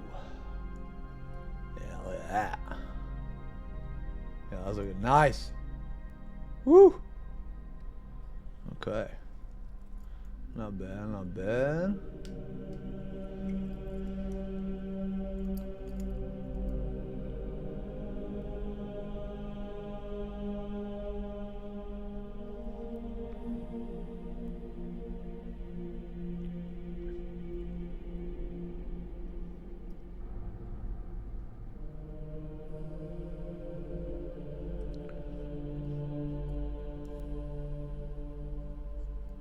Way too much.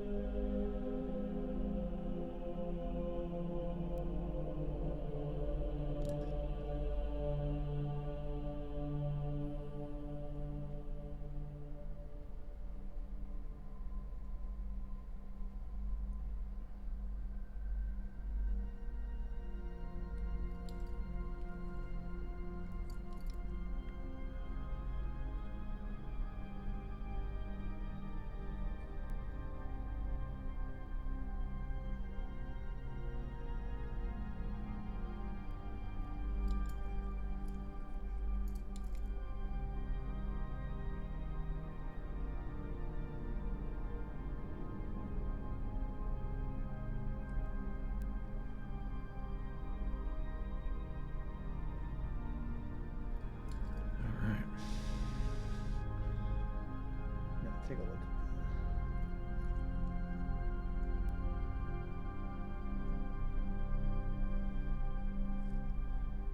All right.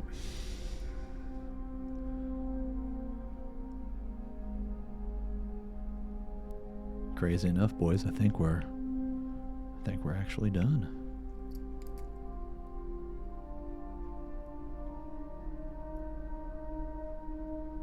Yeah. Kind of fast today.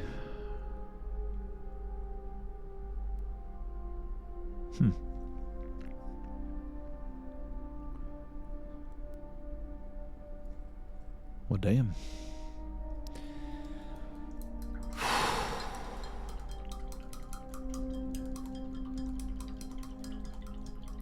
Actually, no, there's still one more thing we need to do.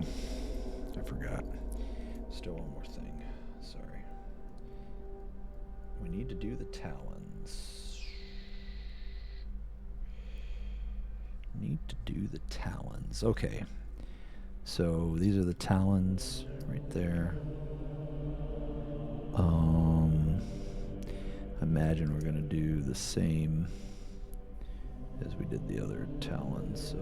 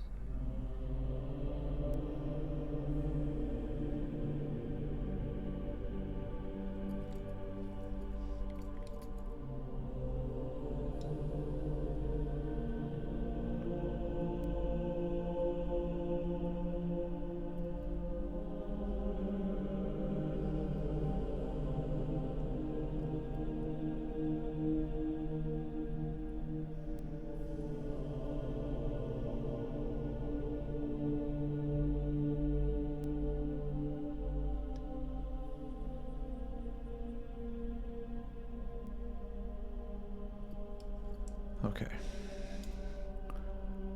You paint 40K miniatures, I paint hot glue on G-pose pictures. We are not the same, but we are both painters. Is that one more thing? Some kissies from Kuma Chama.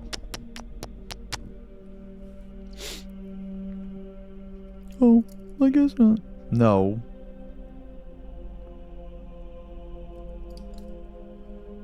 Alright, I'm gonna make the talons a different color than this. Slightly different. So what I'm gonna do,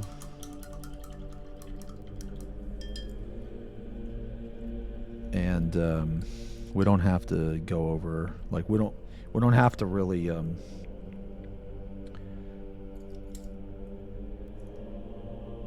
we can skip a couple steps on the talons, and the reason why is because there's not going to be very much blending on the talons because of the angle that they are. You're not going to be able to see. You're not going to be able to see much anyway. So we will.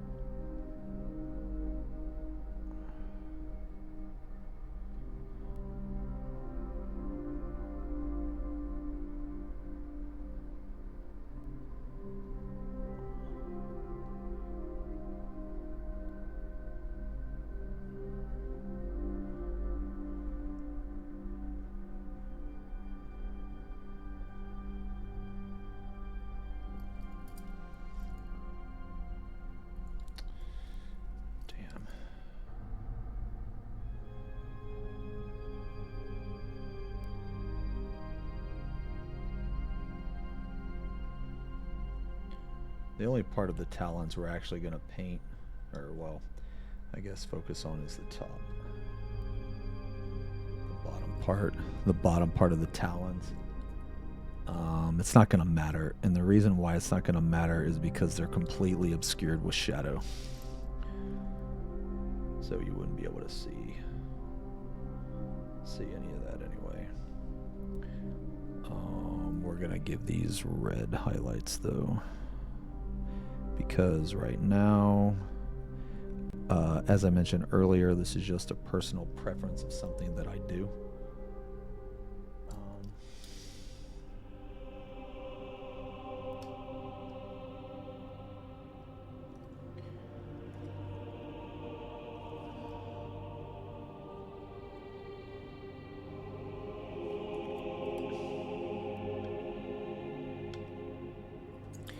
This is just something that I do.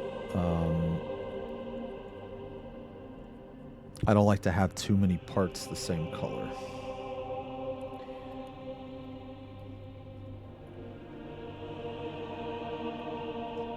So right now we have a lot of purple and pink.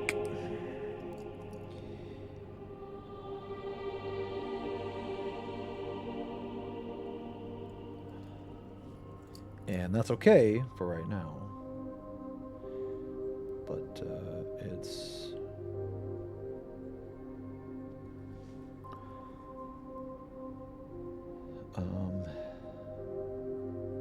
but it's not going to be okay for later. So, for instance...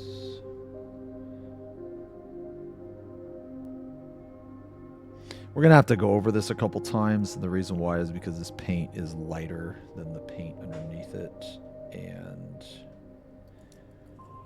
we are not using a super thick paint.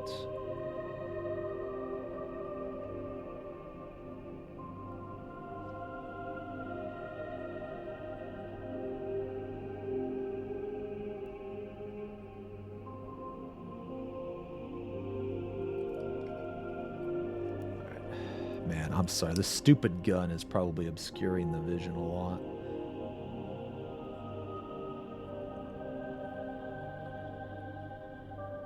Okay. So, there's the talons. Now,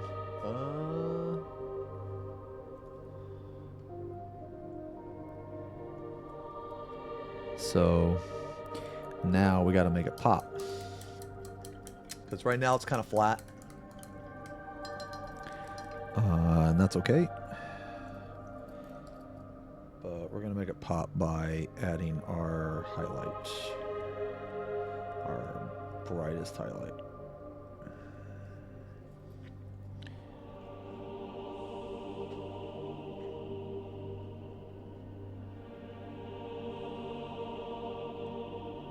Oh, yeah. Oh my god. No fucking look straight on at it, man. It's like looking at a bald head, bro. That is hot. That is bright. That is very bright. Very hot.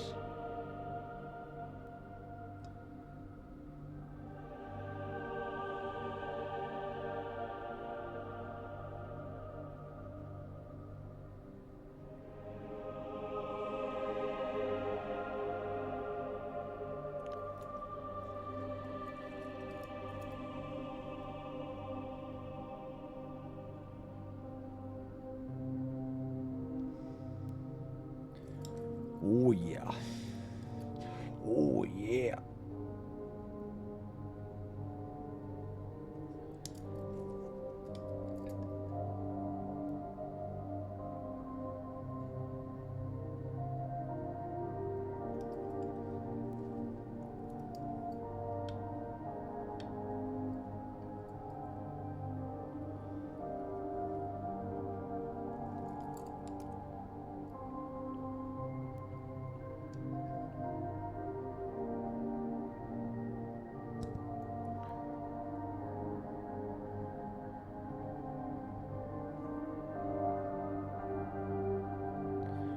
Jeez.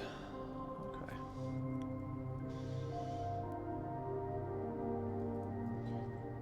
Alright. Why is it not... Dude, this fucking autofocus, man. Like, can you fuck off? Dude. Jesus. Okay, there we go. There it is. Thank fuck. All right. Okay.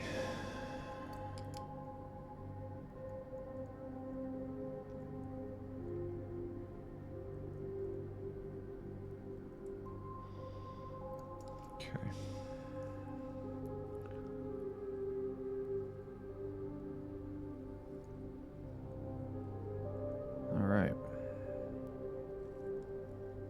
Poggies.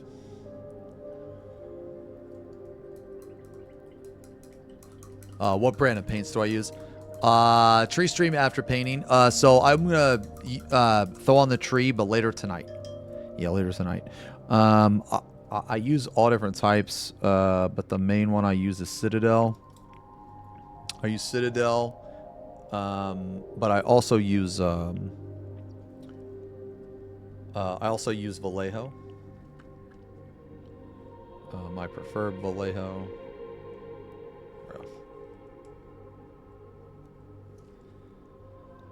Okay. Now let's take a look.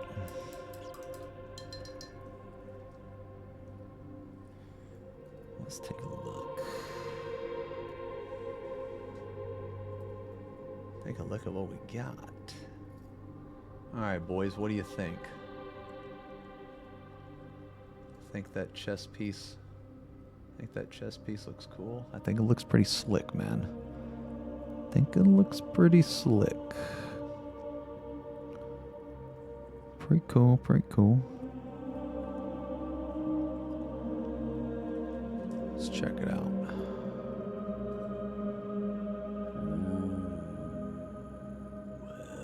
Well, yeah, brother.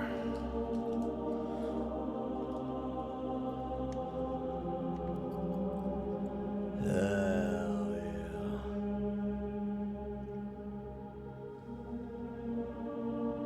All right. So I guess. Okay, so what do we have left?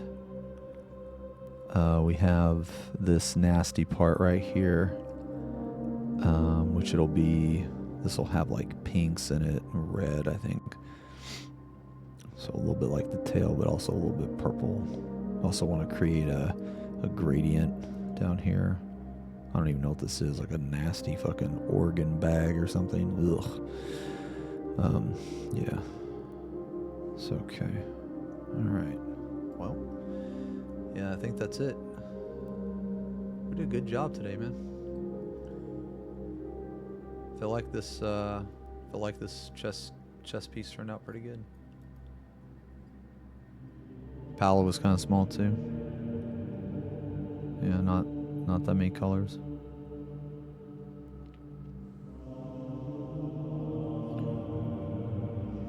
Yeah, all right. And that's it. All right. Yay, we did it. Oh, fuck. All right. Woo! Oh, man. Woo! Oh. All right. Let me clean up a little bit, man.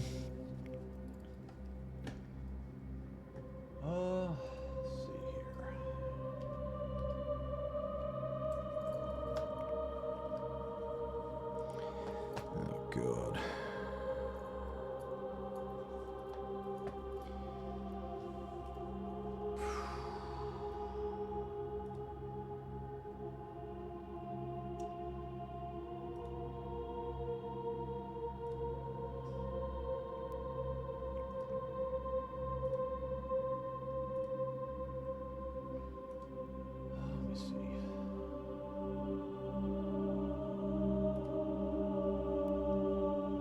Oh, good. Sorry guys, just catching up on a couple things.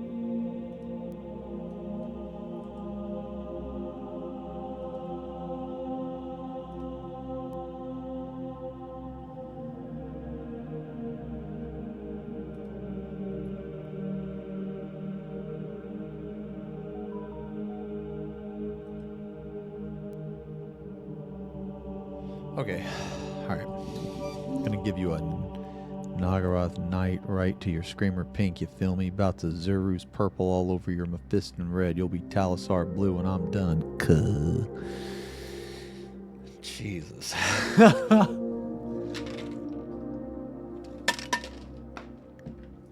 Absolutely cooked.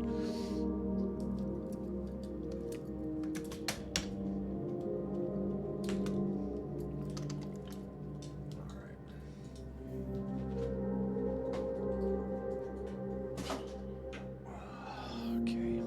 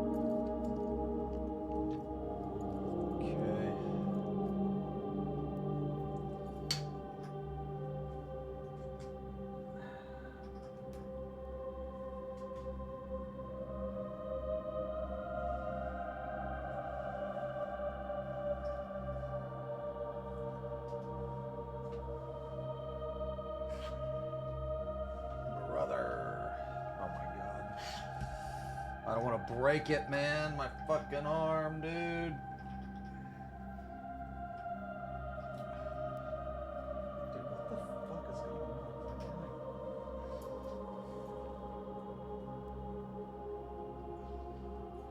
Bro, it's Lefty Lucy, bro.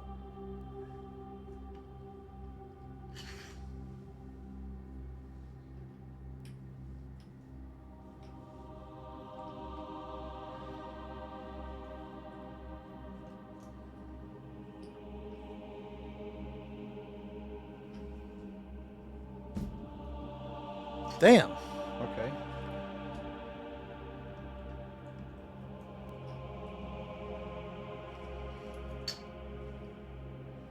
Dude, I can't get this fucking thing off.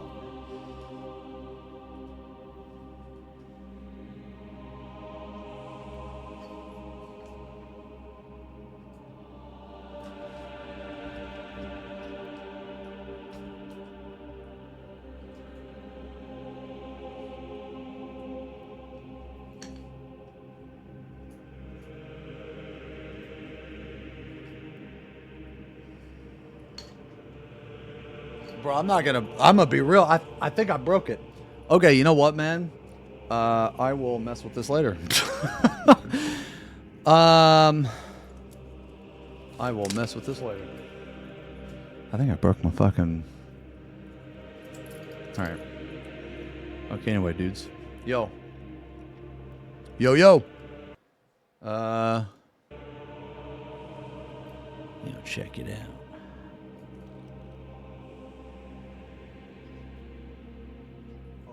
Dark, man.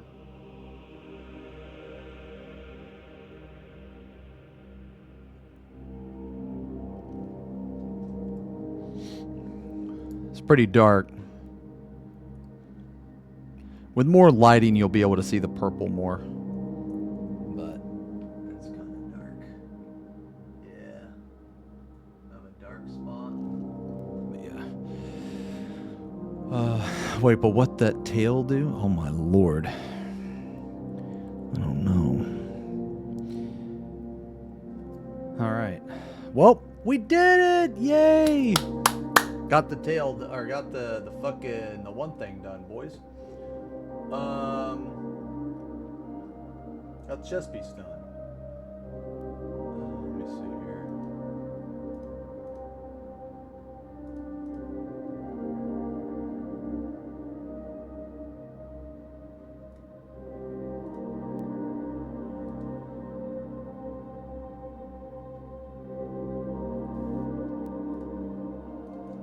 Okay.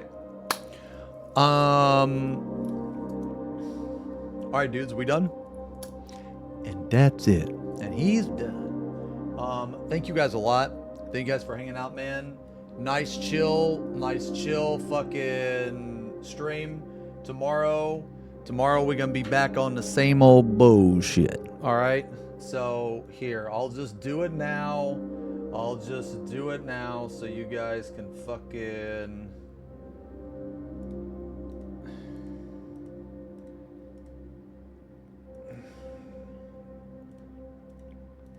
Let me turn on the redeems.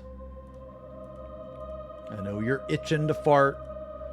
I know you got the finger on the fart trigger. You're ready to fucking blow.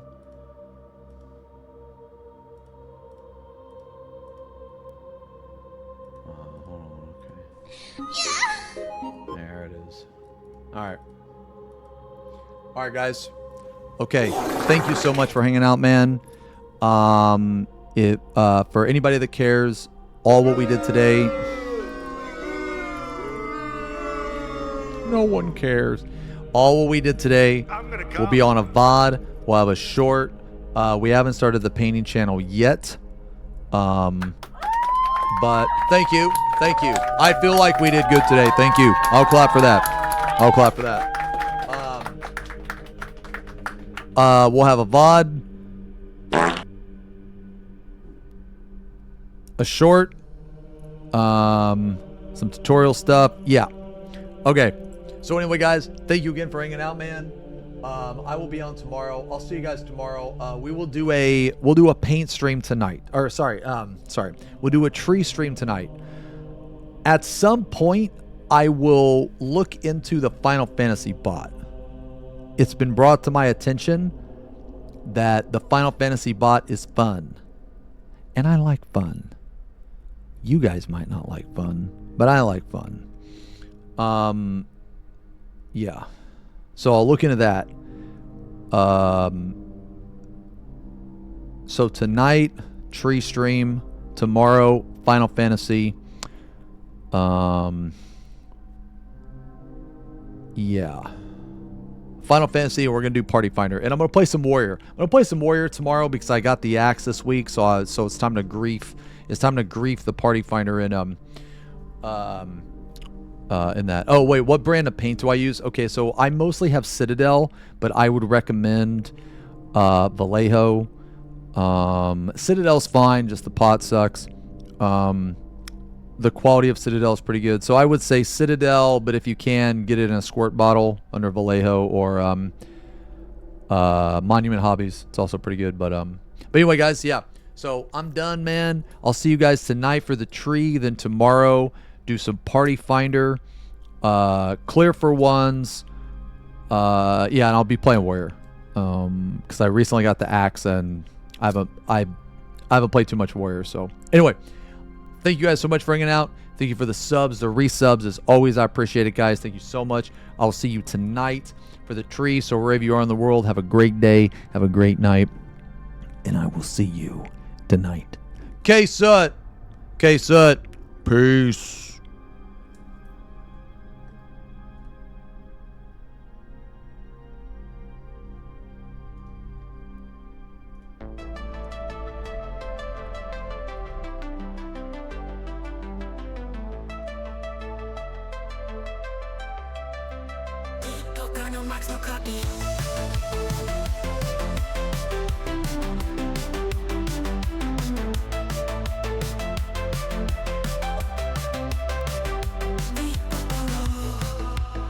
Is he insane? Is he insane? Aren't you forgetting something? Drummer, the kissies, the critical! Damn, that guy died. I will bring him back to life with kissies. Wallers. Wallers.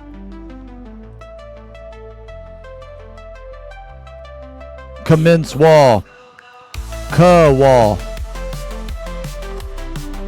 Max is in chat. Careful. Wallers. Wall. Assemble. Blah wall. Assemble.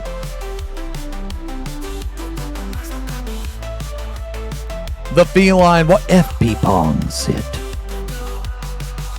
Max has thrown catnip. A chat time. The wall has failed. Wall has failed. I love you guys. I'll see you later. Alligator. Oh my, come on, bro. Come on, bro. The bottom of the nuts are still on screen. Jesus Christ. Good God. All right, fucking love you guys, man. I fucking love you guys. Thank you so much for hanging out during the paint stream, man. So fucking fun. Okay, who we hosting, man? Let's host Swage, man. I think Swage is doing M12. I think he's gonna do some M12, man. Yeah, let's host Swage. All right, man. I fucking love you guys. Oh my God, that's no cringe. Jesus. Okay. All right, let's host Swage, man. Love you guys. See you guys tonight for the tree. For the tree. Peace. Peace. God, get it off of the screen, brother. What's wrong with you guys?